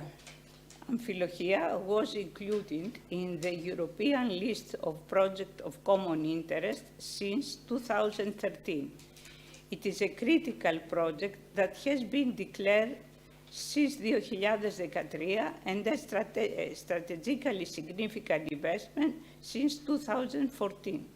The pump storage system in Amphilochia will be the largest energy storage investment in Greece, with a total installed capacity of 680 megawatt for production and 730 megawatt for pumping. It includes two independent upper reservoirs, Agios Georgios and Pyrgos, of about 5 and 2 million cubic meters respectively. PPC Lake Kastraki is the lower reservoir. It is of closed loop type because the upper reservoirs are located offstream. The investment cost is 550 million euro, and Terna Energy will start the construction of the project in a few days. The project, you see,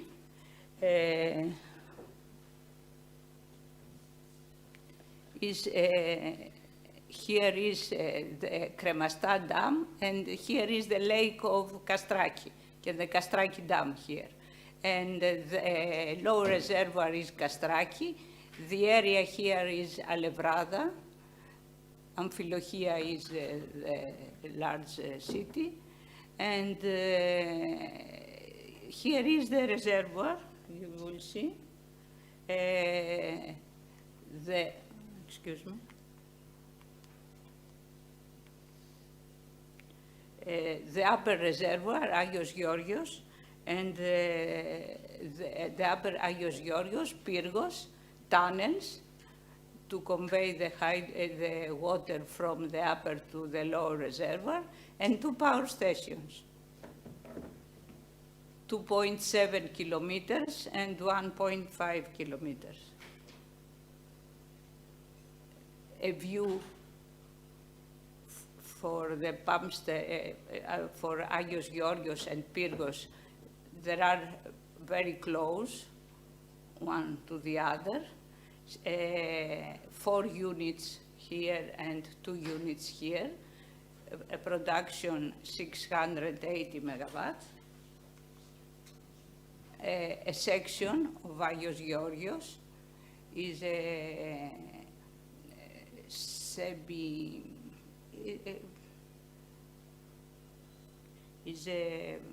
the maximum height is in the ground of the power station. Here is the Pyrgos power station. European support. The project has been included in the list of projects of common interest, code PCI 3.24. It was considered as contributing to the market integration, sustainability and security of supply. The project technical studies and the environmental impact assessment were co-financed by Connecting Europe facility during the period 2015-2016. Therefore, the project reached a very mature status as concerns its technical status. A recent decision of DG Competition, state aid, approved investment grant during the construction and annual support during each operation in order to be assured its economic viability. The decision underlies inter alia that the project is the only new pump hydro in Greece which is fully licensed and at such an advanced state of engineering design that can be implemented in a timely manner in order to fulfill the objective targets and requirements of Greece's National Energy and Climate Plan over the years 2020-2030, particularly the smooth and effective transition to energy from renewable energy resource of the Greek power system by supporting the operation of existing RES units as well as enable the introduction of new ones. Some references here, and thank you very much for your attention.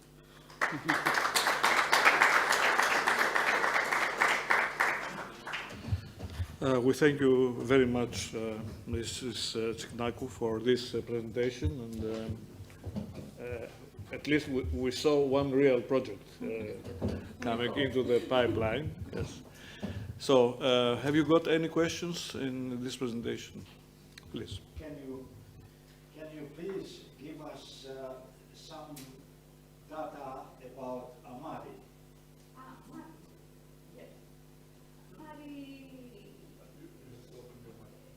Yes. Amari has an installed capacity of 85 megawatt for the wind farm, and an installed capacity of about 70 megawatts for the hydro pump units, and guaranteed capacity for the grid system 50 megawatt, guaranteed capacity. Amari has is in a mature stage as concerning the licensing procedure. Now we have reduced the number of wind farms, of wind generators, in order to overcome some difficulties from the people there. And we hope up to the next year, July, to start the construction.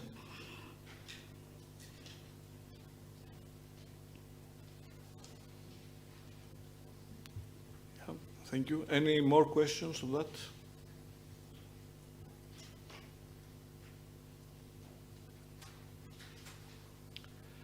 Since we have some time before going to the next session, perhaps you can come back with questions on the earlier presentation as well. So let's have an open discussion if there is something that you would like to ask.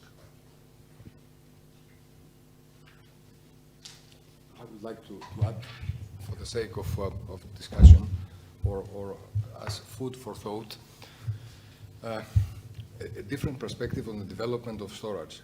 We tend to realize storage or the facilitation of the storage needs of our system as single-dimensionally through storage, grid storage, as we say, meaning pure storage facilities, be it pump storage, batteries, whatever, which operate as storages, as market entities who are doing arbitrage, delivering services and everything. However, the functionality for the system, the accommodation of increased renewable penetration, effectively, can come equally well or in an even simpler matter by storages that are not such entities in the market, but they are installed behind the meter of a producer or consumer entities. This means that if we need 1,000 megawatts of storages in order to shift midday PV production to the evening, this might come from storages that are operating as such in the system, or via batteries that are installed behind the meter of PV plants. This might also come through storages installed behind the meter of consumer facilities. We need to shift production to the evening because that is the period of the day that we have demand. If demand is shifted towards midday, that is an equivalent reduction in our needs to shift production from midday to the end of the day. So we need to understand the development of storage not as a single-dimensional process of pump storage and batteries under a support mechanism, but as different and complementary opportunities, including behind-the-meter storage. Otherwise, if all storages are in the same market-dependent model, we will end up with effectively cannibalized assets that are not getting value from the market, and they need to be subsidized by state aid mechanisms. So this is why I'm saying this.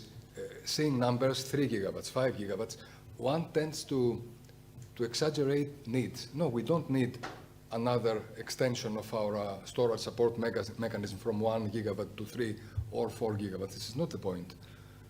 It's the needs of the system wherever that storage exists. Should we also take into account the electric cars and their batteries? Absolutely. It's behind-the-meter storage, which have an additional functionality when it's not plugged. Absolutely, of course. We have one more question down there, and then I will come back to you. So far, the price of storage needs support from the government. Correct me if I'm wrong. Big support, actually, in order to go down to the consumer at a level that is affordable. What is the next technology? Because pump storage is really pretty much basic. You take water from stage A to stage B, and then you get it down. So the technology there, it's could be something new there, but not much. What else is out there next? And is Greece doing anything out of this, all of these things, to produce the technology that's needed? Because we do have some special cases like the islands and other things that... True. Starting from the second question, Greece indeed has needs and opportunities to develop storage, and we're doing, let's say, a good job in developing some regulatory framework or state aid mechanisms to support subsidized storages, but we're not equally good in developing technology. So besides pump storage, which has a good domestic added value, other forms of storage, including batteries or storage technologies to come, personally, I don't see any concrete signs today of developing manufacturing capability for such new technologies yet. Yeah, or maybe we'll see in the next session about that. Correct. So let's not. Now, concerning the new technologies, there are tens or hundreds of promising chemistries in batteries, and I believe that life or time will separate the efficient ones, the ones fit to survive, from the others. Could it be some form of flow batteries? Could it be solid-state batteries? There are several opportunities. But moving from the electrochemical storage to other forms of storage, of course there are ideas, gravitational storage, compressed air, etc. The next big thing will be hydrogen. Hydrogen will probably play a role, not necessarily as electricity storage, because with today's technology, electrolyzers and fuel cells, the round-trip efficiency is very low and the capex is high. But as energy storage, including cross-sectoral applications, yes, everybody expects it to play a role, but not in the very near term, probably after 2030. Please. Can you comment on the round-trip efficiency of pumped hydro technology right now? The round-trip efficiency of pumped hydro, Yeah. you said? Yeah, right. It depends very much on the size of the facilities. Speaking of projects of several hundred megawatts, it should be, a worst-case assumption would be 70%. A best case would be 80%. I would say that 75% is perfectly achievable, and with proper design, there is expectation for maximum efficiency, if not average efficiency, closer to 80%. I would say 75% is a realistic estimate. What about the Philochia project? 75%.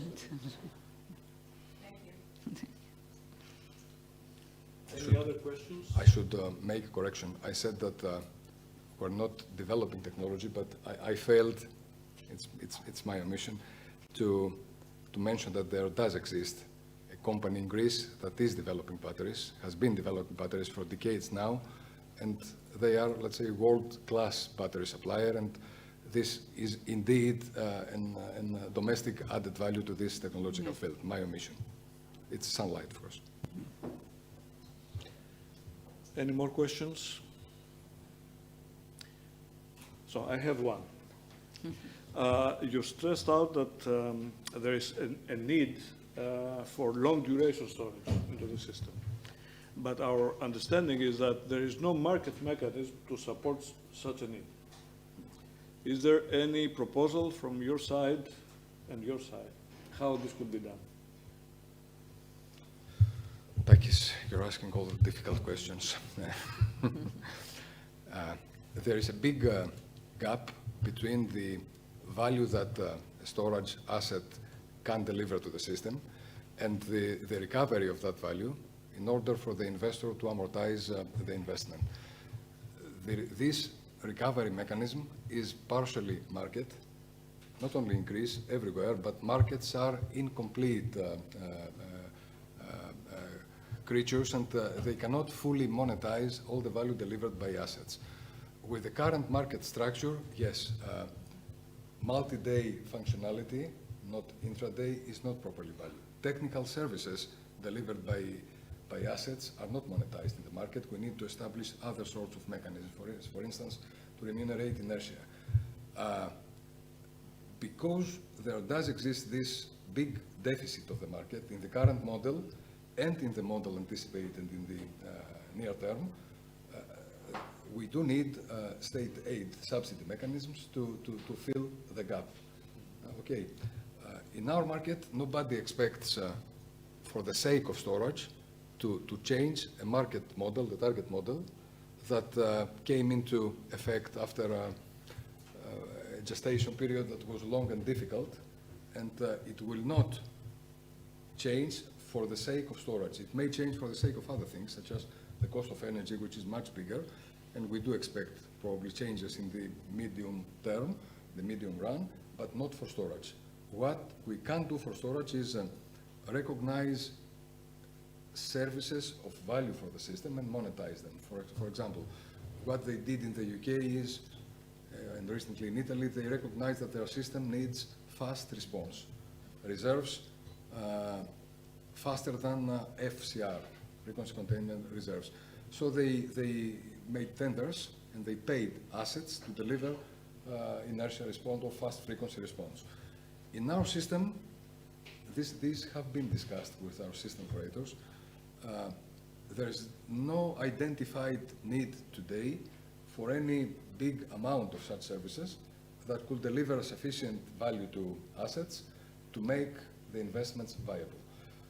So in short, Taki, the answer to the very important question that you posed is that we don't expect in the near term something very big to change that would allow us to get rid of subsidy mechanisms, to have viable storage investments.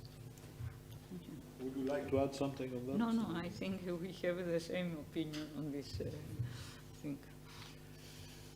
Okay, so I think that we are very close to the end of this session.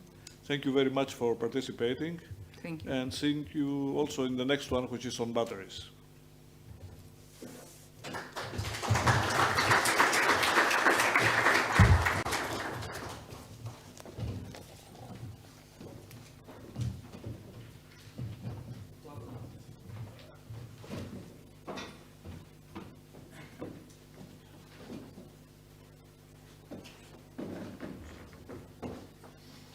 Hello. Nice to meet you.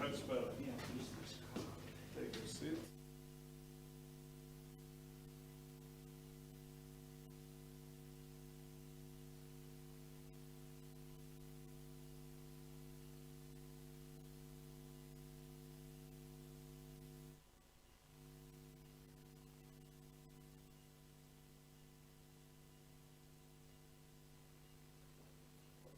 Okay, so we are a couple of minutes earlier than scheduled, and you can have 2 or 3 minutes more in your presentations if you like.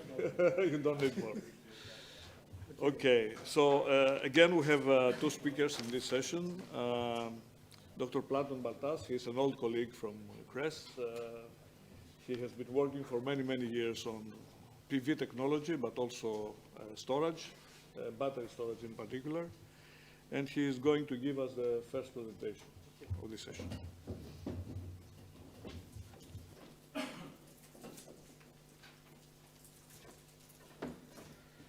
Thank you.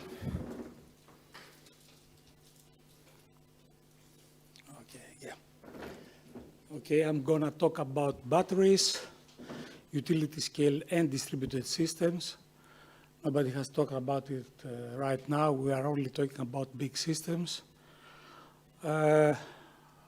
I am personally a developer of big systems, and I participate in the development of around 400 megawatt, 800 megawatt hours of batteries, which have already an advanced development stage. They have environmental terms.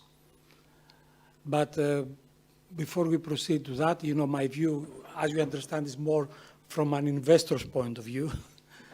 But I will talk and present what utility scale and distributed systems are, just to facilitate the following presentations that will go deep into the issues of these systems.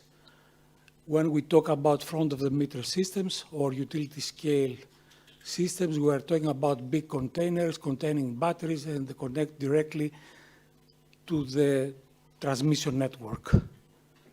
But there are also distributed systems behind the meter. These are batteries that homeowners or small factories have, and they use it in combination with photovoltaics to save money on electricity costs. The market is growing very fast, and also the technologies are maturing and evolving equally fast. The main markets today are USA and China. It's a fact that the Chinese produce almost all batteries installed today. Lithium batteries, they are quite advanced in technology and in manufacturing capacity. They have the greatest manufacturing capacity in the world. We have 400.7 gigawatts of new installations in 2020 in utility scale systems, and that was 160% increase over 2019. And 2021 was an equally good year, mainly due to United States.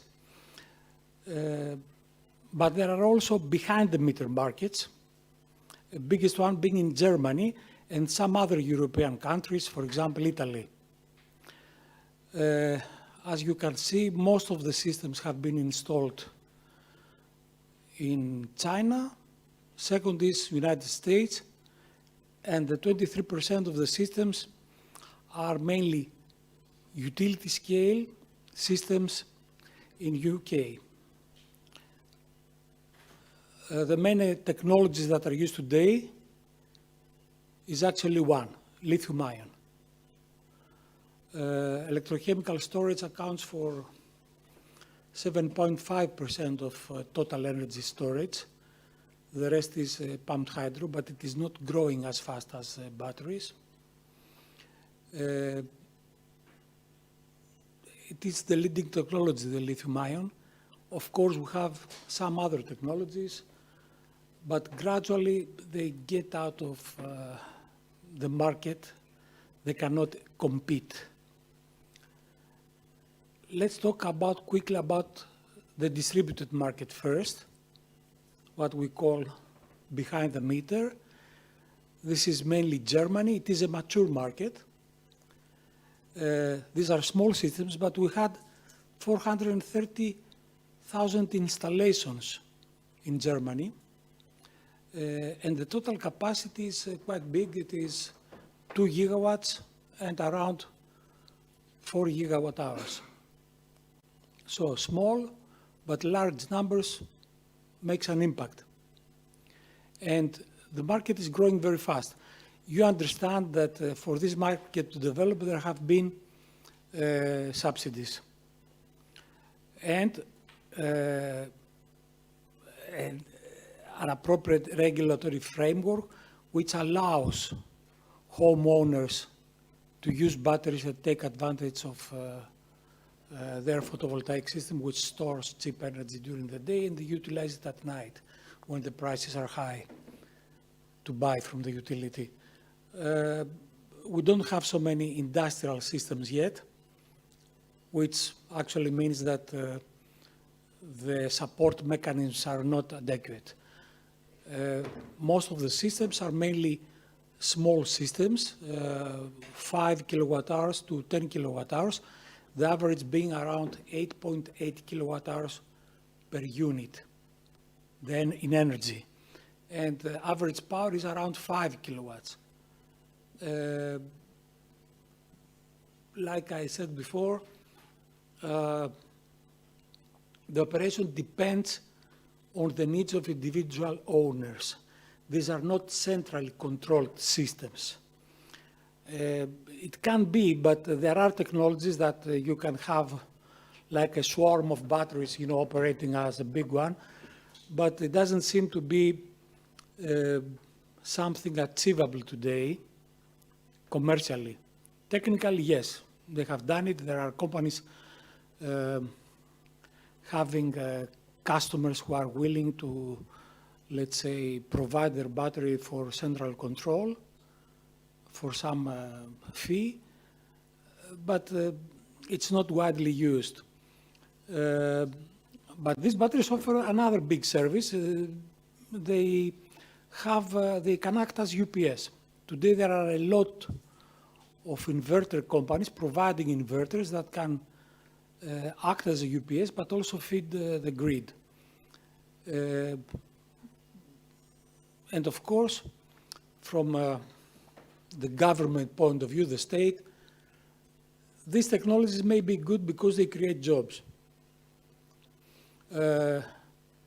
Okay, you may say, okay, it's not efficient. We heard before that, let's say, pumped hydro is 75%.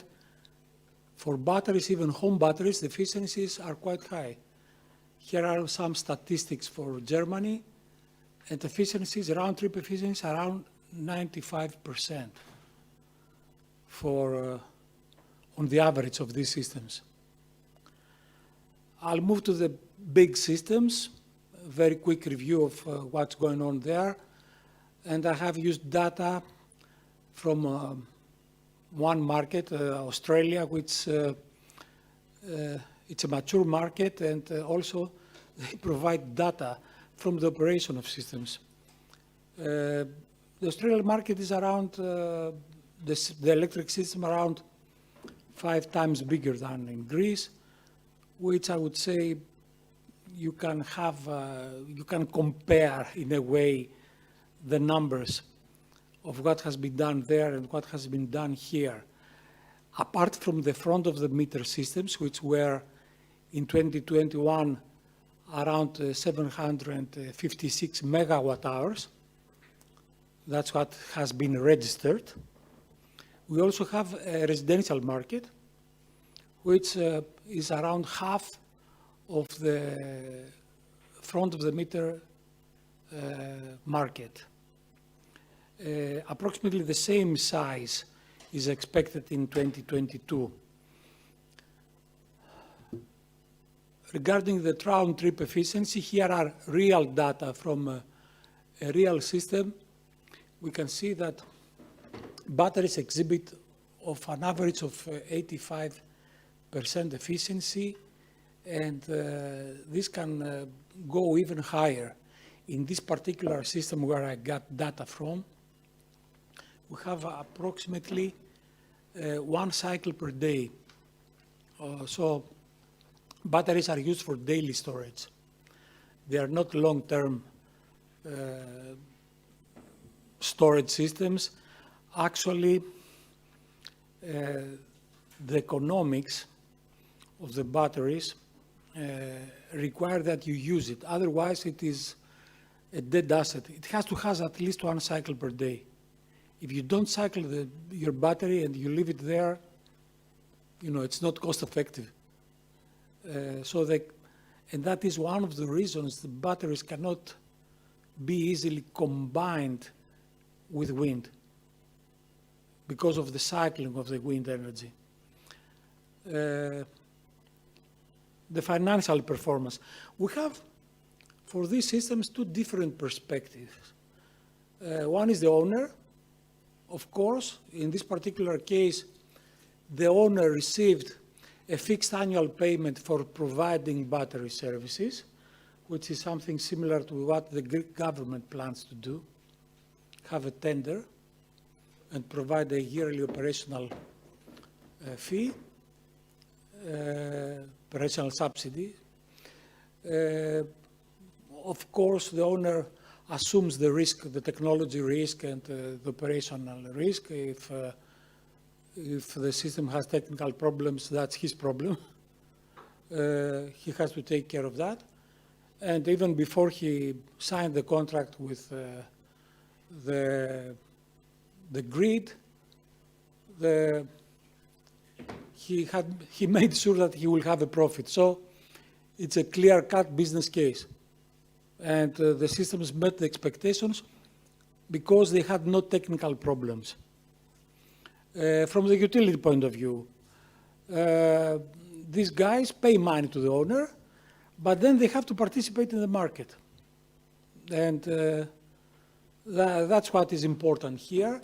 The business case for the utility shows that they had the market revenues exceeded slightly, and I point out the word slightly,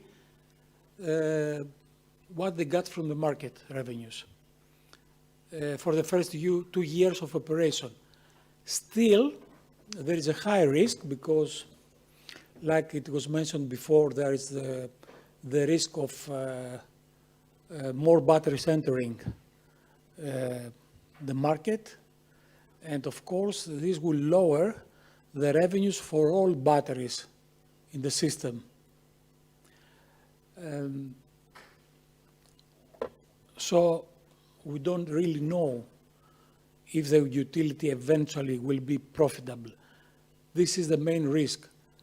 We can see on the average, they had $281 per month. The system was 25 megawatts, so if one wants to do the calculation, he will see what the prices here are. In any case, a great amount of revenue was from ancillary services, that's FCR, AFRR. And of course, there is what they call pool revenue arbitrage. Currently, this is very low, but it is going to grow as renewables will grow. Let's talk quickly about the Greek market now. There is a behind-the-meter market already exists. Batteries are allowed to be installed in the grid. It has been very slow to start. They are profitable today, but we do not know if they will be in the future. Today, we have a very unstable situation in the electricity market. So all predictions we make today, we are certain that tomorrow they will not be valid. It's very difficult to say what the price of the gas or the carbon dioxide or what the demand will be. Even the demand, as prices are getting higher, people, reduce their electricity consumption. We don't know if the demand will be the same tomorrow. There is a great problem, and I want to point this out. The market may grow. If you talk today to every homeowner, they want to install photovoltaics, and many of those want to install batteries mainly for the UPS function. People are afraid there will be power cuts. So this function of the battery may be very useful for them and does not really need to be financially justified because it's a consumer product. You see, you use the same money to go from here to there, whether this is an expensive car or a low-cost car. So when it is a consumer product, it has a different reasoning behind the numbers we put on Excel sheets to calculate what the revenue and if it is the IRR of a battery system is. But I want to point out a very important thing. You know, there is a plans, you know, the government announced 270,000 rooftops, for example. Who's going to install them? We don't have skilled installers. In the market today, there are no electricians. There are no assistants to electricians. Most of them get better money when they work on delivery. Believe it or not, we are turning into an Airbnb country. I mean, it's not easy. We don't have the skills, the skilled workers to do all this, to catch up with the crisis. Another market is, of course, another behind-the-meter market is the industrial market, which today practically does not exist. Most people expect that there will be some subsidies on this. Whenever there is even a word for subsidies in the market, everything is frozen. Everybody's waiting for the subsidies. And this is delaying the market, actually. It's better not to announce beforehand that there will be some support in the future. It's a very big problem. Now, let's talk about the front of the market, the revenue from big systems, and I'm going to talk about an investor's point of view. Of course, you understand that the studies Mr. Kapros did and presented this morning is something that every investor has to do. And we also did it for ourselves because, you know, it's money. Of course, we have to have assumptions and to assume that the gas price will be, what is the gas price today? It may be 200, but okay, we assume in the long term it will be 60. We assume the price for carbon dioxide. And the most difficult to assume here is what will be the installed renewables and battery capacity, because we have cannibalization. Okay, in any case, we assume the realistic scenario for this development of renewables. We simulated the system for 20 years. We checked the sensitivity of these models. And there is a project IRR, not equity, of around 70%. This shows that batteries are profitable. However, it may be profitable, but there are high risks. First, it's a new technology. It's not as mature, or at least we are afraid it's not mature. And mainly the banks are afraid it's not mature. Even if we trust it, when you go to a bank, that's a big problem there. Even with photovoltaics, we had to prove back then that it is something that works 10 years ago. So there are technical risks that we have to account for. There is a fear from competition from other batteries. What about if some other investors in the future, the battery, they enter into the market, they participate in the market, there are not enough renewables at the time, and the price drops drastically and we don't make any profit. So it's very risky. It's hard to predict today. And of course, over and above all is this market instability. That's what we have today. What about if tomorrow the gas prices drop to below 30, which they used to be some time ago, you know? So the tender is a solution. Of course, the tender creates market distortions. We tend to go to a free market model, but at the same time, we like subsidies, especially if we are the recipients of those. So, to end this, I would like to point out some issues in the Greek market today. Of course, similar issues are faced all over the world. The first one, we know that technologies are evolving. We know today about specific battery products that we can install and have a revenue. They have some special characteristics. RAE asked for technical characteristics of the battery projects to be declared, and everybody did that. They asked for ramp up, replacement of batteries, a lot of technical details. How binding are those? Tomorrow, I will not have the same product in the market. You know, there is a tendency today to go to water-cooled batteries, for example. I'm not saying that the technology will drastically change, but what about if I can ramp up quickly, or if I can have different technical characteristics? This is an issue, especially with the size. We declare the size, the capacity. What if I have, let's say, 1 megawatt, 2 megawatt hours, and the tender requires that I have 3 hours of storage, if there is a tender? Okay, I can still, I hope, I can still participate by lowering my capacity, my power capacity. Okay, I have 3 hours, so, we divide and we see. And then what about the connection terms? Will I have to change those? What about if I want in the future, when the batteries are cheap, to add and bring it back to the original storage capacity?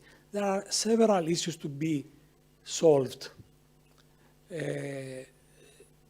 I'm not saying it's unsolvable, but at this stage, these issues are important for quick market development.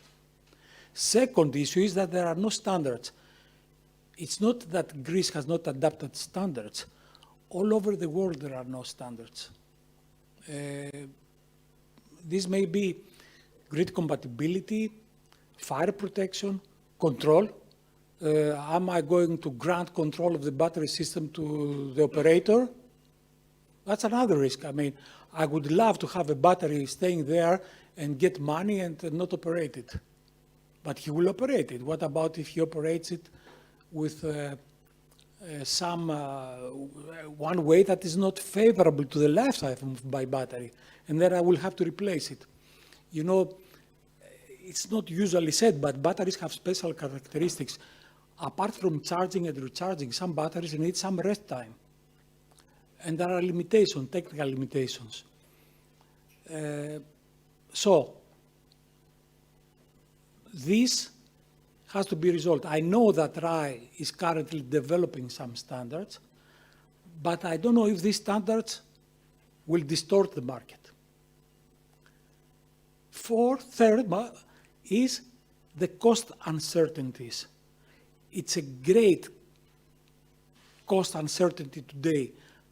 I was tempted to give or not to provide a figure, but batteries were already below the 250,000 euros per megawatt hour, and that's honestly, that's how it was. Actually, it was much lower, but I have added connection and some profit for distribution. It was lower in year 2020. But the prices increased to approximately 30% last year. And one reason is not only that we had all these problems with logistics, with congestion in the ports, it's because also the euro dropped and the prices went high. You know, all batteries are imported from China. Okay, they are high now, but we expect a significant cost drop, probably when the systems will be installed and all prices will go back to normal. Is that right or not? Will we have a continuation of the energy crisis? So we develop projects, but we still have uncertainties on their profitability, even if we have a subsidy, because we have to build it. I know of battery contracts that were cancelled because the suppliers saw the prices went up and they did not want to supply anymore. And now there is a market in the United States. They prefer this small production they have to supply it there. And last but not least is the connection bonds. The government regulated that all systems, they have to submit a connection bond, which is quite an amount of money. But there is no provision how this bond will be recovered in case those projects do not succeed in the tender, whereas there is such a provision in for photovoltaics. Okay, I submit a bond to the government and I don't succeed in the tender. Will I lose my bond money? This is also, it's an unreasonable risk. And they want to issue a tender. Most of the projects have not submitted for connection terms. They need to submit a connection bond. If you go to the bank today and they check it, they see that you cannot recover it if you don't succeed in the tender, they will not give you a bond or they will ask for collaterals. And that's a very important issue which has to be resolved as soon as possible, probably within the month of October. Otherwise, we will not have a tender, a successful tender next year. That's all I had to say. Thank you very much. Thank you, Platon, for that. There is a request by RAE, since you refer to them with some questions. They would like to provide some answers on that. So, Mr. Loizos, I don't know if there is a microphone for you, but maybe you can shout a little bit.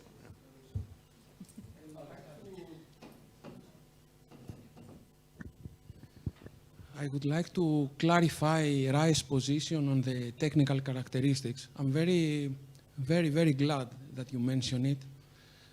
We totally agree with you. We totally agree that so many technical characteristics in the license is binding, and it only creates problem to the investor and will bring a lot of modifications to the licenses and all that. And RAE, in its recommendation to the ministry, sent this remark, but unfortunately, the ministry didn't agree with this recommendation, and for some reason that is not known to me, promoted all these technical details. The position of RAE is that all these technical details, it's something that the TSO or the DSO need, and the most suitable document is a bilateral document between the investor and the system operator or the network operator.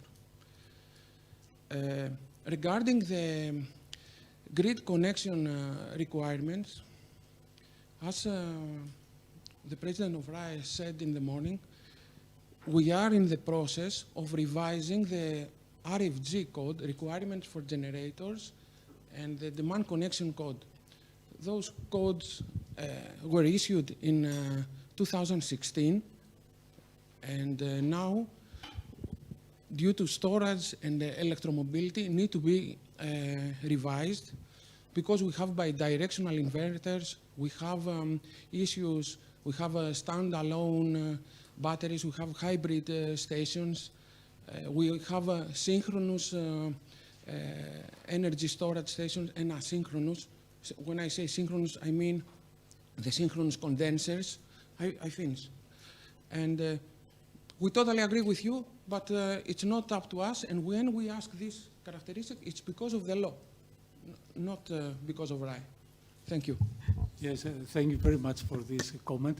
I totally, yes, I agree with RAE, and I'm happy that RAE insisted to the investors not to submit business plans, which was originally mentioned. Mr. Balta, in 1.5 years, the department under my supervision gave 337 licenses. The law said in 3 months, and we did it in 2 months. But in the public consultation for the law, we didn't see any comments in favor of this practice. That's a complaint, personally. Okay, so maybe we have some more questions for Mr. Baltas.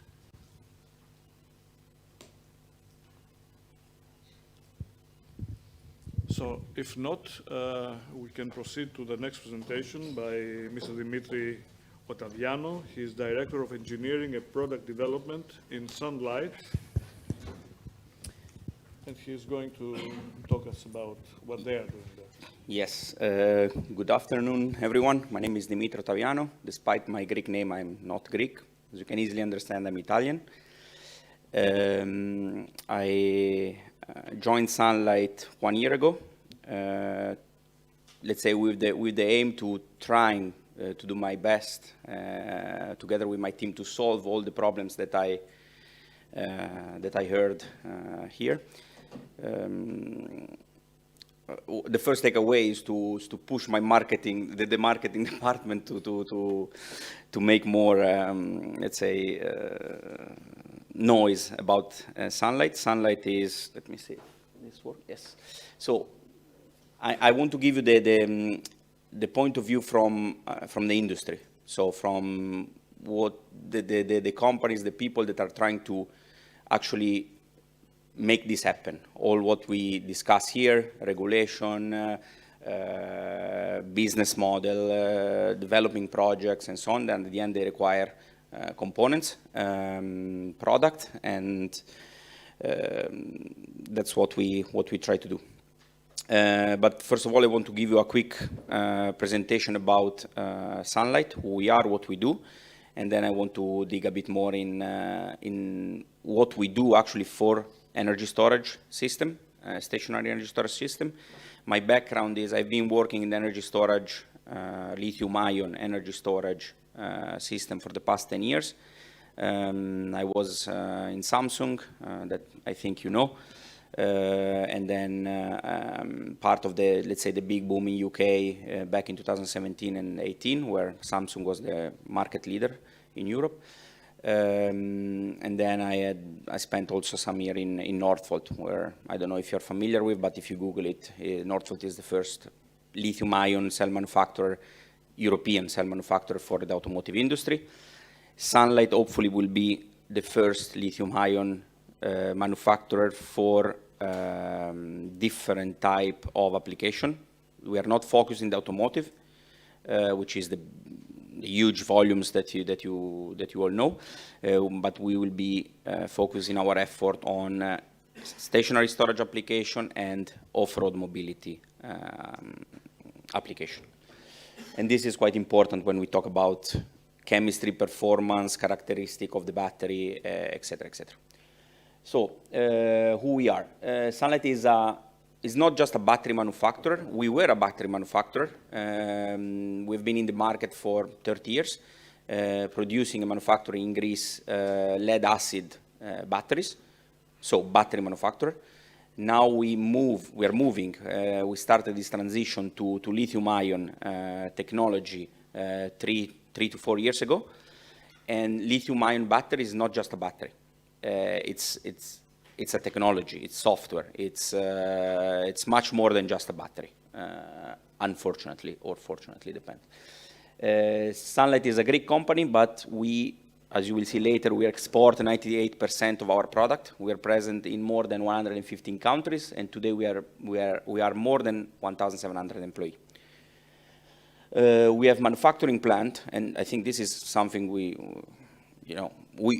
all the Greeks should be quite proud of. We are a Greek company with manufacturing capabilities in US, with manufacturing capability in Italy.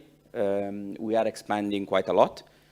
We have 3 R&D hubs today, and we are, as I said, we are, let's say, dealing with 3 different battery technology, lead acid mostly for applications that are not obviously energy storage system, lithium, and some particular chemistry for some special niche application like military torpedo and so on and so forth. So we have a very, let's say, strong know-how in designing, producing, manufacturing battery and battery system.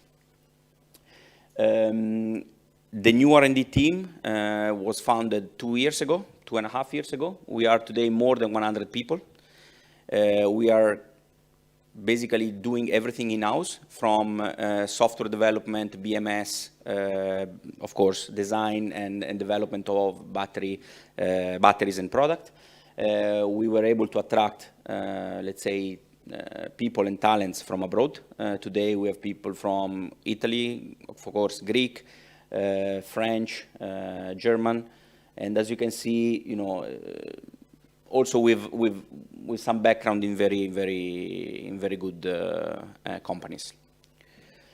As I said, presence in more than 115 countries. This is a map, or let's say a world map, where we have all our product dispatched today, not only for the energy storage, but also, as I said, for the off-road mobility. And these are, let's say, our subsidiaries and plants worldwide. As I said, of course, our headquarters is here in Athens. We have the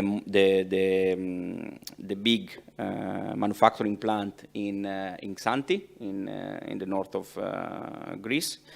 Today, we are producing in Xanthi almost 6 gigawatt-hour of lead-acid batteries, cell and battery system. And we are now installing and commissioning the first line of lithium-ion battery assembly. And the total capacity will reach 2.5, let's say, gigawatt-hour of annual output capacity from our assembly line. We have the same, let's say, capabilities with our plant in Italy. We don't produce cell there, but we assemble batteries, and the same in US for both chemistry, lead acid and lithium ion. We recently acquired also few companies, let's say, to, this famous word, vertical integration. Vertical integration, as you will see later, it's quite important in this business, and we are trying to vertically integrate ourselves. We recently bought a company that is making, let's say, power electronics in Italy. What we do. So, as I said, until today, our profit is coming basically from the off-road industrial mobility. We're making battery for forklift, all the material handling equipment, and 30% is from the energy storage market. Energy storage market, I have some slides later on to explain why we decided to enter into this market strongly. These are, let's say, our product, the battery for the forklift on the top, and the system that we are. One is actually already in the market, the black one on the left, and the white one, the big one, is the product that we are developing now, that hopefully will solve, if not all, but most of the problems that I heard before. So ESS, the market is huge. The market is huge, is growing with approximately 20% growth, annual growth. The market, in terms of application, we heard about behind the meter, in front of the meter, etc., etc. I like to call it, big system, grid scale, utility scale system, which are probably the ESS that we all know. Big container, even if today is not a container anymore. Big container, of batteries that are installed in the field to support the grid, to provide services with or without let's say, the interconnection with renewable energy power plants. Then we have the commercial and industrial market, which is, for instance, industries or a big commercial consumer, electricity consumer that want to install the battery in order to, let's say, reduce the electricity consumption or do some peak shaving. And then, of course, we have the residential market, the Powerwall of Tesla that help the residential, the households to save in the electricity bill. No matter how you see, there is a growth everywhere. I just heard today, I saw a news today that in US, the market has been, the storage market has been slowed down by 20% because there is a lack of batteries, which is, I mean, this is the answer that I get from all my customers. So what can I do for you? What do you want? What kind of product you want? The first answer is, give me what you have. I need batteries, no matter, then we discuss about optimization of few things, but we need batteries.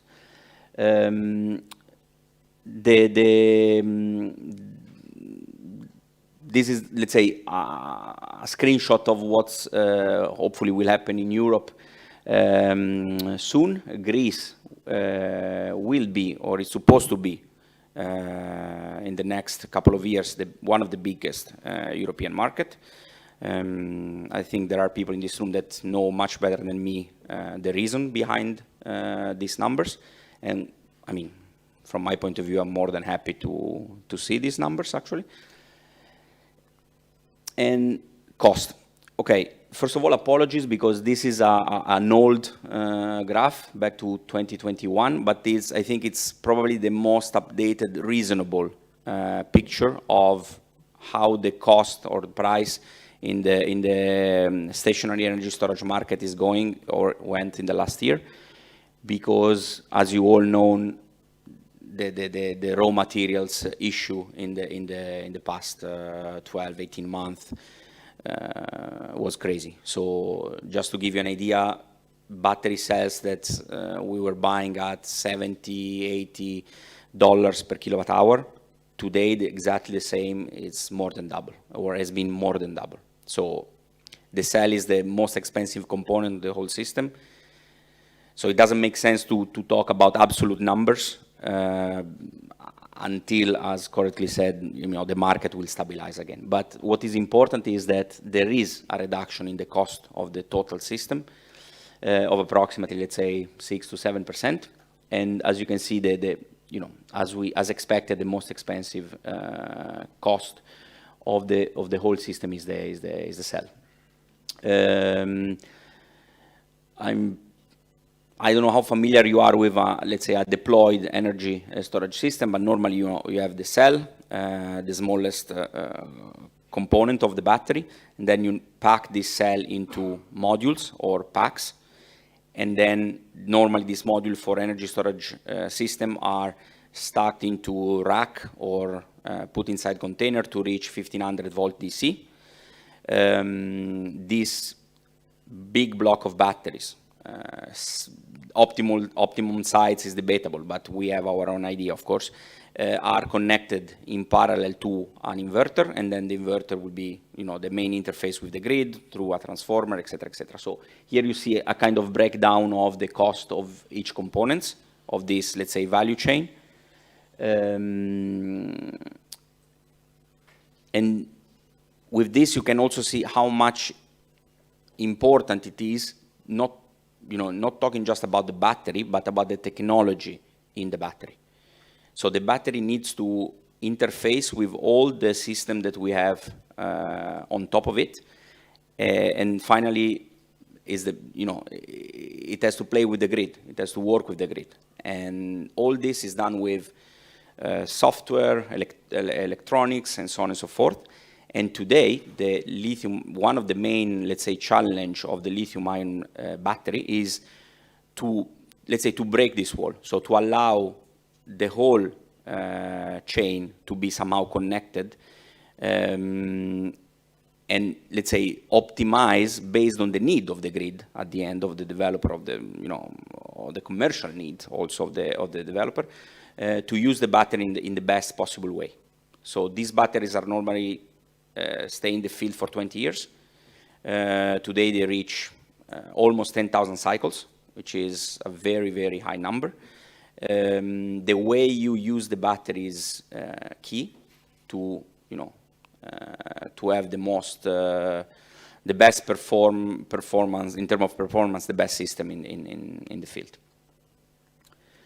And this is, let's say, what's the market trend from a battery point of view? You might have seen a lot of containers, picture with containers, or and so on and so forth. This is not what's happening today.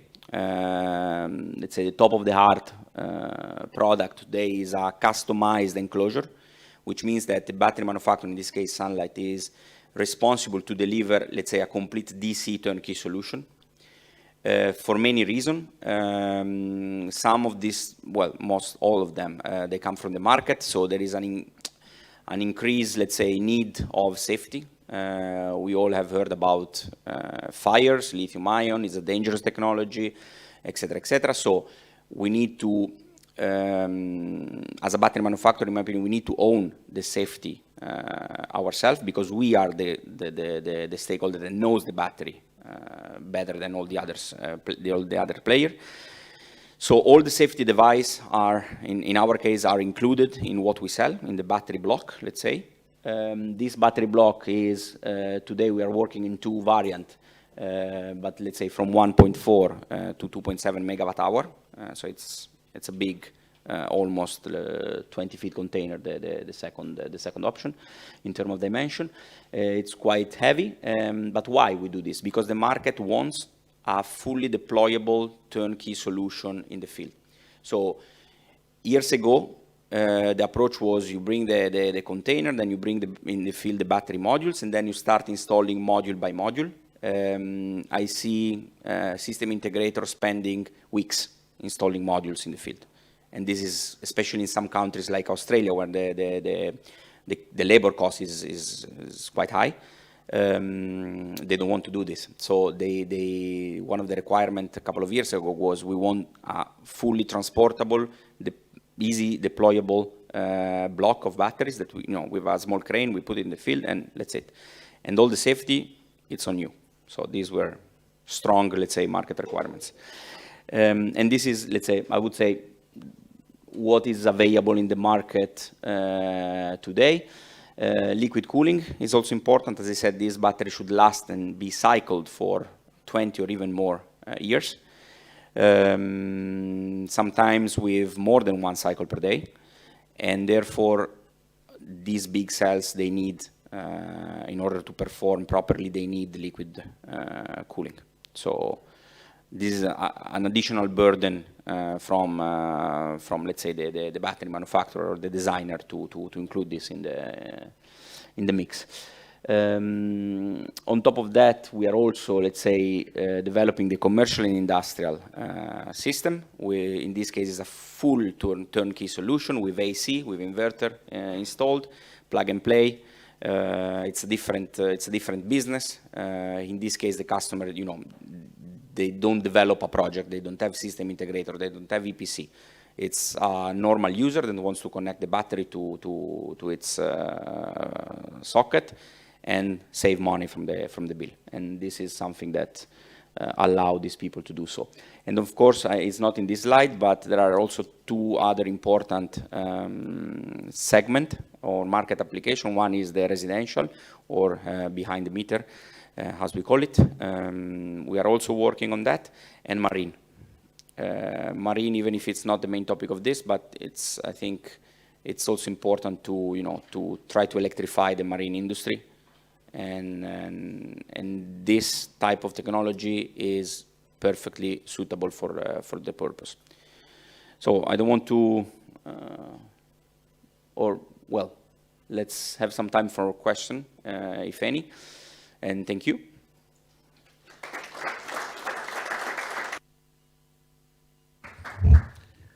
Thank you very much for this presentation. Any questions?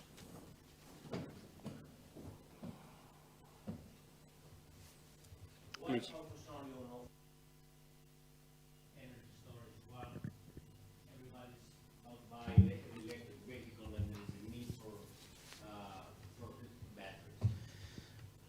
Because everyone is there. Can you hear me? Competition is huge. Volumes are super important. And most importantly, we already have a customer. We already have customers in other applications that they want batteries. And the same customer, when they go to companies that are producing battery for automotive, they just, they don't listen to them. So in our case, this need is even stronger because very important customer have been, let's say, are rejected by other battery manufacturer companies because they are super focused. I mean, I was working for Samsung and Northvolt in ESS, and the company itself was my biggest enemy because the requirements of this type of application, no matter if it's ESS or industrial mobility, is completely different than automotive. So the way the cell is designed and manufactured, of course, is completely different. So automotive is pushing for high energy density, low cyclability. They don't need 10,000, 4,000 cycles. With 1,500, it's more than enough. Fast charging. All this is completely, even if it's the same, but it's a lithium-ion battery, let's say the same, even if it's not really true, it's completely against the characteristic that a battery should have in the ESS, for example. Completely opposite. ESS is low cost, is high cyclability, is safety. The safety requirements for a storage application are more stringent than in automotive, which means that NMC is a, let's say, not very stable technology or chemistry compared to LFP, for example, and it's the biggest. I mean, probably 90% of the electric vehicles that you see here are with NMC because the energy density is much more important than safety.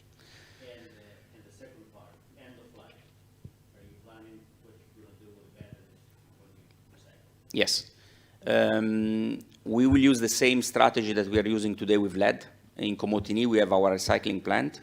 Actually, more than 50% of the lead that we are currently using for our lead-acid battery is coming from the recycling facility we have in Komotini.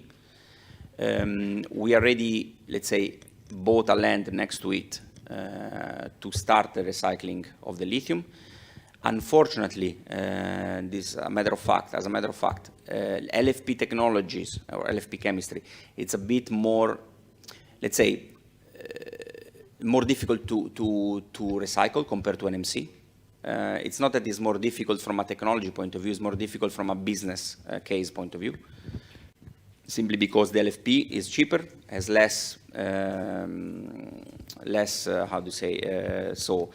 less expensive material, and therefore, let's say the LFP recycling is a bit behind the recycling on NMC. But, I mean, that's for sure. You need to recycle, and not only this, but when you produce the cell, it's a very high consumption work. So if you don't, let's say, if your factory is not buying green energy, it's useless because what's the point to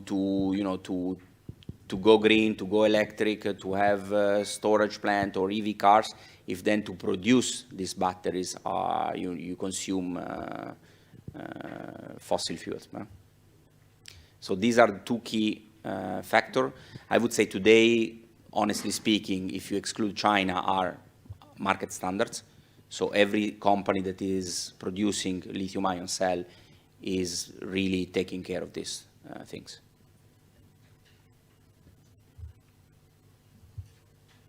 Any more questions? Actually, I do have one. I was impressed by two figures that you gave. One was the cost of a 4-hour system, the complete system, 236 euro per kilowatt hour. I would expect something double than that. And the other one is the life cycles, 10,000. I would expect half of that. Can you comment on these issues? Yes. So as I said, the cost of the system that you saw there are all based, let's say, before the huge crisis that we had, that we have now. And these are numbers from the market. So numbers from, players that I personally work with. And these were the numbers that for let's say full turnkey system in the field. An average, of course. Some system is more expensive, some system is less expensive, depending on many factors. But yeah, this is a real picture from the market, let's say. What about the 10,000 cycles? Again, is it realistic? It is realistic. So just to give you an example, we have, so at the moment we are, from a cell perspective, we are doing two things. So all our products are using LFP cells from third-party supplier. We are now actually building a lithium-ion prototype facility in Xanthi, next to our plant, where we are going to produce up to 200 megawatt-hour capacity of lithium-ion cell, LFP prismatic, for this type of application. So we are very deep into testing cells, trying to understand how they behave, et cetera, because this is our core business. And cells that we are testing now, you see no degradation sometime. Okay, LFP has a deep, let's say a drop at the very beginning of life. But if you take out this drop, sometimes you don't see degradation for like 1,500 cycles. 0. So you don't see any capacity fade. And just one comment. The costs I gave you are similar. Okay. And these are costs we can announce in conferences. When you go out and you buy, it's a whole different story. True. True. The cycles, I don't know, but I have guarantees for 6,000 cycles. I mean, written. I have guarantee for more. Yes. Okay, that was 2 years ago. But okay, everybody wants to. So, can I give an example of a real project? This was the first Samsung SDI ESS project in Europe, the first installed in Germany. After it was installed in 2000, I don't remember, I was not there yet, but let's say 2011, 10, something like that.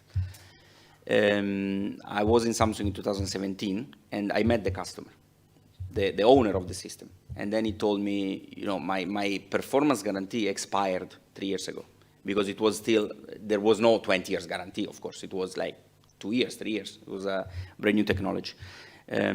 So my guarantee expired some years ago, which means that, in theory, the battery should be below 80% SOH, because back then it was 80%. I measured, and today is 93. So, real life example. Perfect. So maybe we became too technical for the audience. I think it is important to know, because even for an investor, you need to know these numbers. Yeah. Warranty is very important. And 6,000 cycles, like I said, I mentioned, for 2 years ago, that means actually the system can cycle much more.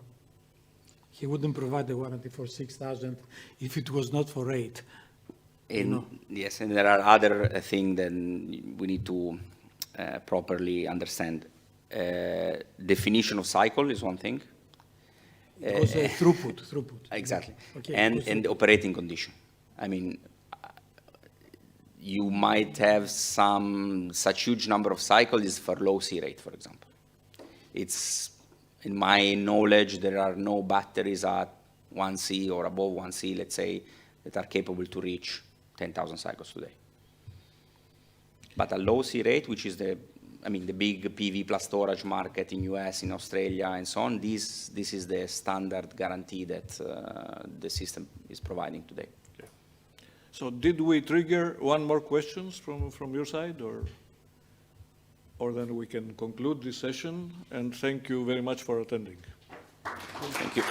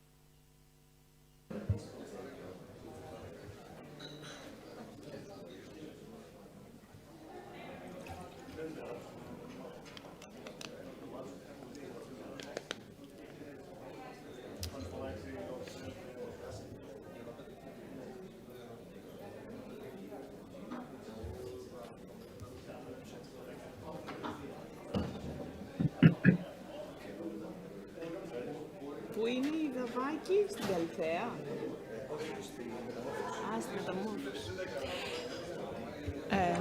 Ladies and gentlemen, may we start? Μπορούμε να αρχίσουμε?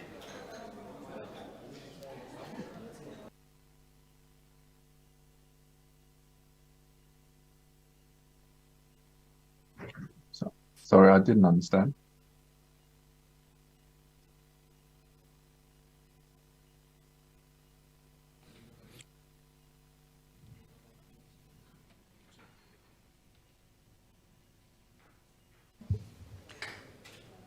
So, we heard in the previous sessions a lot about batteries. Let's hear now the grid management perspective.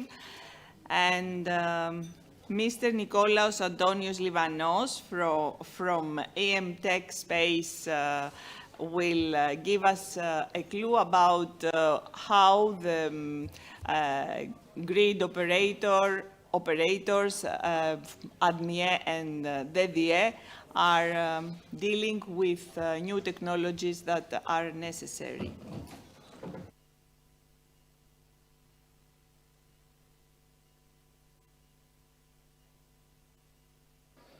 So, good afternoon. Thank you very much. Thank you very much for the invitation, and also thank you all for being here today. I'm Nick Livanos from EMTech. I will speak about how Itergrid, a solution that has been designed and developed from our company, can support the concept of energy democracy. Let me, first of all, give you some details regarding our company.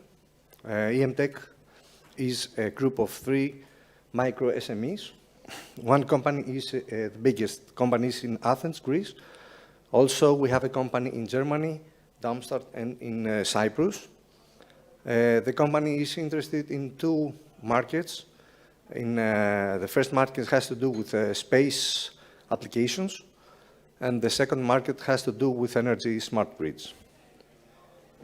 Regarding space, we focus on software engineering, and for more than 10 years we have customers, large companies in the European space market, such as European Space Agency, Airbus, Thales Alenia Space, Leonardo, and other companies.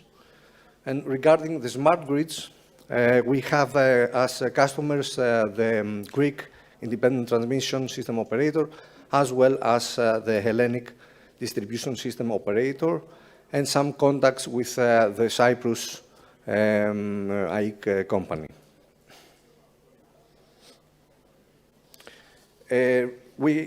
Today we work on 3 actual product lines in EMTech. The first one is called iReact. It is a substation automation solution. It has been adopted by the Greek Independent System Operator and has been installed in more than 150 substations in Greece. A substation of transforming 150 kVs to 20 kVs.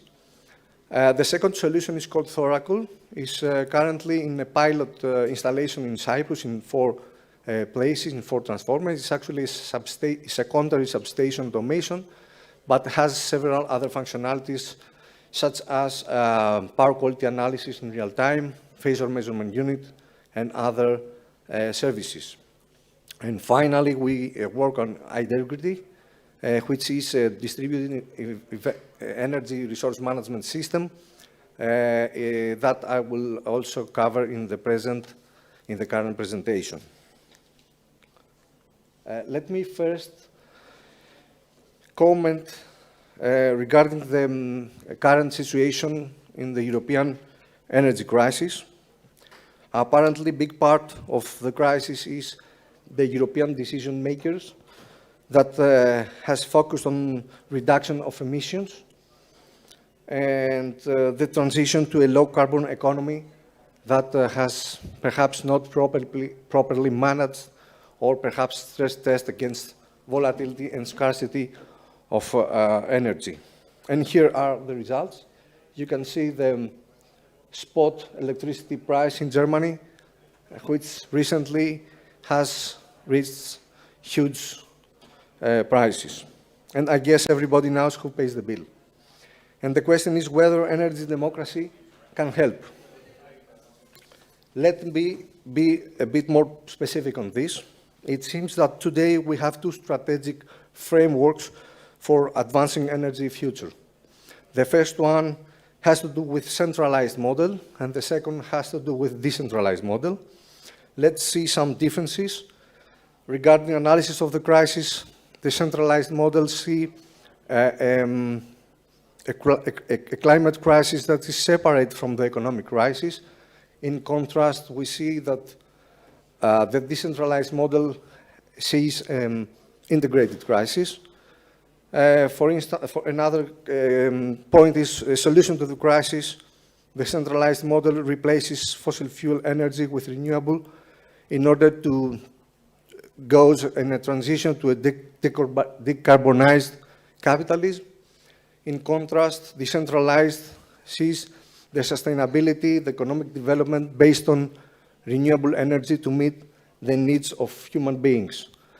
And most important, according to my point of view, is the view of energy.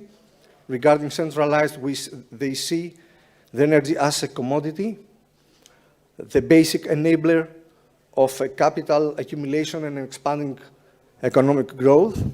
In contrast, the decentralized approach sees the energy as a resource, something, a good that has to be shared among users, a basic enabler for economic life to be democratized and harnessed to meet human needs. I guess that the decentralized model is related to the concept of energy democracy. So what is energy democracy? Energy democracy concerns renewable energy transition with efforts to democratize the production and management of energy sources. It is social ownership of energy infrastructure, decentralization of energy system, and of course, public participation in the energy-related policy making. And it is also associated with a number of campaigns in Europe and North America, calling for the municipalization of energy companies and democratization of their governance structures. And the question is, who could be possible early adopters of energy innovative business model? The isolated electrical grids of islands. Today, worldwide, islands consume mainly fossil fuel, as everybody knows, for energy production. These isolated communities could be an ideal early adopter for energy democracy by increasing their renewable energy sources, reduce carbon dioxide emissions, and improve air quality and living conditions. And this is a typical electrical system in a small, medium island. Today, the main energy production is by burning diesel. Some wind farms and some photovoltaic parks have already been installed. And in order to increase the renewable penetration, we have already installed some storage, and we expect to increase that storage.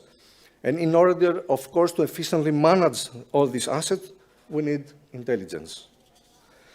So Integrity is an innovative business model which revolutionized the energy business of the island.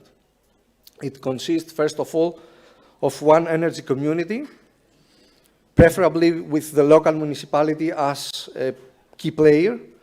This community owns green assets, PV plants, wind farms, storage, e-mobility chargers, and so on. On top of that, we have the digital platform offering intelligent and digital services. And on top of that, we have the customers and end users that receive these digital services, they consume these digital services.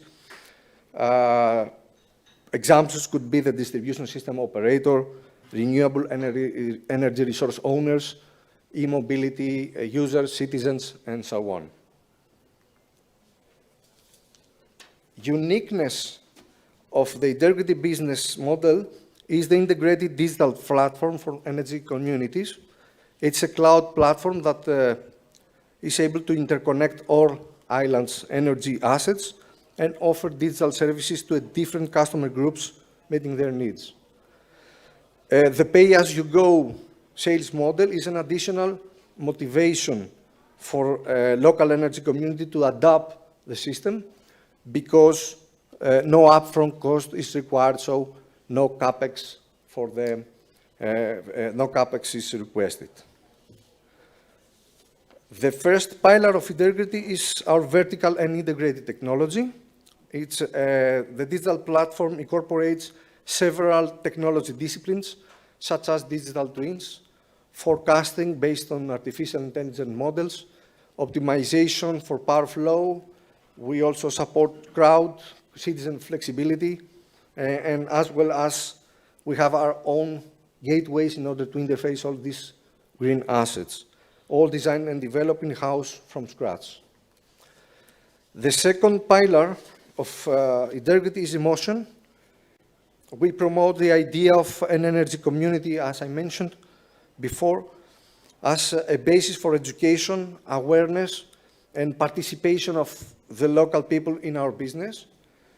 First of all, we offer awareness and education to increase inspiration. Second, in life, we, using a gamification approach, we target to make a responsible, let's say, consumption, to make it a habit. And last but not least, we share the community benefits.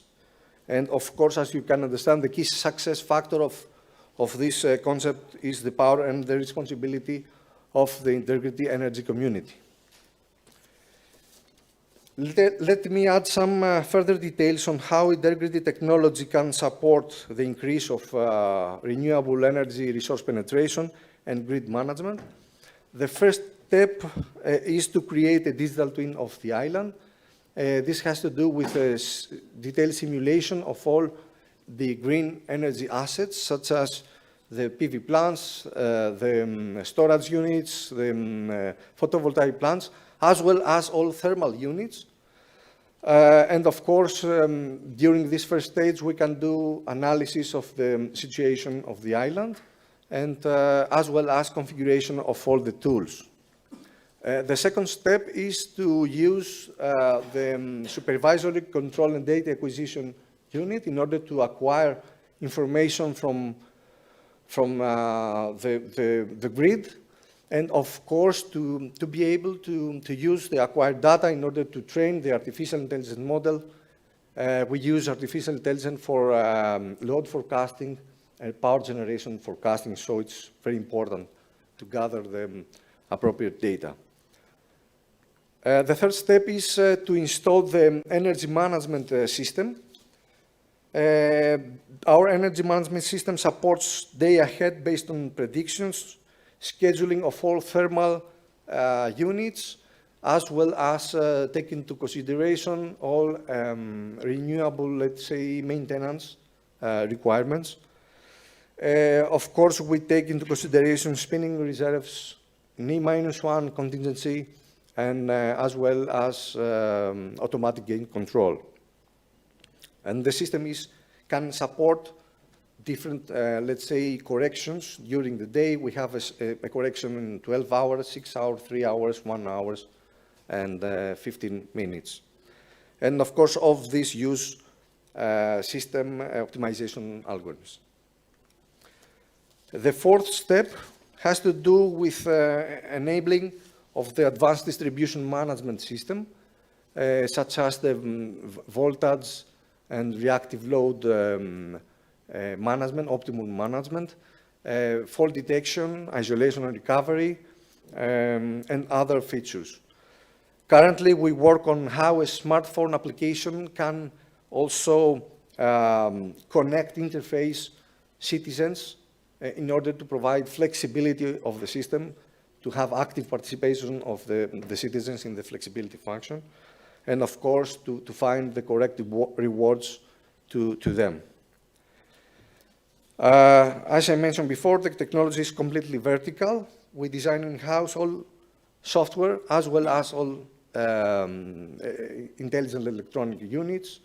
And also in combination with the other product lines, we can also offer in the island further, let's say, devices, intelligent devices such as phasor measurement units, substation automation, smart sensors, and so on. I will close my presentation with our vision. We create Intergrid to support democratic energy transition to renewables for islands. Not only in Greece, we dream of all islands to be blue, green, and intelligence. Thank you very much.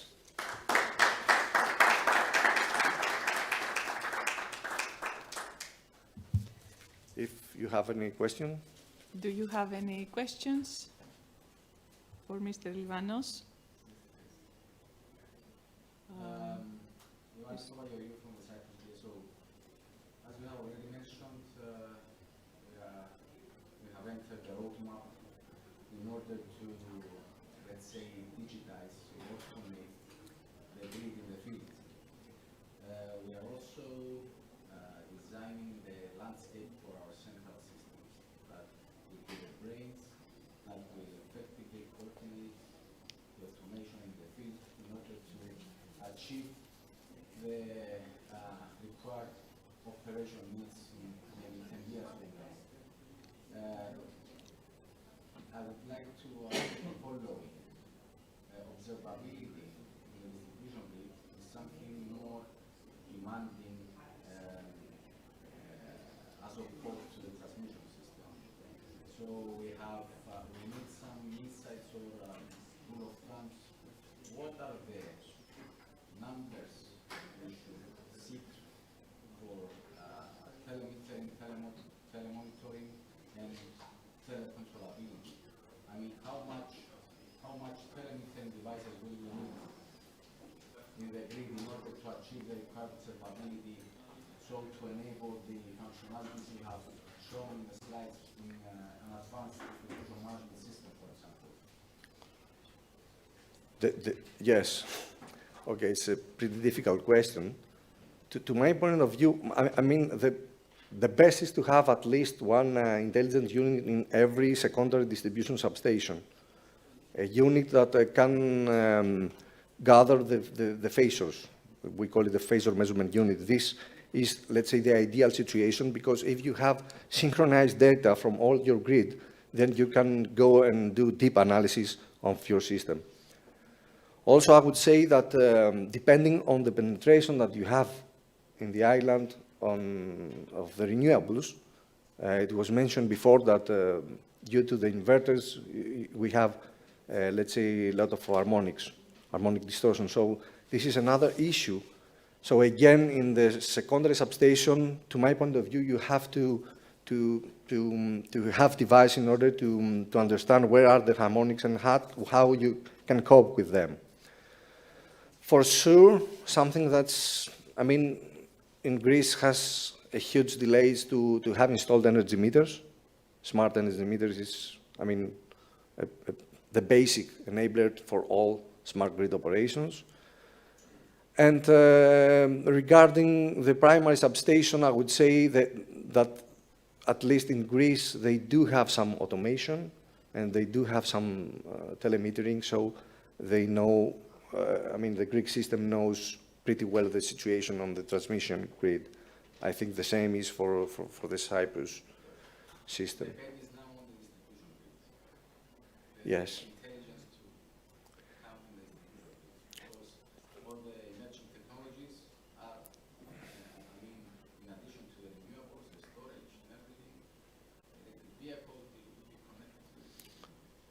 Correctly. You need also connectivity to the e-chargers. You need connectivity also perhaps to the renewables, some perhaps large PV park or wind farms. Wind farms, they do already have connectivity, but PV farms, and especially future PV farms that they will include storage, for sure, they're gonna need connectivity. So I guess we are both in Greece and Cyprus a bit behind. Yeah. Any other? No? Thank you. Thank you, Thank you very Mr. much. Livanos. And now we move on to Miss Ivana Kristic from Schneider Electric. She's in Serbia, and we are going to be via Zoom connected to her. Hello. Hi.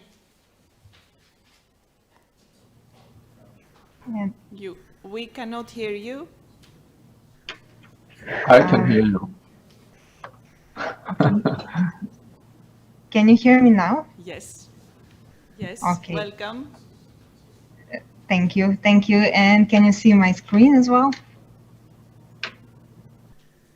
The PowerPoint presentation? Yes. Yeah, Okay, I thank can. you. Denmark. If you share, that's Yes. good. We can see it now. Okay, thank you. Hello, everyone. My name is Ivana Krstic. I'm a product marketing manager for Schneider Electric Digital Grid Operations Management League, where we create solutions for the utilities worldwide on how they can manage their distribution grids. And I will today present you how we see the grids of the future and what is necessary to pave the way to the new energy landscape. So okay. So the very fact that 80% of the global CO2 emissions come from the production and the consumption of energy is the reason why the climate issue is actually an energy issue that we need to resolve. And in order to implement the decarbonization itself in a fast manner, the options that we currently have today to implement decarbonization is transferring to renewables, the power generation. The second option to implement energy efficiency, especially within the buildings and the industry. And the third option to move the heating and mobility to be electrified, not coming from the fossil fuels themselves. So all these to happen, there are changes that are already undergoing that are supported by the regulations. And what we can expect in 2030, for example, we can expect that the 70% of the renewable capacity that will exist will be connected to the distribution grids. However, we expect truly that the renewable capacity will be present both on the centralized and on the local level, all the way down to the end consumers. And the second trend that is happening is that by 2030, with the electrification, we are expecting 50 to 70 million of the electric vehicles to be on the roads. And one of the major issues that we have with the electric vehicles is that they are charged at the time of convenience of their owners and not when the sun is shining or when the wind is blowing. So one of the challenges here is how to make sure that the electric vehicles are charged by the renewable supply, using this type of the supply as well, in order for the decarbonization to actually happen. And the third trend is the self-consumption, where we have to expect 40 gigawatts of the self-consumption by 2030, meaning that end customers are the ones that will also produce the electric energy. So this is also an opportunity for the distribution system operators, for example, how they can utilize this flexibility that exists at the grid edge as well to manage all these challenges that are happening related to the impact of the DERs. And in order for this to be implemented and supported by the distributed system operators that are actually key enablers of this clean energy transition, the solution can only be a digital technology that can deliver such type of the orchestration for all that is happening. So some more information on why the grids themselves need to change. Even with all that is happening and all the targets that we have, by 2035 we are still expecting of 25% of the global electricity to be produced using coal. So we still have sustainability challenges that need to be addressed further and to progress even faster towards decarbonization. The second one is the resilience challenge, as we are more and more are relying on the electricity with the heating, mobility, and even today the work from home options as well, people are less tolerant on the outages themselves. So one of the surveys shows that 35% of the commercial and industrial customers see outages that as too disruptive for their businesses as well. Another challenge is the efficiency challenge, where, for example, we can see that in 25, the data volumes that are produced by the grids with all the enhanced telemetry and all the options that are moving in that direction will be 75 more of the data than what we had in 2020. And the flexibility challenges, where in 2030 we're expecting 43% of the installed capacity to come from wind, solar, and storage. And how do the renewables and electric vehicles create challenges? So we can split this into two types of the problems: the large-scale ones, where due to the volatile and unreliable renewable output that exists, there is more need for the balancing capacities and reserve capacities on the system level. And on the local scale issues, where in order to connect all the distributed resources, as we saw, a lot of them are expected to actually be connected to the distribution grid, the existing infrastructure has limited capacity, in the sense that when a penetration level of renewables or electric vehicles reaches some level, technical issues such as overloads, reverse power flows, undervoltages, and overvoltages also start to happen in the distribution grid. And so there is a necessity to actually manage all these demand and supply that are changing at every level of the system. If we continued to use the traditional conventional strategies, that would include capital investments in the grid infrastructure on the transmission level, in the new generation units that are necessary for the balancing, for the reserve capacity in the case when the wind stops blowing and similar. And for the distribution side, also investments in the grid infrastructure itself. Distributed energy resources also present opportunities and their flexibility to be utilized as a new non-viral alternative in order to avoid these capital investments, or at least postpone them when too much of the changes are happening in the same system. So the options that are in front of the distributed system operators include flexible contracts, when a new connection is to be connected on the constrained part of the grid, where utility may offer actually a flexible contract to that customer and disconnect such customer only in extreme situations throughout the year, several occasions.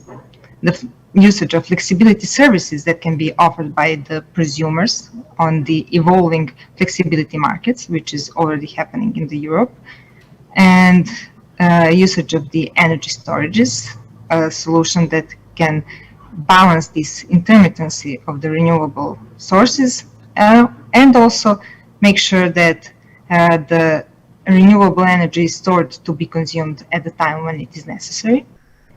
Also demand response programs and microgrids as an option that increases the reliability of end customers.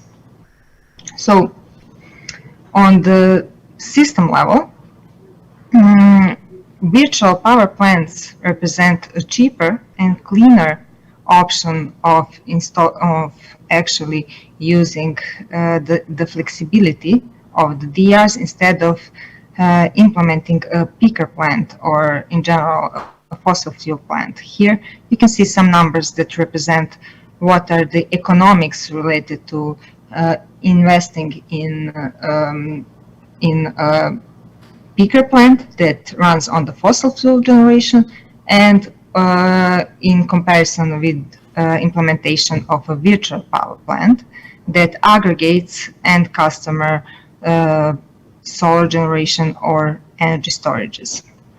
And the good thing about this solution is that 70% of the customer payments go back to the community to create jobs, and it is less expensive, less polluting, and also having an impact on disadvantaged communities as well. This was related to the system level issues. On the distribution level or local scale issues, how to implement the flexibility. This actually takes several steps. So the first one, how to actually be aware and find what are the congested areas where there will soon not be enough capacity to connect more renewables, like hosting capacity analysis. Then another step in the long-term grid planning is how to develop a DER integration strategy and compare the traditional grid reinforcement with these alternative options of using the DER flexibility instead, finding which one is economically more viable, and deciding to implement that one. For example, this is the step where a flexible contract can be decided as an option and offered to an end customer. With this in place, we have a grid that is ready for the operation, and in a short-term operation planning, look-ahead network management, which is assessing what is the state of the grid that is expected, when there are issues that are expected, and scheduling a dispatch of the DER flexibility to avoid such congestions in the grid, and the active network management, which actually addresses the intermittency and variables related to this scheduled short-term operation planning and implements the real-time dispatch that makes sure no constraint violations happen in real time.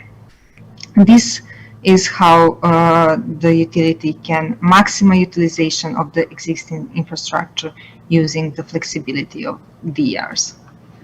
So here's one example of a project that Schneider Electric has done with Electricity Northwest from the UK, an example where this type of the active network management has been implemented. So the resources which are used in this case are flexible contracts, and also the testing of the integration with a flexibility market where the end customers would actually offer their flexibility. So first implementation and dispatch of look-ahead constraint management that assesses what is the forecasted network state and where there will be overloads or reverse power flows, for example. Dispatching and making sure such resources as energy storages that need to be charged or discharged upfront and to know their schedule upfront are utilized for these purposes as well. And then also, of course, in the real time, making sure that these are then adjusted in accordance with the real-time conditions and using the flexibility that is available in real time. Okay, so in Schneider Electric, we call this grid to prosumer approach, and this is our solution that we offer. It is an end-to-end DERM solution that connects all the stakeholders in the evolving energy landscape, as this is also one of the challenges that happens, the TSO and DSO coordination as well of the flexibility of the resources, and how to integrate also the end customers as stakeholders and the virtual power plants that are also one of the stakeholders happening. Then our solution implements new ways to optimize supply and demand at every level, from the system down to the grid edge and to the prosumers. And it supports the growth of distributed energy resources, microgrids, and energy communities, and other flexibility resources through an optimized orchestration across the whole life cycle, from the planning, engagement of end customers, up to the operation and measurement and verification and reporting of such activities. So here you can see parts of the solution: the distributed energy resources grid planning, active network management, then implementation of a demand response programs, which may be even more attractive in the sense of this European energy crisis. Then the virtual power plant, and fleet and site optimization as well, which also implement like EV fleet management, make sure that on the site level solar and storage are aligned and intermittencies are avoided, and the microgrid option as well. So a bit more about the Schneider Electric DERMS solution. So we have been recognized as the #1 DERMS vendor by the Guidehouse Insights Leaderboard, and we are leveraging the leading technology in the sense that we have DERMS that is part of the organic growth within Schneider Electric, and as well acquisition of the AutoGrid Flex solution that helped Schneider Electric cover the full portfolio and make an integrated solution that covers end-to-end use cases for DR management. Our partner for the cloud solution is Microsoft. And also this DERM solution integrates with the EcoStruxure Grid solution suite that includes different types of the solutions for managing the grids, starting from the GIS to the metering solution as well. Okay, and here are some key takeaways from this presentation. As we have already mentioned, the pressing climate challenges are urging for the clean electrification and digitization. The grids themselves are changing, and DSO is the key enabler of this clean energy transition and the key orchestrator that has to utilize the innovative solutions to actually support what is happening in economic way as well, to make sure that the grids remain reliable, the power with delivering quality power delivery, to enable the connection of the old DERs that are necessary, and to utilize the existing infrastructure up to the maximum in order to make it the most economic. The innovative technology that unlocks the flexibility is the solution for these grids of the future, and the utilities worldwide do consider Schneider Electric for a trusted partner for the clean energy and digital transformation. So thank you for your attention.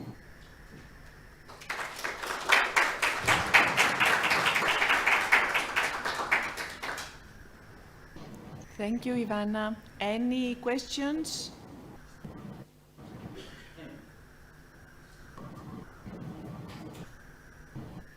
No?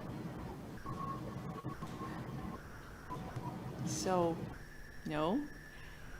I have a question though.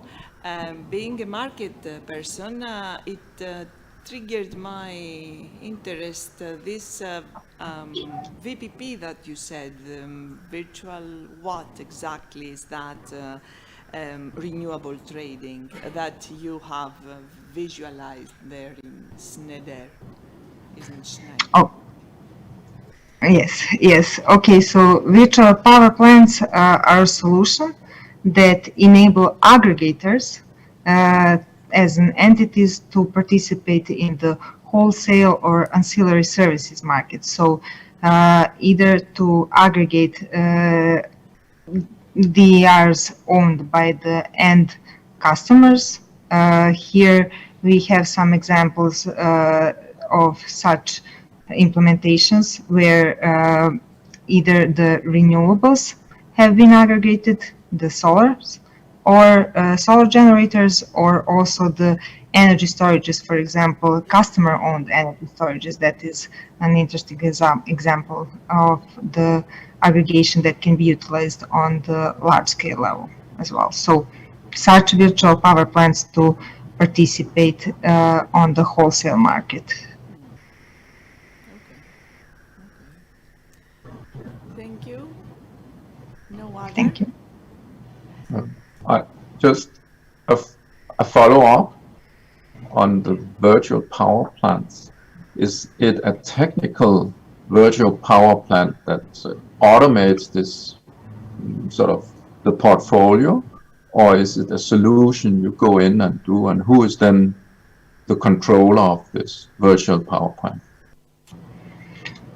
So this one really depends also on the regulations that are in place in different regions in the world. So the solution itself that we offer, Virtual Power Plant, is a platform that enables the aggregation, that interfaces these distributed energy resources, that provides the dispatch when it is necessary, the bid to the market, and also the measurement and verification later on that makes sure that all the parties that are involved in virtual power plant have been economically compensated in accordance with their participation. And the solution itself, so that one really depends on the regulations. One of the things that is, for example, happening in the US is that they have recently, there is a FERC order 2022 that has been issued recently, and that has enabled such participation of the aggregators on the wholesale and the ancillary services market in the US, for example. In the Europe, this is related to the aggregators, and they are the ones that would actually utilize this solution to enable such, as a companies, enable such participation in the market for their end customers. Okay, thank you. Thank you. So now, thank you, Ivana, and let's move to Professor Christian Treholt from Copenhagen, the university, the Technical University of Copenhagen. Okay, I will share my screen. Let me see here, just a moment.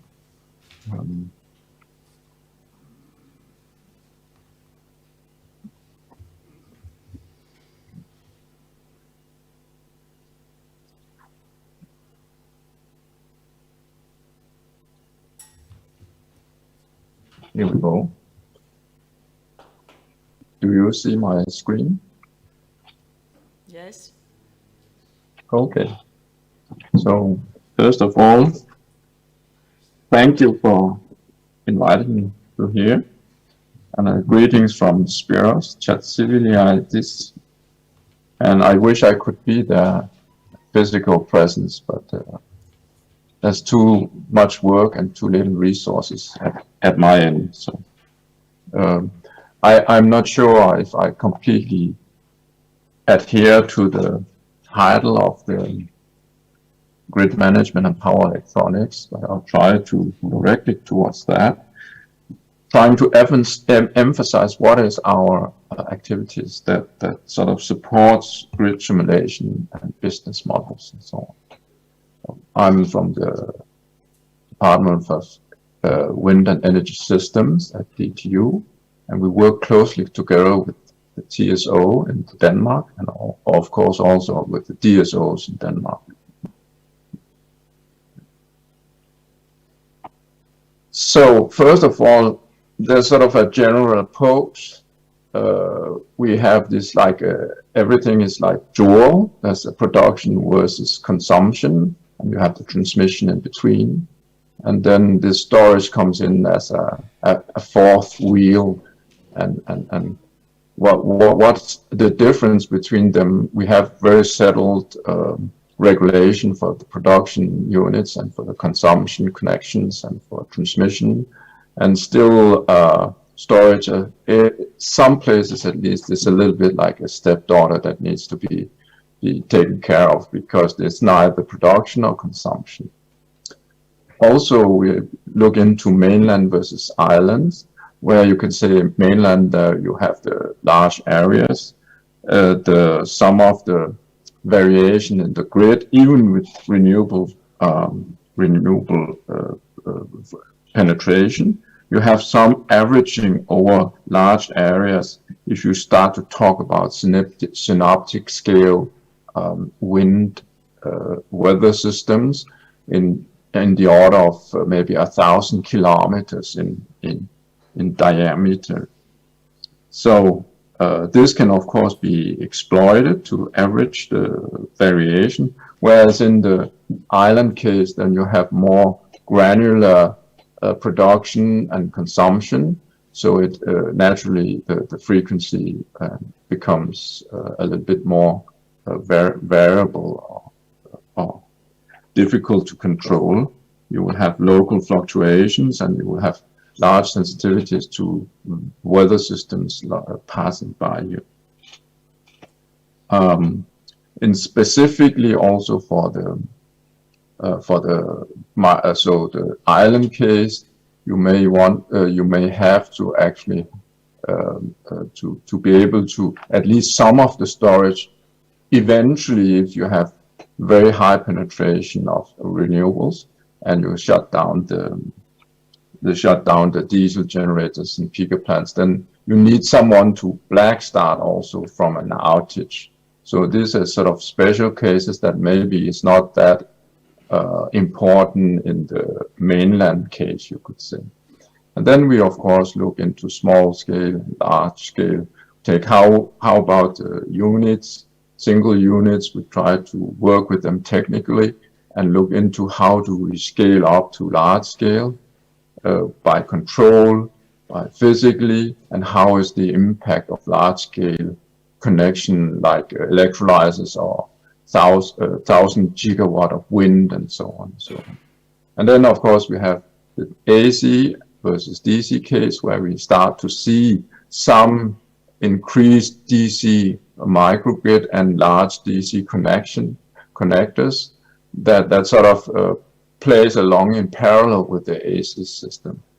And then of course we have the power versus energy, but I will not dwell with that because I see that's very competent audience here, so I don't need to explain what is power and what is energy in this case. And then of course we look into, in particular with storage, we look into the short-term versus the long-term horizon. How do we approach this? Well, first of all, we have built this so-called SysLab. It's a kind of a microgrid, electrical microgrid, with a back-to-back converter connecting to the national grid also. But we can run it independent of the national grid, and the power sizes of all the units here is in the range 1 to 100 kilowatts, so 2-digit kilowatt size.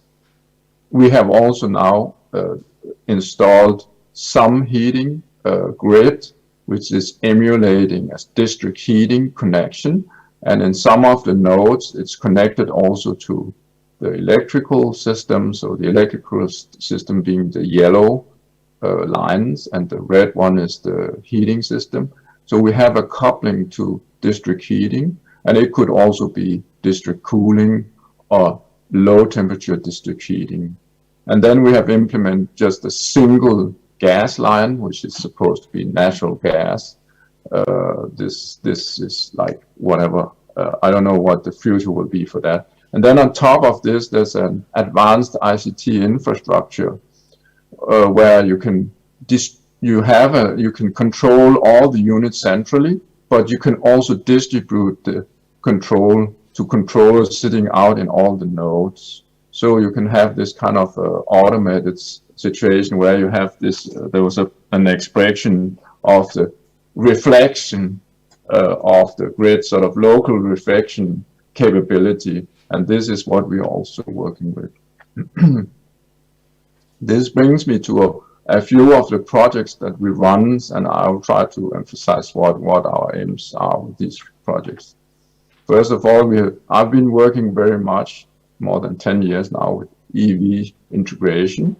And in this case, we have been looking into V2G, vehicle to grid, using the EVs for supporting the grid. And we have also been looking into smart charging. And we have looked into the business model for this. And there's, of course, some overhead on this. Here you see a picture of up to 10 Nissan 2000 electric vehicles in Frederiksberg Utilities in Copenhagen that was used for the field experiments. And the bidirectional chargers are DC chargers with a CHAdeMO connection and a 11 kilowatt. Here it turned out, the result was that charger efficiency is very, very important for the final revenue stream.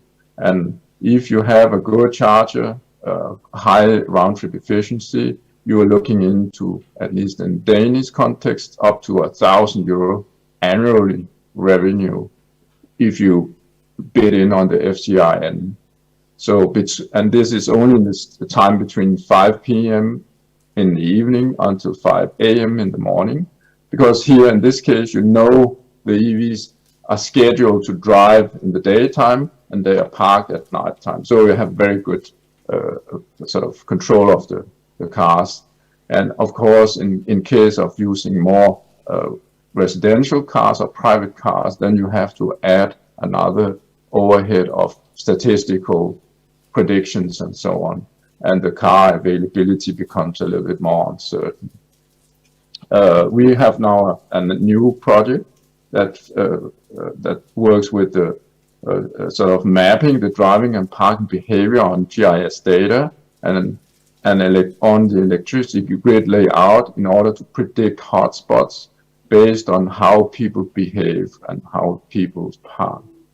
And this is with charges of 11 to 22 kilowatt charges and only one-way charging. So, and in this case, we see the need in public space for chargers if they are deployed smart and applied smart, up to 10 to 20% coverage in public space at the most, and then you don't need to upgrade, at least for the next 10 years, the grid.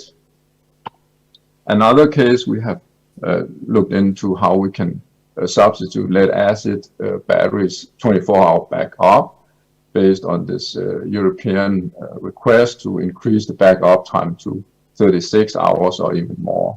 And here we have changed it into a fuel cell using hydrogen, pure hydrogen on compressed bottles. And in this case, we see a need, our calculation and simulation, and our test of the voltage and current requirements when you activate switches and breakers. There's a need to add a capacitor bank or a battery to the fuels, and in order for it to be able to handle this kind of large voltage and current excursions. Another project we have been working with is hydrogen, of electrolyzer hydrogen. And in this case, we look into how about a few megawatt size electrolyzer, and how would we go about with scaling up to hundreds of megawatt green hydrogen, and how can that be addressed in a production and a replicable and scalable industrial environment. And this is an ongoing project where I cannot say, I don't have any sort of really results on this here, but this is one of our initiatives with all these partners at the bottom you see here. And then, let me see, yeah, so at this we have a sort of, besides the microgrid, we also have a field testing area, which is the island of Bornholm. And here we have installed a 1 megawatt hour battery, which you see in the bottom. of the slide. In the middle here, there are 14 racks with batteries installed, and then there's 6 racks, including the inverters and converters here. And in this case, we're looking into demo. It's a kind of a testing platform where we in the lab with a scaled down version of 1 rack and some converters here, we can do test and implement something and develop new algorithm, and then when we can test it here, we can afterwards deploy it on the big system here at Bornholm. And the idea is that we can test several different algorithms, validate things, and we may even take like Greek cases that you want to try to execute or run a certain Greek case, then we could actually execute it on this one. Another battery project is a so-called reconfigurable battery, where we have we don't need the converter towards the bus bar, the DC bus bar. We may have a small converter to connect to the grid, but then towards the PV or towards charging, DC charging of cars, the EVs, then we can just reconfigure the battery to provide the correct voltage up to about 1000 volts DC. And in this case, it's even a containerized version, so it's a kind of a mobile buffer for a fast charger, or a mobile buffer for saying taking care of maintenance work with in the DSO grid. Then we have another project that moves into sort of the intelligent maintenance of transmissions and distribution systems. And in this case, sort of a drone is used to sort of survey surveillance of the lines, the overhead lines, and the cable, the overhead lines. And in this case, we can use this for, first of all, DLR, so dynamic line rating, and sort of, so it's not only selected sections of the overhead line you can do it, but you can ad hoc find new sections that you say, oh, I need new DLR, so dynamic line rating in another section. You can go and observe it with the drones. And also with the drones, we have another project in the pipeline that is pending now, the proposal is pending, where we can actually continuously monitor the lines, and then in this sense, we increase observability with respect to the physical properties of the sections, and in this way we can do predictive maintenance, and we can also operate it more optimal by doing this. And then the second last slide, I would like to say we are looking into much large sort of vision now with what so-called energy islands, and you see up here, together with the other countries around the North Sea, that is UK, Netherlands, Germany, and Belgium, and Denmark, and Norway. We look into expanding perhaps the wind penetration to 65 gigawatt by 2030, and even up to 150 gigawatt by 2050. Now the peak consumption in Denmark is something like around 6 gigawatt. And already now we have between 7 and 8 gigawatt installed power of wind. So by having another one like an energy island of 3 gigawatt here, and actually another 1 gigawatt close to this more natural wind energy island, we are almost doubling the installed wind capacity compared to the Danish consumption or peak consumption. So these are things that is ongoing now, not completely for sure, but at least here there's a very advanced preparation for sort of reception terminals close to the harbor, etc., and land has been purchased, etc., and approval have been submitted to use it for electrolyzers or cabling, land cabling, and so on and so on. So this is sort of the activities we are doing all this and always trying to align and validate our assumptions, etc. That is used in the simulation and in the validation of some of the business models. And then my final slide says that yes, we also observe and have large focus on this, the inertia. Round-trip efficiency has really a great impact on your business case if you have a bidirectional. So if you have the short-term kind of storage, then your round-trip efficiency has a major impact.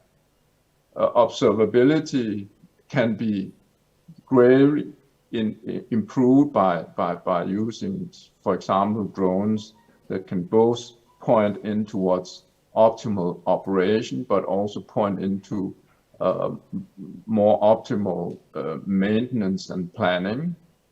And with respect to the battery stuff, the battery installation,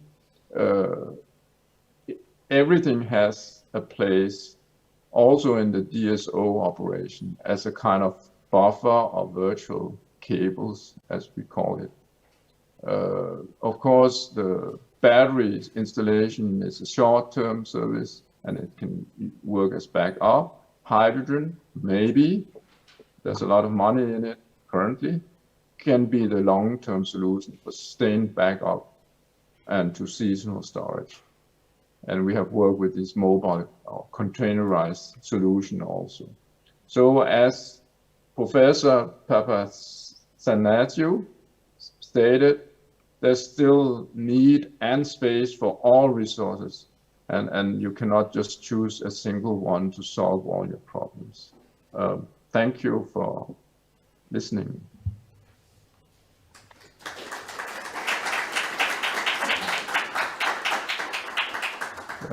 That was my presentation. Thank you, Professor. Do you have any questions, maybe? A lot of interesting projects, and as I saw in the boundaries, not only Denmark, but also Germany and Belgium, right? Yes, definitely. So just a month or 1.5 months ago, all the prime ministers from the countries, including EU, Ursula von der Leyen was actually gathered in the Danish city Esbjerg, which is one of the receiving harbors for all these big installations. So it has very large hype, you can say, and very much money is promised politically sometime in the future. So. Yes. Okay, and also a small question from me. Again, for these projects that are offshore, I saw, of course, wind farms, I mean, the ones that already exist, but I also saw hydrogen, although remote. How this hydrogen is going to be used then? Is going to be moved via pipes back to inland, to the mainland, or is going to produce electricity again, or what? In this case, we're still working on this, and it's not really clear yet what the business model, which one is the best one, whether it's very expensive to cable it in electricity-wise. So the two other competitors or three competitors is either you pipe it in, or you sail it in as liquefied hydrogen, or you actually use it on the island for producing electricity or for producing synthetic fuels. And it really depends on the case. If you want to produce synthetic fuels, you need the CO2 or carbon resources as well, and they are only found on land, close to big industry and so on. So we are working on this. There's a lot of work going on, calculating and seeing what is the optimal solution for how to onshore the production. the less costly solution and the safest one. Yes. Yes, yes, exactly. Okay, any other question or remark from the audience?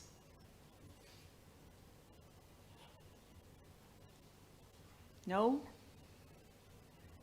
So, thank you very much, Professor. Thank you very much, all. The ADMIE representative is not with us today, so we are finishing this session and move to the next one shortly. Okay. Okay.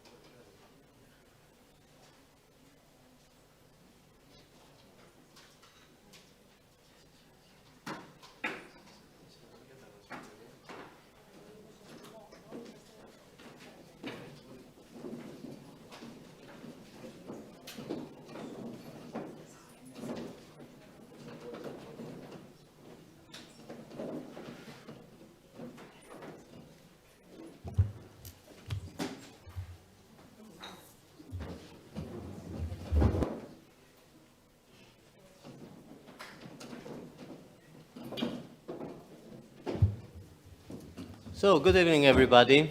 So we are running the last session of this very interesting workshop, this special workshop. And first, I would like all of you, because you're still here. And second, I would like to congratulate and give my compliments to the organizers, because they decided to highlight and present a topic of a paramount importance. Energy storage is a one-way solution. If we want to secure the stability and the resilience of the grid, the flexibility of the electricity system, if we want to provide the right balance between the energy supply and demand, and first of all, if we want to take advantage of the full areas potential that Greece has. So Greece has targets, has ambitious targets towards 2030, and these targets are ambitious for only one reason, because 2030 is not far away. It's we are only 7-8 years before. And as you know very well, we are living in a very unstable world, and we want the energy security. So the time is now for action. This last session will examine the interaction between the energy security and renewable energy sources, and how this relation can help Greece to achieve its targets. Together with us, we have very prominent and distinguished speakers, very well-known specialists. And first of all, I would like to welcome Dr. Stelios Loumakis. Stelios, apart from the fact that he is chairman of the Hellenic Association of Photovoltaic Energy Producers, he is a unique insider and a very good, one of the best connoisseurs of the Greek electricity market. So every time I have the opportunity to hear an intervention or a presentation from him, I feel really very happy and lucky. So Stelios, you have the floor.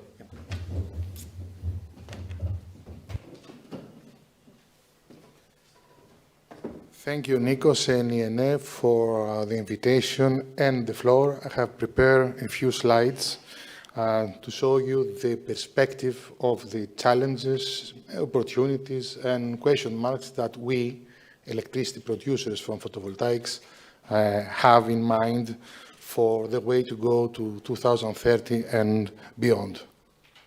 So, you see here the evolution of RES capacity, renewable energy sources capacity in Greece. The market for photovoltaics was restarted during 2018. It's the upper part of the bars there. And now we are more than 4.2 gigawatts in Greece.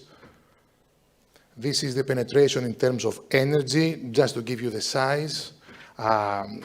2022, we are targeting to a RES penetration almost 45%, including big hydro. Out of these, 13% will be from photovoltaics. We are talking about gigawatt hours. Here, wind 19%, big hydro 10%, and the rest renewables 3%.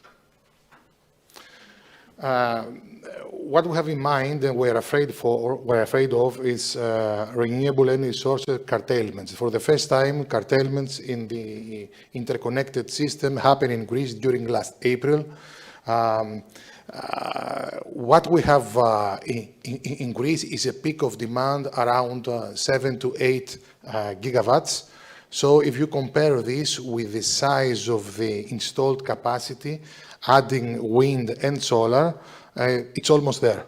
We have 4-point-something gigawatts of wind, 4-point-something gigawatts of photovoltaic. So it could happen, and it happened during last April to reach a penetration during noon hours of 77 or even 80% of renewable injecting energy into the system, and the administrator of the grid had to curtail their production. So decline in electricity demand that we will surely face during the coming spring will even worsen this situation. So heavy curtailments may arise even in the next spring.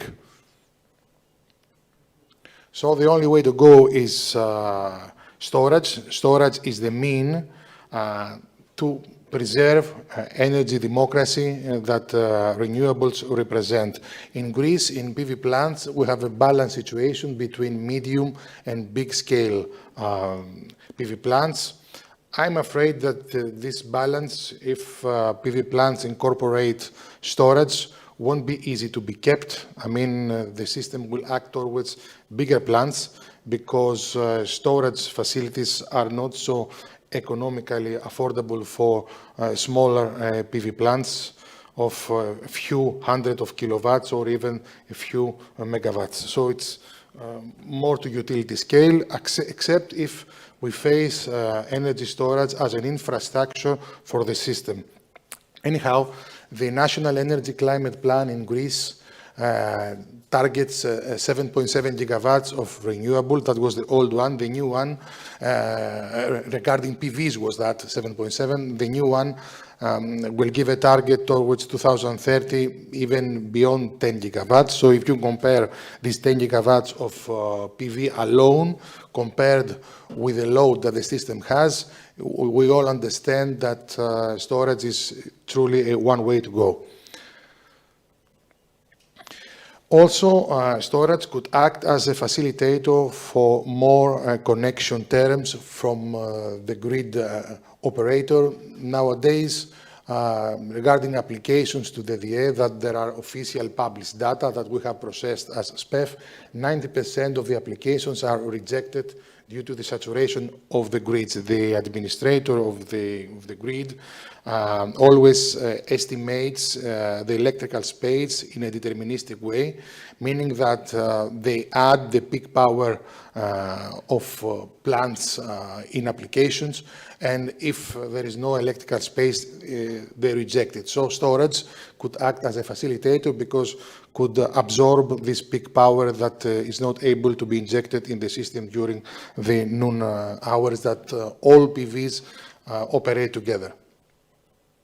Unfortunately for ADMIE, there are no official data published yet. We expect, and we gladly heard this morning RAE, the president of RAE, saying that by the end of this month, the September the 13th, the end of September, even ADMIE will publish official data about connection terms, rejections, and all this information.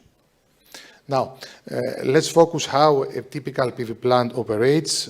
Most of its energy is injected at a power rate between 70 to 90% of its maximum.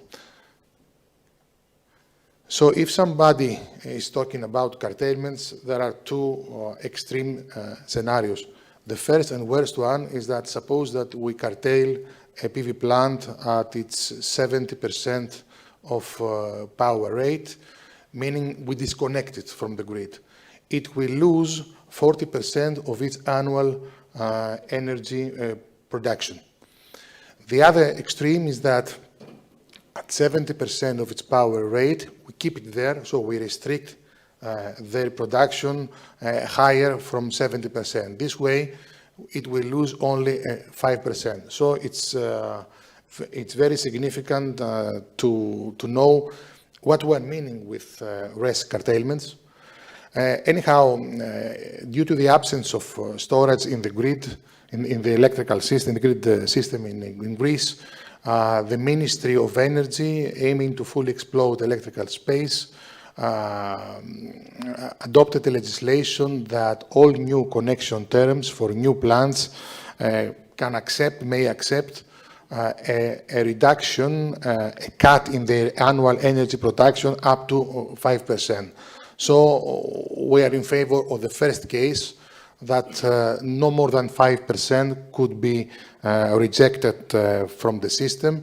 And that means that maybe this will allow a 30% of electrical space compared to what the grid administrator now has. Cost increases in PV plants have made the electricity producers from PVs not able to absorb easily this 5% or even more in the worst case. Nowadays, the cost increases in a typical PV project exceeds 30% compared to the last couple of years. With regulated tariffs of around 65%, the project IRR is now almost 5% compared to 7.7 a few years ago. You can imagine what is happening with bigger plants, with tariffs from RAE auctions around 47 to 50 euros per megawatt hour, except the case, of course, of vertical players in the market that have the opportunity to absorb income directly from retail market. Retail market in Greece and all over Europe is very expensive, as we all know. So if we have a vertical player that combines production and retail, practically he can sell his production directly to the consumer and really is not dependent on what the tariff in the wholesale market is. This is able for verticals because intercompany PPAs are easy. On the contrary, they are not able now in the wholesale market because of the roof that has been posed to remuneration per technology. Anyhow, we will insist that storage should be seen as a system infrastructure at a national level. Regarding integrated storage in PV plants, we think that still it is expensive. It practically could double the installation cost of a PV plant. If you take a PV plant of 2 or 3 megawatts and you add a storage facility for 2 hours, practically you could double its installation cost. So we need special remuneration mechanisms or a special RAE auction or something special different from simple electricity production from PVs in order to remunerate this, such investments. That was for me. Thank you for the floor. If there are any questions, I will be happy to answer. Thank you very much, Stelios, for your presentation. Do you have any question? Yes, please.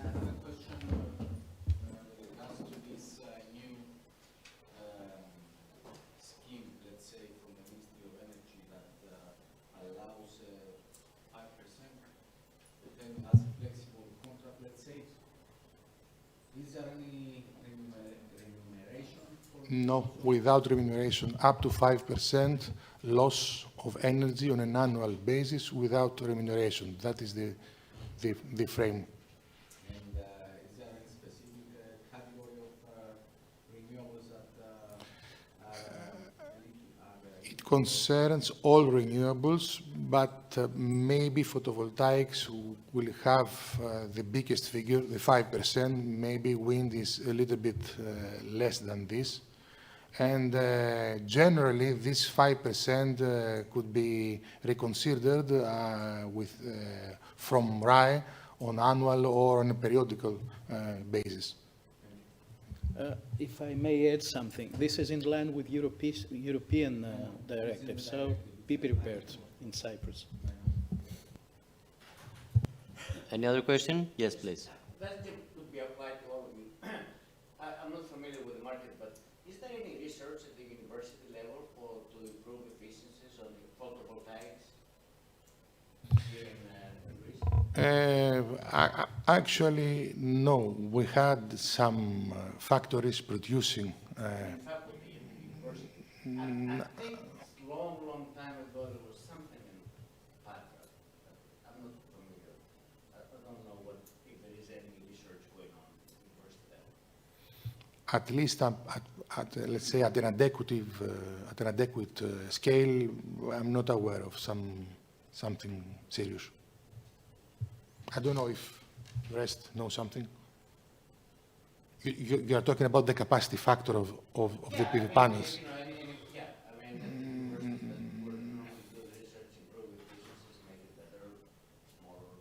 I don't know something.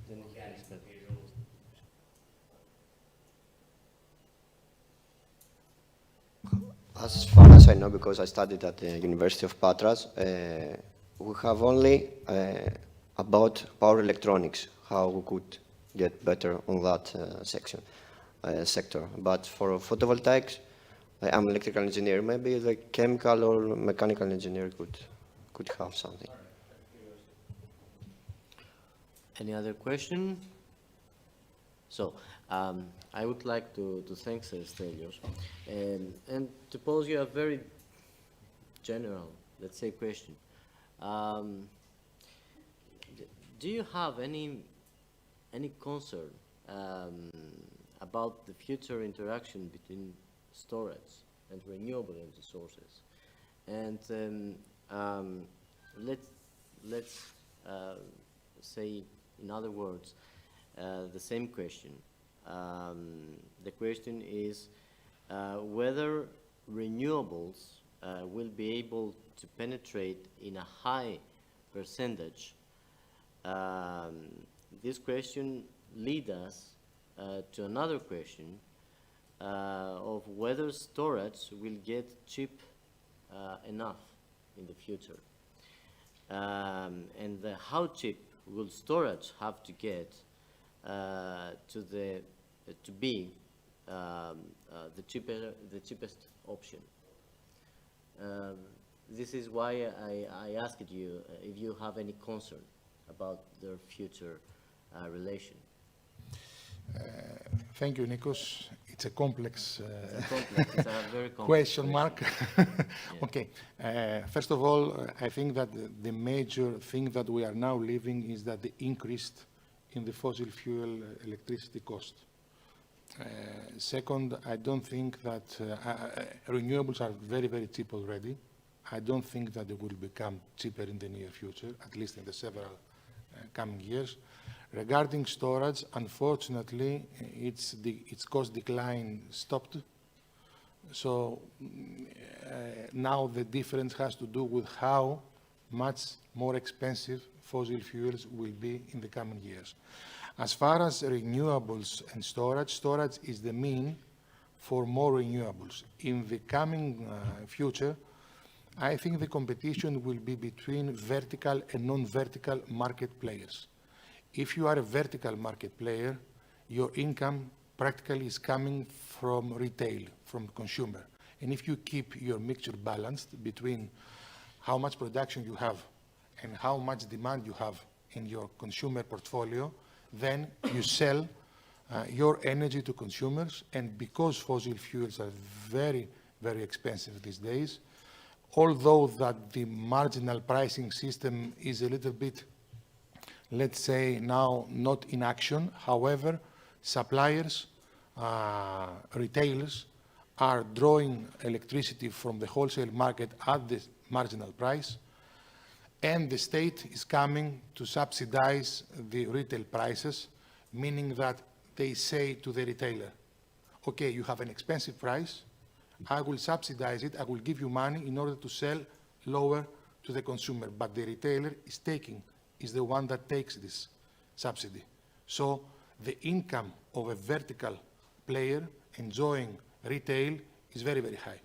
So regardless how the cost of the storage will be or the renewables, it can be covered by the high retail income for vertical players. For non-vertical, it's a whole different situation because there are roofs now in the wholesale market. So renewables and I think storage that do not have access to retail will be below a roof. The roof is set extremely low compared to what the wholesale market would be. So the competition will be between these two kind of players, and it will act, and generally this crisis will act in favor of verticals. That's why I said that this democracy that renewables launched to the electrical system, that we have now small players, big players, it will change towards big players and vertical players. Thank you very much. Professor Trehold, can you wait, because I have also another question from Mr. Baltas, please. I hear a lot about vertical players. Vertical players means, in a way, that he's making a profit there and he's transferring it to another, let's say, entity within his company. But this is not allowed. This is, the whole electricity market was supposed, you split the companies, PPC production, PPC distribution. Why do we talk too much about vertical players having an advantage? There should be no vertical players, ideally. Can you elaborate on this? There are vertical players. That's why we saw very, very low tariff prices in RAI auctions the year before. And the Greek state accepted this reality. That is why, through a law, they made obligatory for a player that participates in an auction not to be able to abandon the state PPA for 4 years, or even if they do so, they will receive the auctioned price they took and not be able to make an intercompany PPAs with themselves. What has changed is that we had one vertical player that was PPC. Through the unbundling of the market, the grid now is a different entity. But regarding production and retail, I think that without any protection measures from the state, players that combine production and retail at a balanced mixture, meaning that they are not overexposed or underexposed to retail. They have the opportunity to beat this competition of, let's say, market dominance. So what you mean is that PPAs is already a measure against unbundling because it allows somebody to make a contract with another subsidiary of the same company. Intercompany PPAs is the mean. Yes. So there is no unbundling actually. Unbundling only for the grid, as I said. So we have the grid operator and the system operator not in this vertical, let's say, organization. Let's give priority to the professor because he wanted to pose a question. Please, professor. Yeah, no, it was just a short comment on the cost of battery leveling out. I think just the fact that the technical improvement you achieve with more cyclabilities and so on is effectively giving a reduction in the cost of energy per kilowatt hours. So as long as you improve the battery, they are still being cheaper to at least to operate, I think. Thank you very much. Yeah. Yes, please. Since you mentioned PPAs, I think you can hear me. What is the bankability of, I mean, in Greece, most companies are smaller. Even the medium companies are small. And then you take a piece of paper from company X and you say this is a PPA. What is the bankability? What's your experience with this PPA agreement that you've done so far? PPAs between independent entities practically are to zero level. Now, we don't have PPAs, at least at a significant quantity, between independent. The PPAs that we have are between connected entities within groups and at very, very low quantities, although. Now, regarding bankability, if I am a vertical player, PPC, for instance, and I have my own consumer portfolio, and I want to exploit further my production portfolio. And there is no need for me to go to a RAI auction to compete with others and face the possibility of not getting a tariff. Because in RAI auctions, from 2 megawatts, only less than 1 will be given a tariff. It's the rule of 1.8. So if you have a surplus in demand from your consumer, you need to cover it with your own production. And of course, verticals do not only enjoy renewable production, they also have gas-fired plants or even lignites or big hydro. So PPAs of that kind are bankable. PPAs between independent entities, for instance, a small or medium or even big renewable producer with an industrial consumer, it's difficult. And how we solve This is, excuse me, this is a very big question. We can discuss it maybe later, but now we have to proceed to the next speaker. Mr. Alexandros Anastasios Dalagiannis. Mr. Dalagiannis works for Schneider Electric, and he is a specialist in microgrids. So I think that his presentation is about the application and the applications that highlight the relation between microgrids and storage, microgrids and renewable energy sources. That's right. You have the floor. Thank you very much. It's my great pleasure and honor to be here with you. I would like to thank INE for this workshop. I am Dalagiannis Alexandros, System Application Engineer in Microgrid Solutions, and also I have the role of Green Deal Initiative Leader for Greece and Cyprus for Schneider Electric. And together, we will see how microgrid solutions are enabling the new energy era with energy storage as the main contributor.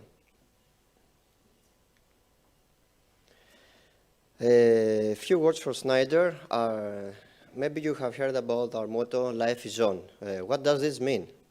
So our purpose is to empower all to make the most of our energy and resources, bridging progress and sustainability for all. Now, when we talk about, here we are. When we talk about the roadmap, for the implementation of energy storage projects in Greece associated with the RES targets, we talk in a sense for a sustainable future. That's right. So Schneider Electric contribution to sustainability is unique because we play on both sides of the equations. We act sustainably, as leading by example in our ecosystem, and also being a part of the solution for our customers and partners.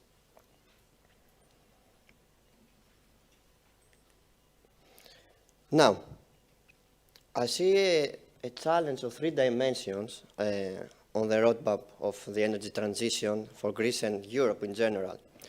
I will use this energy triangle as a tool for understanding the trade-offs in the choices and consequences of the choices in the energy world we inhabit today, as we progress toward the still inevitable and hopefully fair energy transition. So we are talking about security of supply, we are talking about energy affordability, and we'll use also environmental sustainability. I will start with the security of supply. We face the coming, for certainly, I would say that we face the coming winter with uncertainty.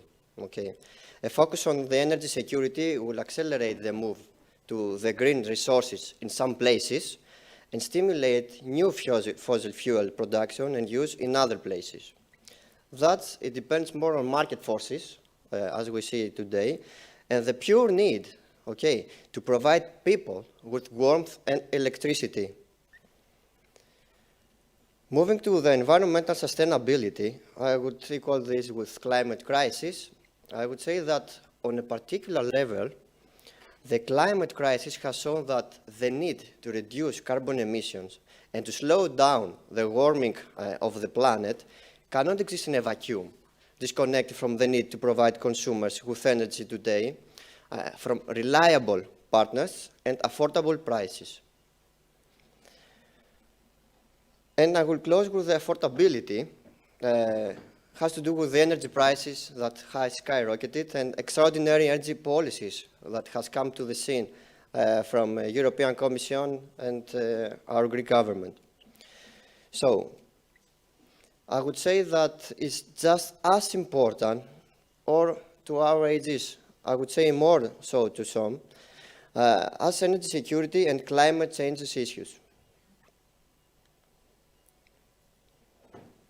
Now, we heard about extraordinary measures, and we'll focus on the reduction of electricity consumption. This is from the European Commission, and what do they say? They say that every member state of EU has to reduce its overall electricity demand by at least 10%, and an obligation also to reduce the demand during peak price hours by at least 5%. And nobody says about how to do that. It has left all the obligations, all the risk to government of each member state.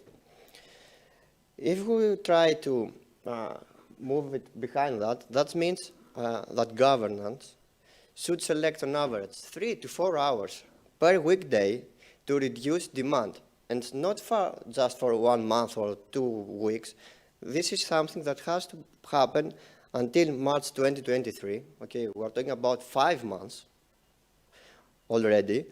And there is a worst case scenario and scheduled power cuts. I leave it to the end that.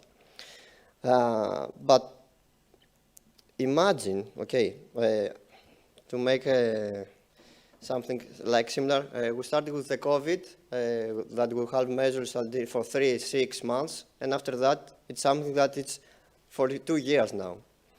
So, can you imagine what this energy crisis and these obligations means for the economy, okay, the society, and the employment? I think it's a bit serious. So, here comes the microgrid now, the antidote of the energy weaponization. And I would say my motto is that with microgrid solution, we can keep the lights on moving forward to energy transition. I will try to explain basically, with a few words, microgrids is a technology that enables the new energy landscape.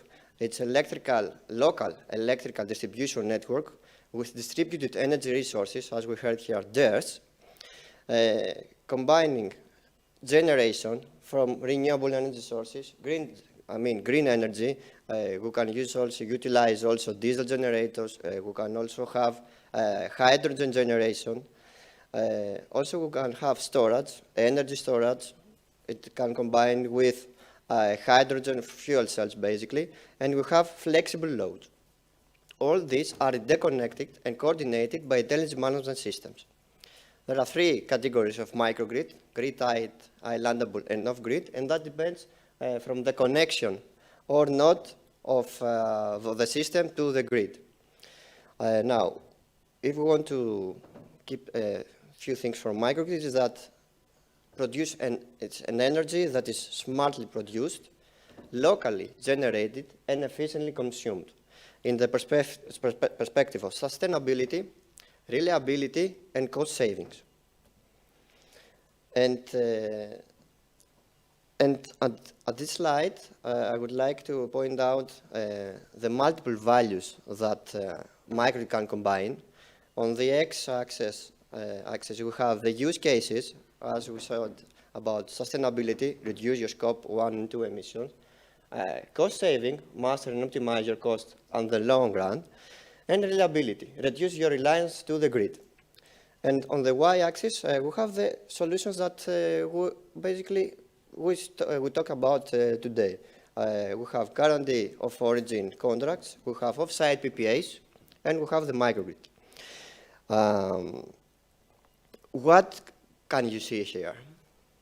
Microgrid is on the blue. So microgrid can perform multiple use cases that play on the 3 different values. We can start with renewable adoption. Okay, we talk about self-consumption a lot. It can combine also grid.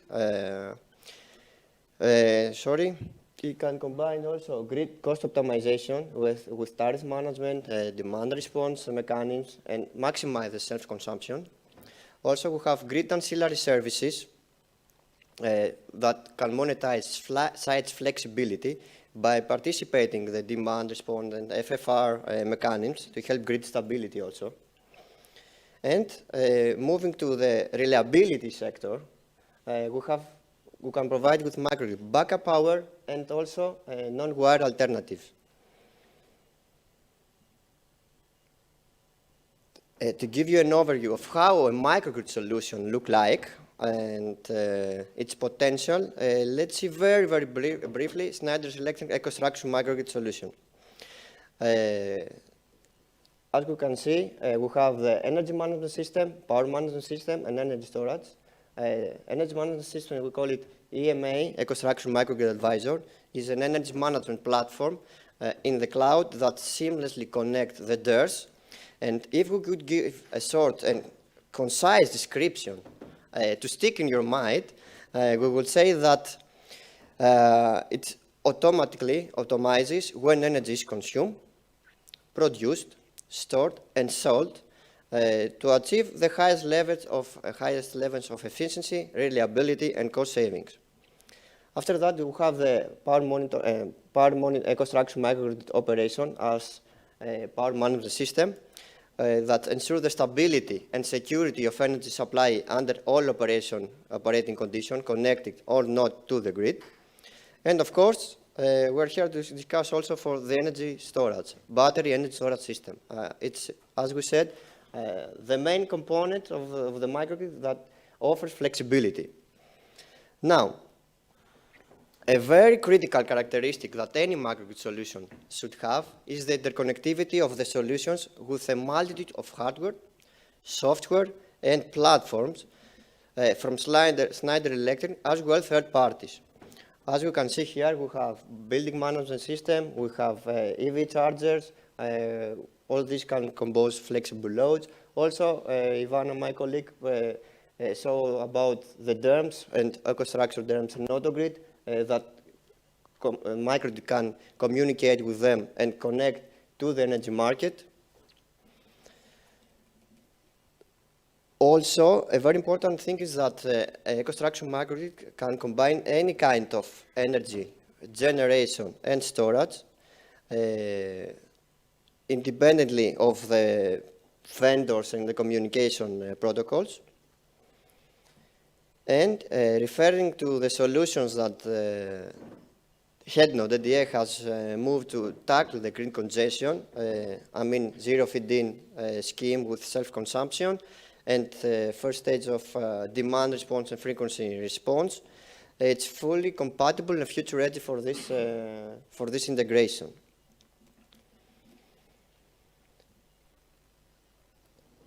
So, as a conclusion, combining with my colleague Ivana, Schneider Electric has the total package for behind and the front of the meter solutions in order to move forward to the energy transition.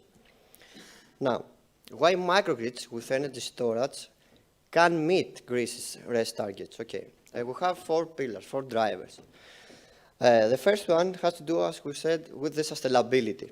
So, microgrids help integrating energy storage and renewable energy sources.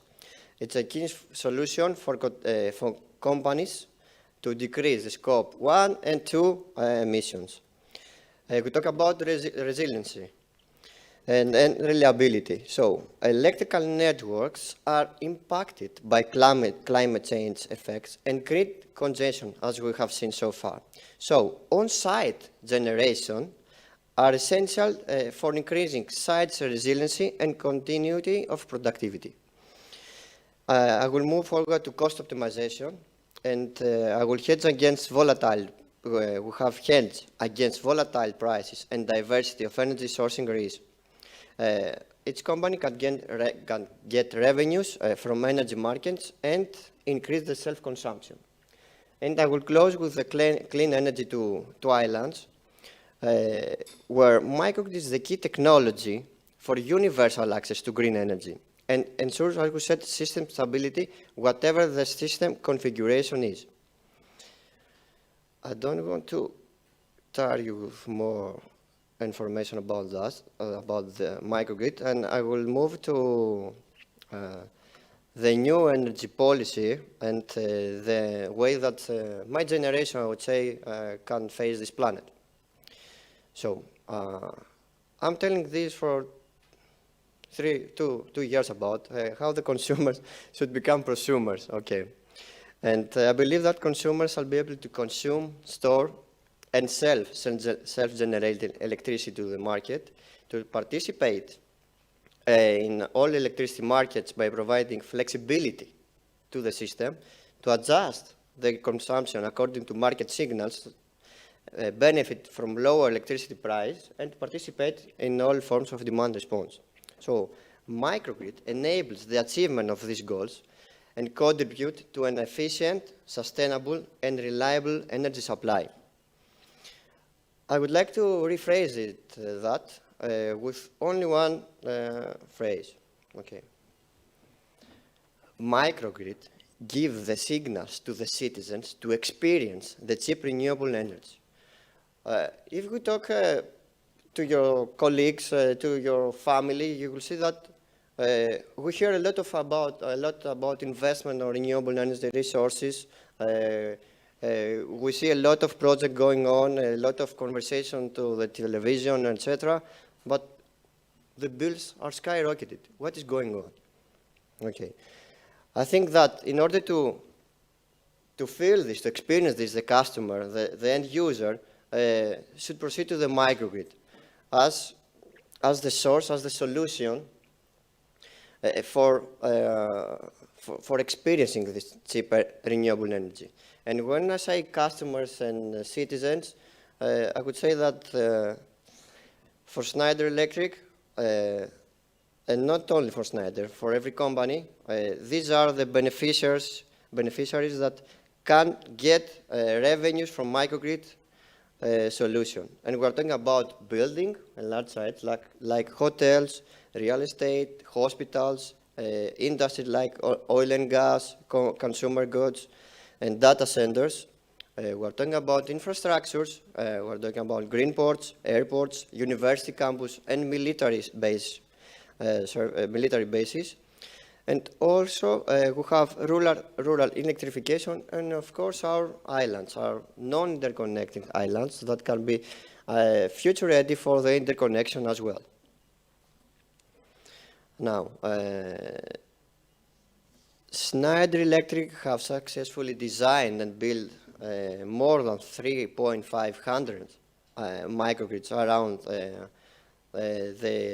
around the world as part of Schneider Electric's response to the global energy crisis and energy transition journey. I would like to present you just two of them. Lidl in Finland, it's in Europe, a logistics center. So we're talking about a big wholesale and retail building, about a big building with use of EcoStruxure MicroAdvisor and other advisors and operators from Schneider Electric and third parties, where the customer benefits were 100 renewable energy sources, CO2 emissions cut out by 40%, and their life cycle optimized for future expansion. So we're not talking about only now, we're talking about the future as well.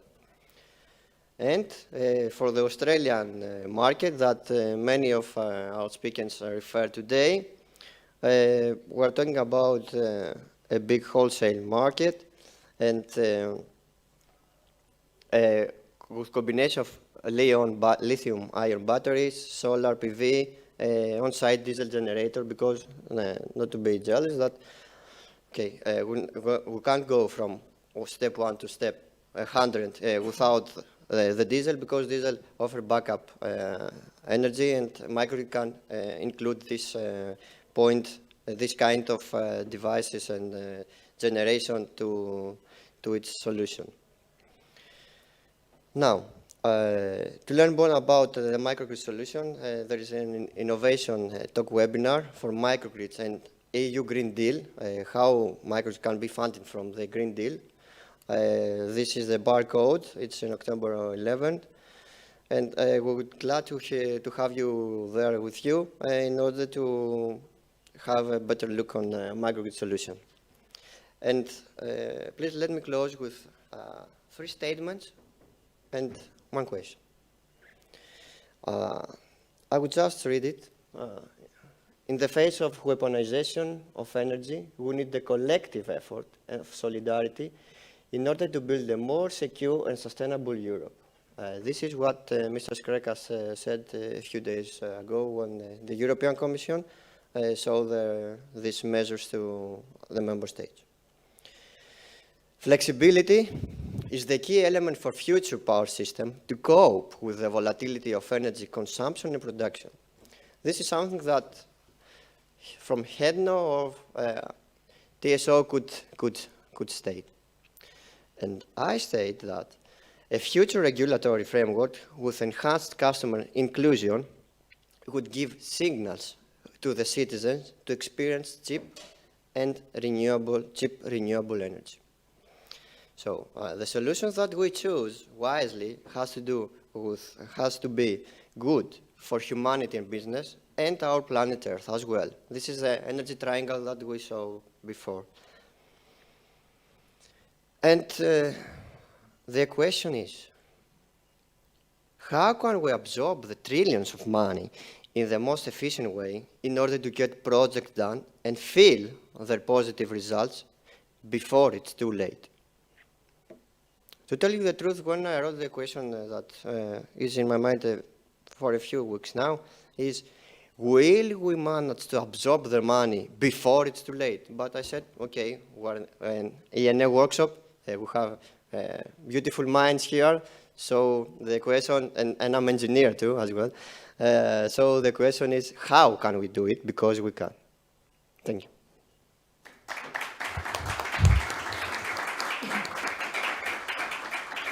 Thank you very much, Mr. Dalagiannis. You remind us that we are in a state of emergency in the whole Europe.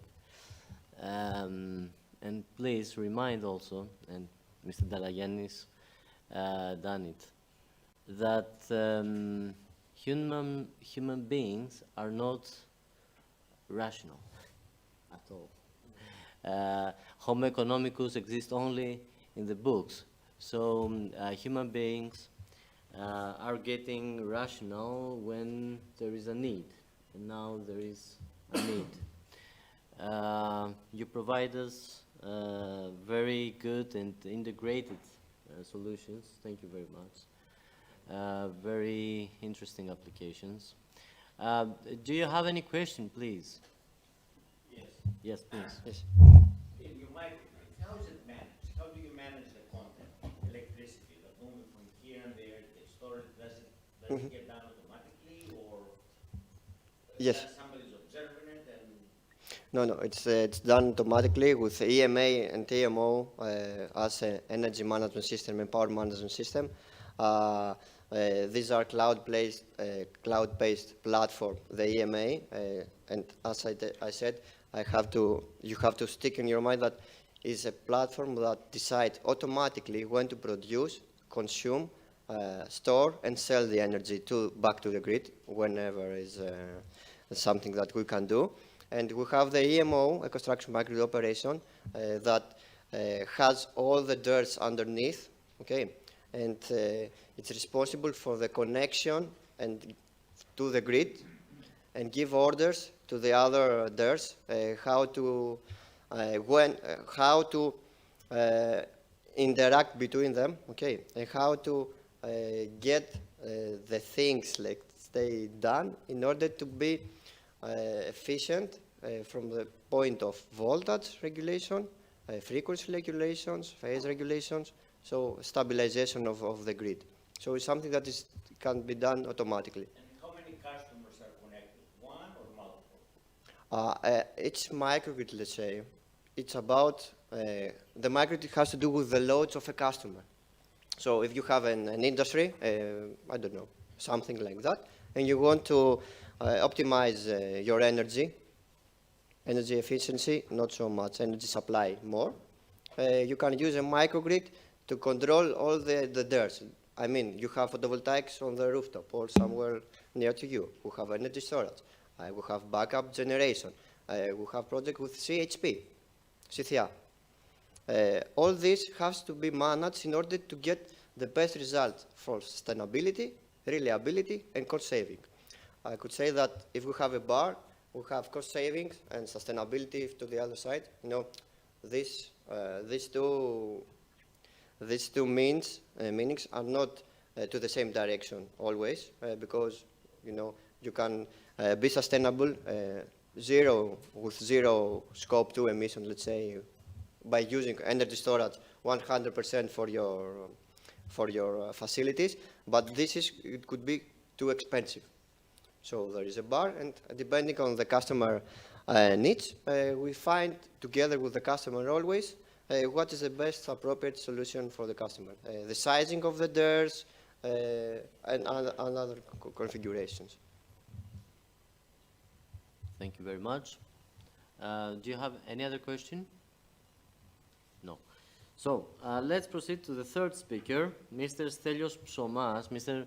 Stelios Psomas is a very well-known person with great experience, not only in renewables, photovoltaics, but in the whole energy market, and especially in the environmental issues also.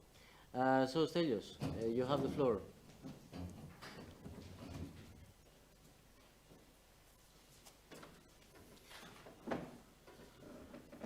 Hello, everybody. In order to present a roadmap for storage, first you have to know where you're going to go. The second question to be answered is how fast can I get there? And my presentation will try to answer this, so it will be a kind of a roadmap.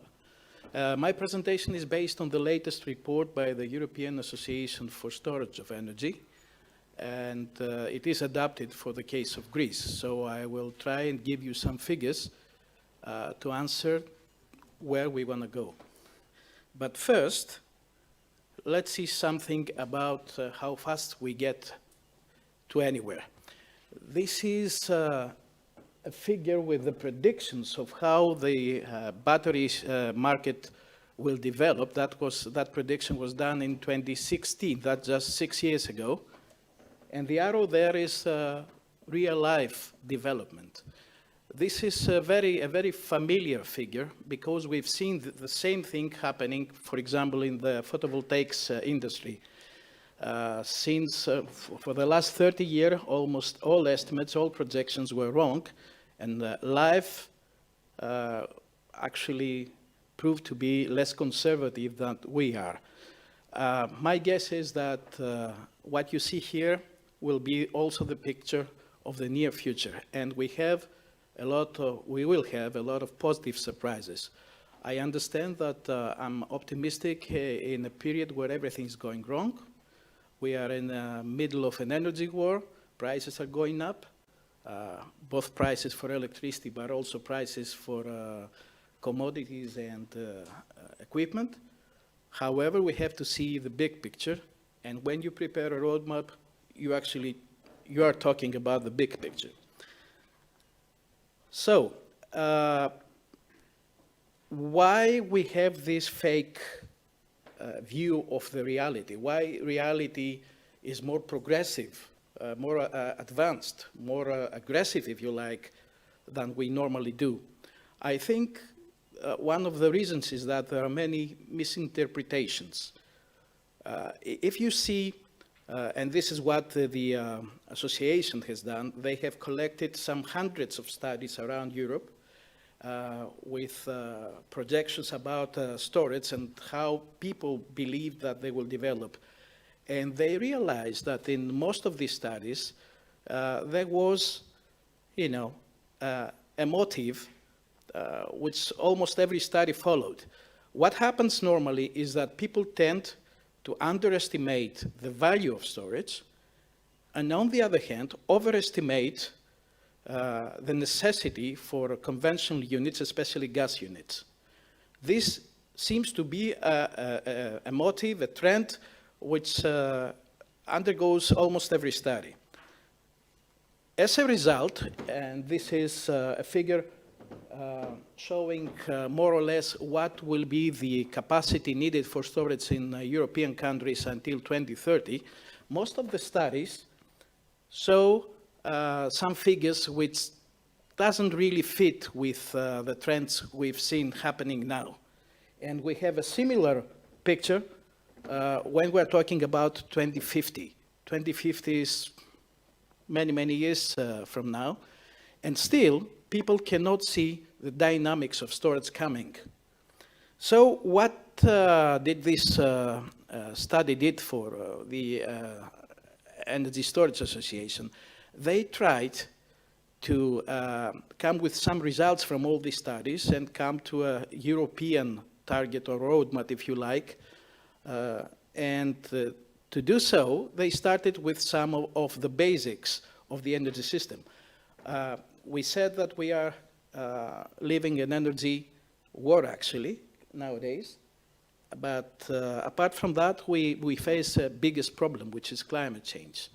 And it's no secret that the European countries have set the highest targets for the next years 2030 may seem not far from now, but believe me, 8 years can be centuries for the energy sector, especially with the pace of development and change we face now. So, this year we had the Commission presenting the REPowerEU proposal on how to proceed from now on. If you want to be in line with these targets, you actually need to reconsider not just the targets for renewables, but also the targets for storage. You have to design things differently. You have to behave like you were in the middle of a crisis, and indeed we are in the middle of a crisis, so we cannot just go business as usual. This diagram, and you don't have to go into details, just keep this dotted line.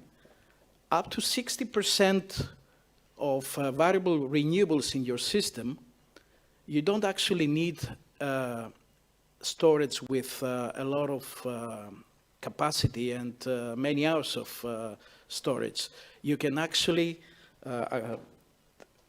cover your needs with batteries rather than any other technology.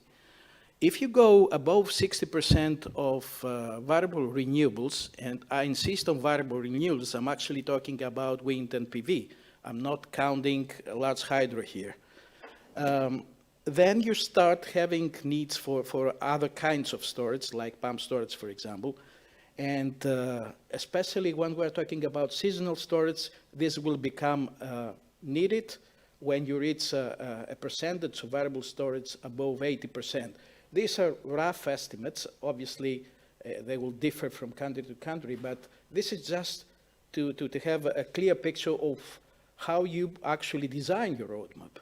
So, until we reach at least 60% of variable renewables in our system, we need to focus on batteries.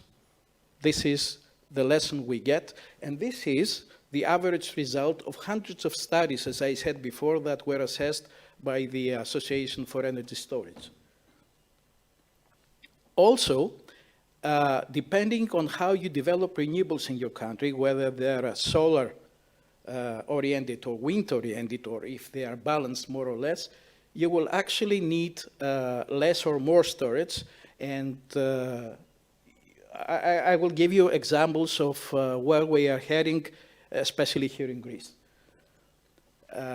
We had a discussion about curtailments. I don't want to go into details about how it will work, but it is pretty obvious that if you want to reduce curtailments, then you need storage.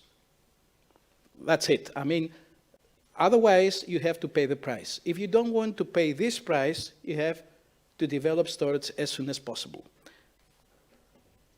Now, as I said before, the Association for Storage of Energy has assessed all the studies and presented their own roadmap for the European, at a European level. What you can see here is that normally you would have, if you have a PV-dominated energy system, in the 30s, I mean, in 2030, then you will need anything from 4 to 9 gigawatts per % of variable renewable energy. On the other hand, if you have, on the other extreme, if you have a wind-dominated system, then you will need less storage capacity in the order of 1 to 2 gigawatts per % of variable renewable. Obviously, these percentages will differ from country to country depending on the mix of their energy system. By doing this exercise at a European level, it seems that we will need something like 200 gigawatts by 2030. This morning we had the Secretary General of the Association translating this target to 14 gigawatts per year from now on if you want to be compatible with the REPowerEU targets. And if you see the even bigger picture to 2050, then you will need something like 600 gigawatt of energy storage until that time. Well, I did the same exercise for Greece. Just some, this is actually probably the basic figure summarizing this study, but we don't have to go into details on that. This is what's the situation for Greece. Greece covers almost 2% of electricity generation in the EU.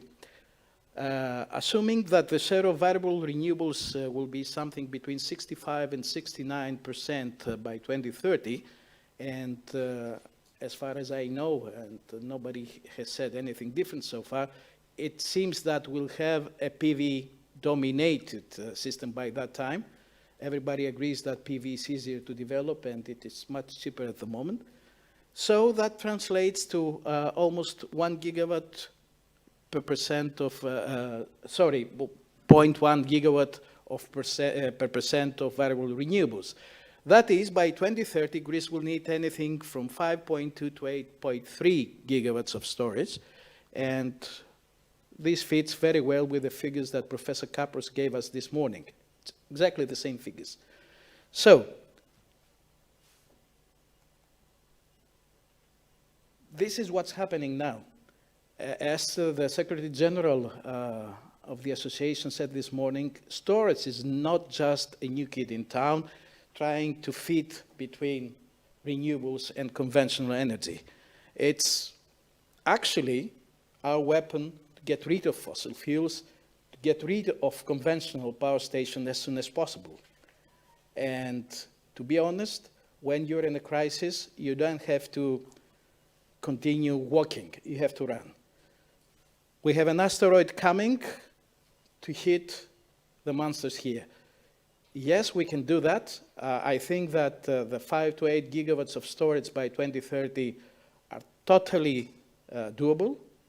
As I said before, normally everybody, including me, we tend to be very conservative when we do projections for the years to come. And maybe it's the human nature, but if you ask somebody what you see in the coming 1 or 2 years, everybody will exaggerate. And if you ask them to see 10 years ahead, forward, they are normally very, very conservative. To end with this, I guess and I believe that life will be the winner again, and life will show that storage will be not just a new kid in town, but a grown-up technology which will help us solve our climate, energy, social, and economic problems. Thank you.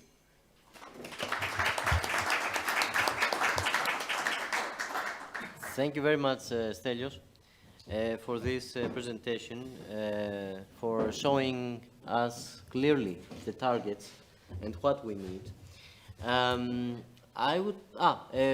I have a question for you, but first let's give priority to the audience. Yes, please. We talked about the need to increase the storage capacity. Is the legal framework in Greece ready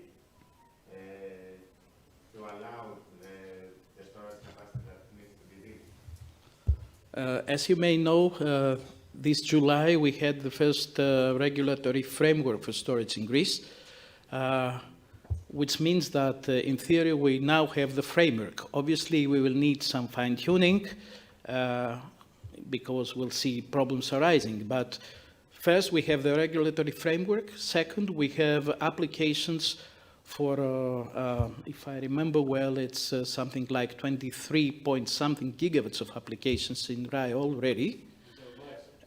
Yes, which shows that there is a market interest for that. And if you have the market interest and you have the regulations, the political will, and you have a roadmap and a target, everything is possible.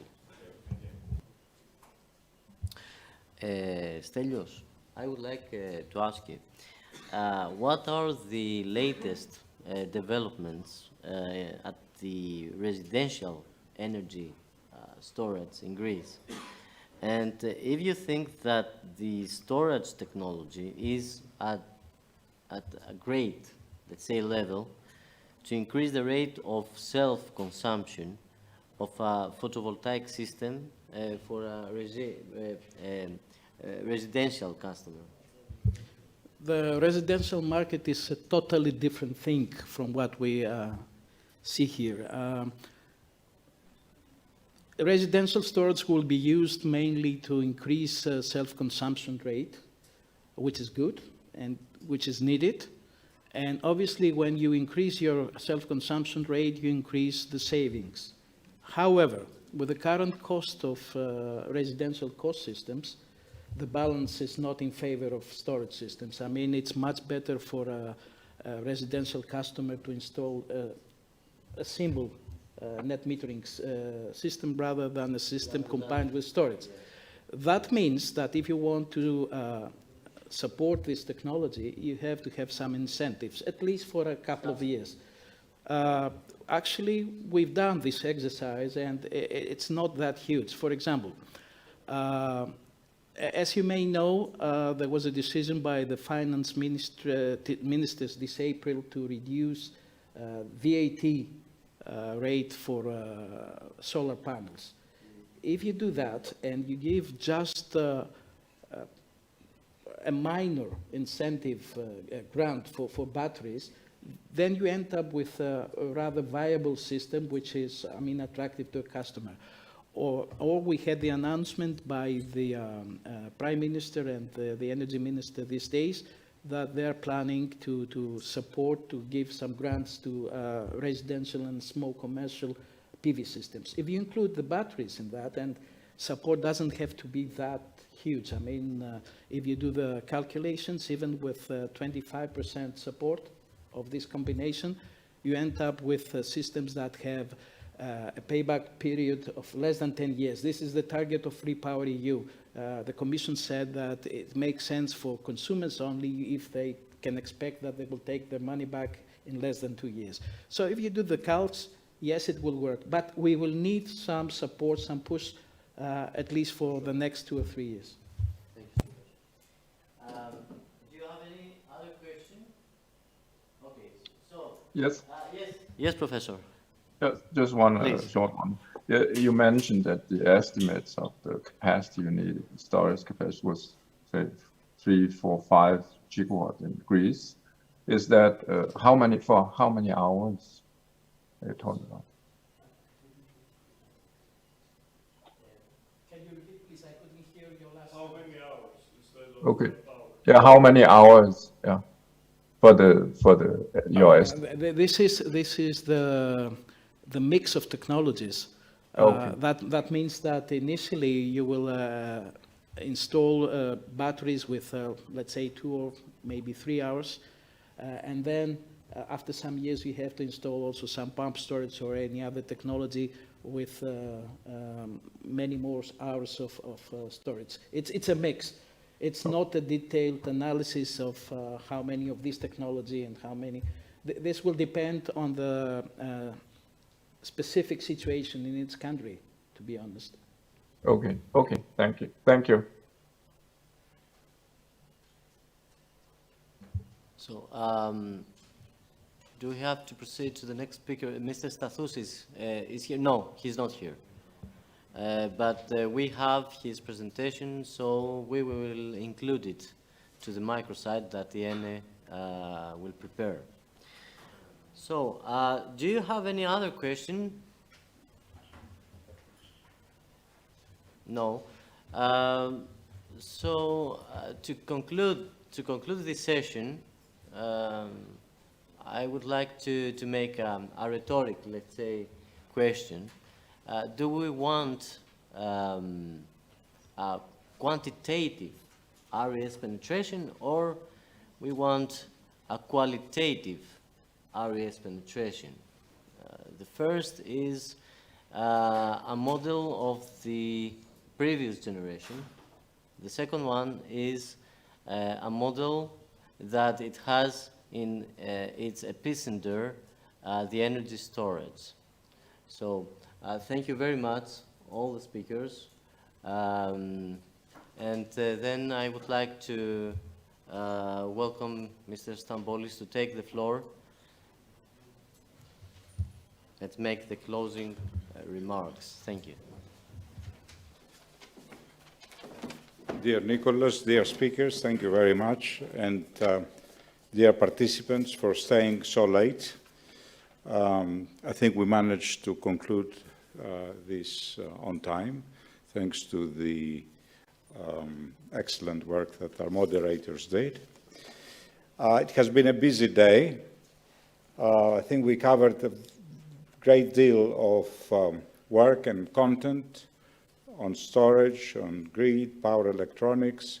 I think people who are involved in this field have a good grasp of what's happening. We're going to upload all the presentations and photo gallery in a special microsite. Hopefully this will be available on Friday, if not Friday, on Monday latest. So you will receive an email with all the information and you'll be able to access this easily. We're also going to have video, which we're going to post on YouTube. Again, you will receive a separate information on this. So this workshop will be very well documented for reference. I'd like to extend special thanks to our guests from United States, who came all the way here from California to participate and speak. Fortunately, they also had other meetings in Athens, so the time was very useful. But it was, I think, a highlight of this workshop, together with our speakers from Denmark, from Serbia, and Patrick Clarence, who came especially here from Brussels. So although a very specialized workshop, we had good international participation, because really the storage market in power electronics is a global field. Greece is playing a small part, very small part, but I think with what you've seen here today, with the Sunlight involvement and the studies like the ones that Professor Kapros is doing, we are trying our best to be at the forefront of developments in energy storage and electronics. Also the work that Yulia Tsiknakou presented about Terna, don't forget it's the biggest pump storage in Europe right now, the one that is going to be built in Amphilohia. So yes, Greece is involved in this area, and we see this very positively, especially with our many islands, because islands are gradually being interconnected. We're going to be interconnected with Cyprus over the next 2 years. So with bigger interconnection, obviously, you maximize the value of storage systems. Do you agree with this, Stelios? You know the field very well. Okay, so I'd like finally to thank our sponsors, without whom this workshop would not have been possible. So One Cycle Control as lead sponsor, Terna Energy as sponsor, and supporters Namco Company and Sunlight, and our media sponsors, Energia and Energy Press. So thank you all. I hope we'll have the opportunity to meet again in one of our conferences and meetings, either here or in some other part of Europe, or even online, okay? So thank you again, and have a good trip back home, the people who are traveling back, okay?